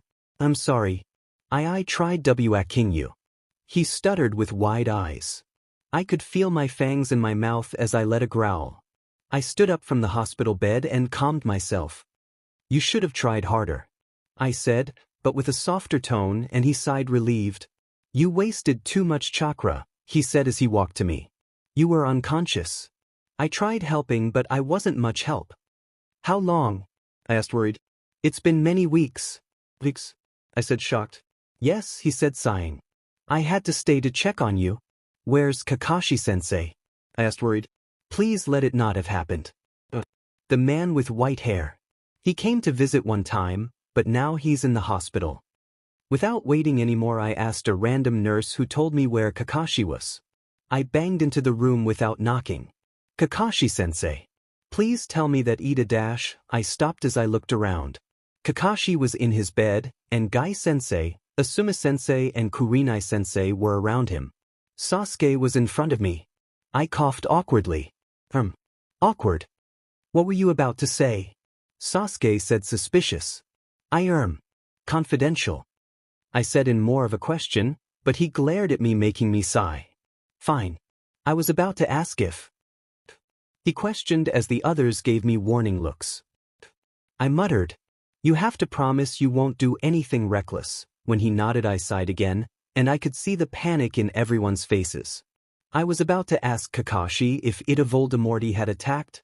Ida Voldemorty, Sasuke said with a sweat drop. You see, I said, thinking the whole story in my head. I'm not Alison, I said, looking at the ground to add dramatic effect. My name is Harriet Potter. Harriet Potter. Guy questioned as everyone's sweat dropped. Yeah. I agreed, smiling. You see this lighting scar in my shoulder? Ida Voldemorty made it when he tried to kill me with the killing curse. They all looked at the shoulder I was pointing, and Sasuke moved my arm to point at my other shoulder. He ups. Wrong shoulder. Well, anyways, I'm not a ninja, I'm a wizard, I said happily. You see, Ida Voldemorty killed my parents when I was a mere kid. With magic, of course. And then when she tried to kill me, but she couldn't because of something about my dad giving his life for me. Yeah, so when I turned 11, this giant woman came get me, telling me I was a wizard. Her name was Hastrid. Yeah, Hashtirid. So anyway, she took me to this magic school for wizards named Hogwarts, where I met this total beach named Dracy Malfoy.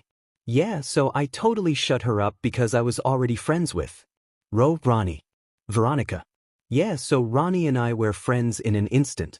She had this family of only girls, except her younger brother G. Gerard.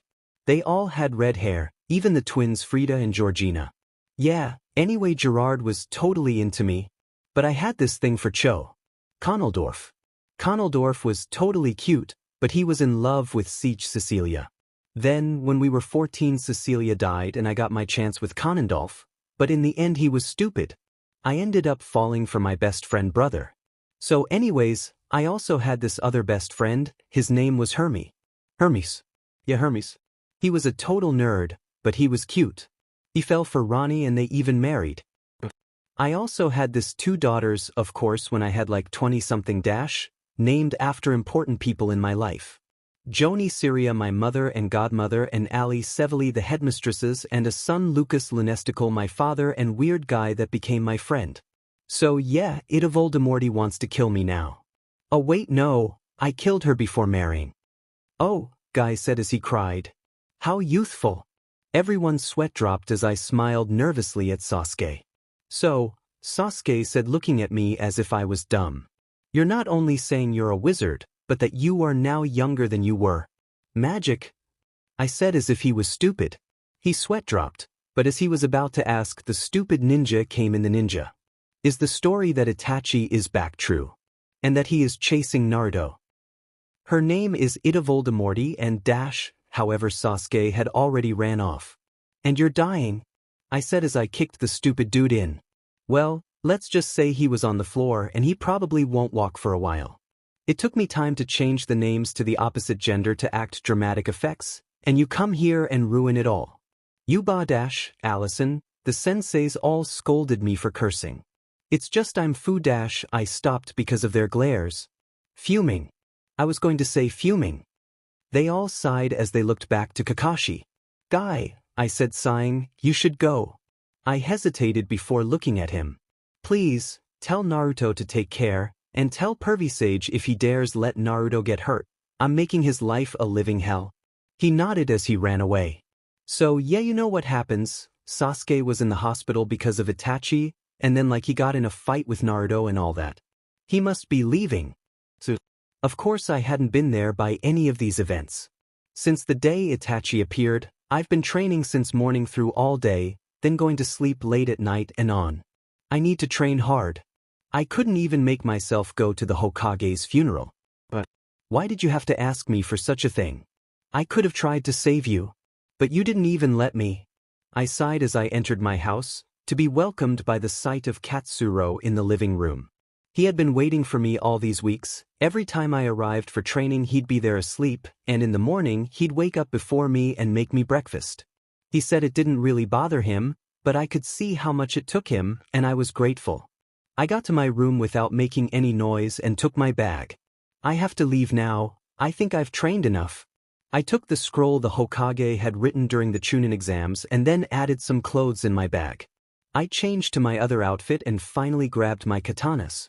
I gave the appealing room one last glance before turning around to the door. Where Katsuro was. Ah, Katsuro-kun, I whispered guiltily, hiding my stuff behind my back. I'm sorry I woke you up. I dash. Where are you going? He said, glaring at me, no sigh of tiredness. And nowhere dash, I said as I passed him. I'm going to train till tomorrow. See ya dash. He grabbed my wrist and pulled me towards the wall, as he put both hands at each of my sides and glared at me again. Where going? He asked, threatening. I gulped as I blushed madly, and I could see him resisting the smirk. He knew what his "I'm going to kill you" faces did to me. Stupid sexiness. I'm training, I insisted, looking at his eyes, so he took one of my katanas and put it to my throat. Are you now? He said, glaring harder. Why Likaya? I said as I blushed a deep red. Fine. I'm leaving. He looked so hot. Not fair. Why? He asked, getting nearer, making me sigh. To train. He ruffled his hair a bit and I sighed again. Outside the village. I talked to the Hokage during the Chunin exams and I already had permission to do so. He sighed as he dropped the katana, but he put his forehead against mine as he looked annoyed. Were you planning on not saying a thing? He asked angrily. I was leaving all of you guys a note, I said, smiling nervously. He then turned around. Let me pack, he said as he walked. I'm going with you dash. No, I said, interrupting him, and he turned to glare at me, but I smirked. Let's do this. I'll leave, but I'll be back. In that time, we both will train, and as soon as I get back, we fight. Even before the hellos and stuff. We fight. See who trains better. He smirked then and nodded. He ruffled my hair and went to sleep in his bed. Oh, and take care of this place, okay? I said as he waved his hand over his shoulder. I heard whimpering and looked down. Hey little guy. I sighed. What was I to do with him? And then this awesome idea occurred to me. I smiled as I went outside the house. I looked at his sleeping figure sadly. I dropped Oreo, who I had made kind of sleep with a jutsu, next to Akamaru, making sure I left the note I had attached to his paw visible, and I got near Kiba's bed. I got to my knees and ruffled his hair a little. I'll miss you a lot, I whispered lightly. I went to the window but stopped. I had to do it before I left. Besides, he's soundly asleep. Nothing can wake him up if he's snoring like that. I got back to him and put my hand on his cheek, making me blush a lot. I got near, and finally I kissed him. It was a mere peck, but when I pulled away, a hand at the back of my neck stopped me. I was pushed back while Kiba sat up and kissed back. When we pulled for air, he was staring at me intently. Alison.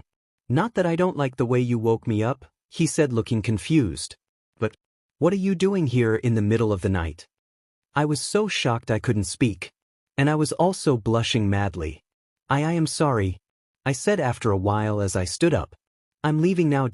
Wait, he yelled, grabbing my wrist. I heard Akamaru moving and we both looked towards him, to find him liking Oreo, trying to wake him up. But why isn't Oreo waking up? Kiba said, picking him up, still holding my wrist, and taking him to his bed. I put him in sleep, I muttered, looking at the window. As soon as his hold is released, I'll make a run for it. What is this? He said, confused, and when I looked at him, he was looking at the note I had put in Oreo's leg. Why, you're leaving? I nodded, looking at the floor. He asked, his voice breaking a little. When I looked up, he was looking confused, yet sad. I need to train, I said as I looked back down.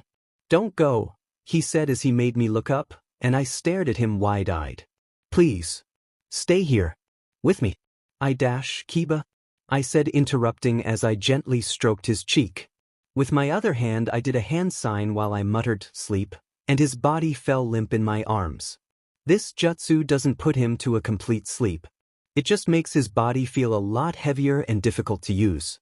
He could still understand everything, but he won't be able to move. I got his head back to his pillow and pulled the covers over him. I sighed sadly as I stroked his hair. I have to go. I promised the Hokage I'd go through with this no matter what. But I'll be back, I promise. I love you, Kiba.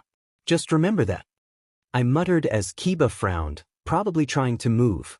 I'll see you in a few years then. Please leave this notes to everyone.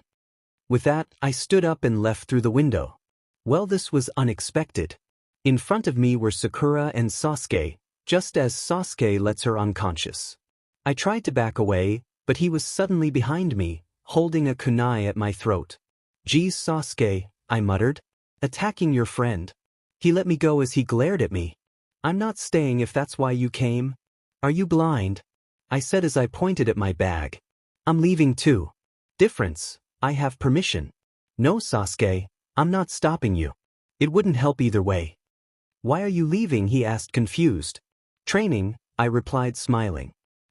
Sasuke was about to leave, but I hugged him. See ya, Sasuke? I said happily as I felt him tense. I let go and got a serious expression. Next time we meet we won't be friends, I said honestly as he nodded, smirking. I will try to bring you back later. When I'm stronger than you. And we'll see.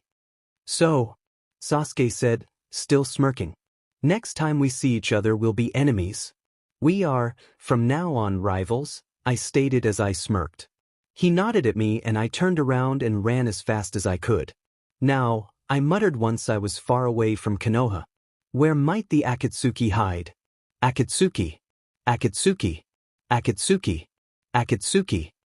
I sang as I walked tiredly in the forest. It's been weeks since I have been out looking for them and still nothing. Stupid S-ranked criminals and their secret hideouts.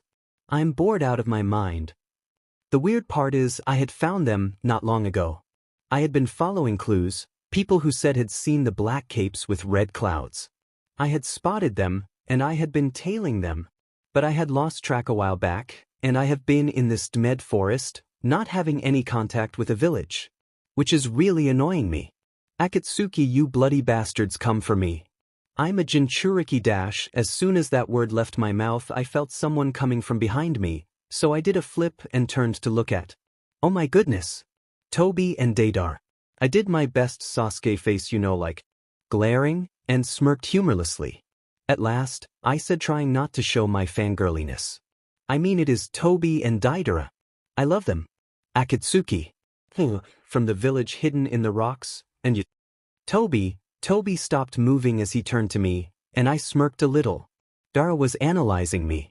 So, I lied. I'm not a Jinchuriki. I said as I shrugged. But I needed to find you. What do you want, little girl? Why have you been tailing us for weeks? Deidara asked angrily, realizing he's losing time. They knew I was tailing them. Why so surprised? We're S-ranked criminals. Of course we knew you were there the whole time. We also knew you were asking questions about us. What is it that you want, man? Deidara shouted annoyed. Odara, I said smirking. But I'm pretty good imitating Sasuke, since I am pissing him off. I want to talk to Pain. What do you want? He repeated, and I glared, making my smirk disappear. That is none of your concern, I said angrily. What? I want to hug him. But I'm feeling nice today. So yeah, I want to be trained by the Akatsuki. He laughed and I glared harder. A little girl. Join Akatsuki. I don't want to join, I said angrily. I just want training. Why? He asked smirking. To impress your boyfriend? No, I said glaring even harder, and I actually saw him back off a little.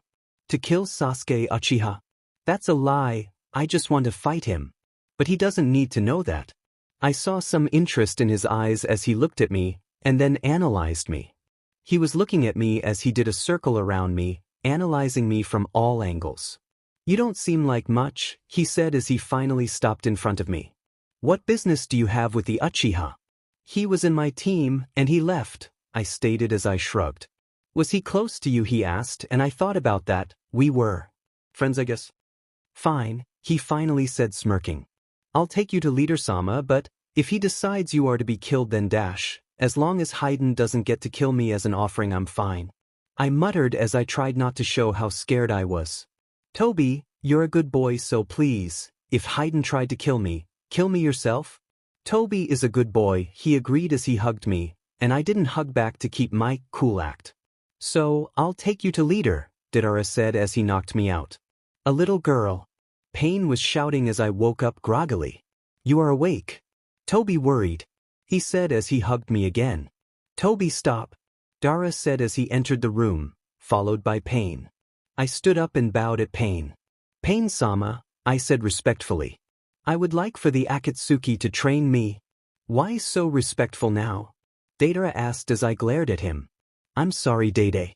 My life depends on my acting skills. Now it's time to impress these people. I made my fangs grow super sharp as I growled at Deidara. He is the leader of this, meaning he needs to be respected, you idiot. How dare you even question it? Deidara stared shocked as I saw Pain look at me confused, yet I could see he liked my response. Good, please be convinced. I can't act tough for much longer. Stop it, he said as I glared at Deidara. I made my fangs shrink as I yet again bowed at Pain. I'm sorry, I said. It's just he was disrespectful towards you, Pain-sama. Is the brat awake? I heard someone ask. I looked up to find Kisame. I wanted so much to call him Sharky, but I kept an emotionless mask as I looked at him shortly, before turning to Pain. Why do you wish to be trained? Pain said as he looked at me. So I can kill Sasuke, I said as I looked at him. But she doesn't want to join Akatsuki, Deidara said annoyed. Why? Pain asked. Because I don't think I'm in level to become an S-rank criminal.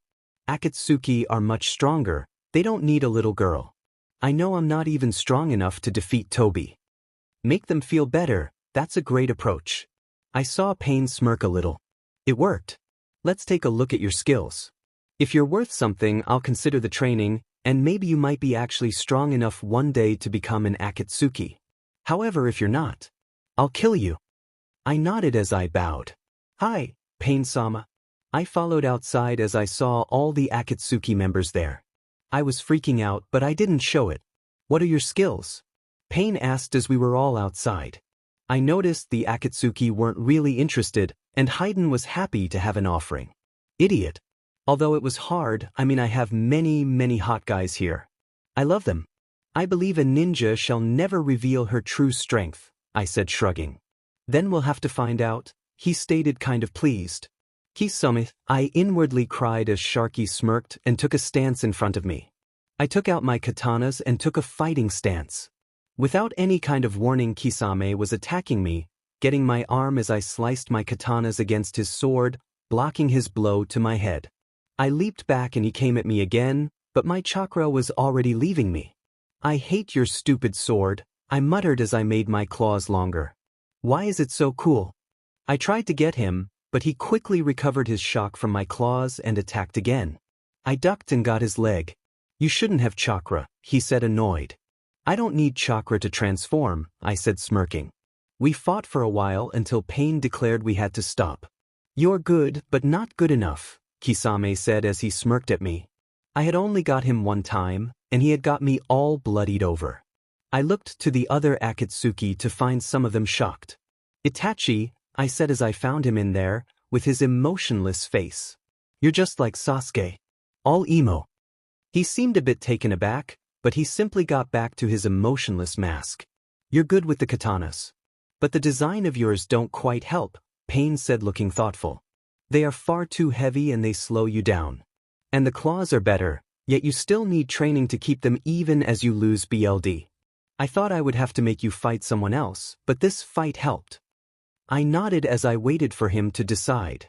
"Okay," Pain said at last, and everyone seemed shocked. "We'll train you, but any sign of weakness during a training session, and we kill you. You will obey what you must to pass all training, and you should always be up to train, no matter the hour." I nodded again and he sighed. "You're in. So, I can't be out now, right? You have to train me till it's my time to leave." "Yes. And you can't tell anyone I was once a part of you. I'm not a rogue, I had permission to train outside the village, but I of course never mentioned with who." "Lies, the Hokage knew. But they don't need to know that. Actually, they can't know that." "Fine," Pain said with a little smirk. "He knows something I don't. Damn it, he'll plan something. Then I don't need to act like Sasuke anymore." I yelled all happy. "Deidara." I jumped to him and hugged him. "I didn't mean it. You're so cool. I love your multiple mouths and your art." That seemed to make him stop trying to make me let go of him as he smiled widely. "You know it, he said happily as I let go. "Let's introduce you to the others," Pain said annoyed as I bowed, and he then smirked again. "What? My respect for him wasn't an act. I don't want to be killed, thank you very much." "I know them all already," I said happily. "How is that possible?" Deidara asked confused. "It's not important. I want an Akatsuki cape." "Oh, and Toby, you're awesome." I hugged Toby as he hugged me too, and we both jumped as everyone's sweat dropped. "She's Toby in girl form," Conan muttered. "And hot," someone added. "Yeah, so maybe it was me. Well, these years will surely be entertaining."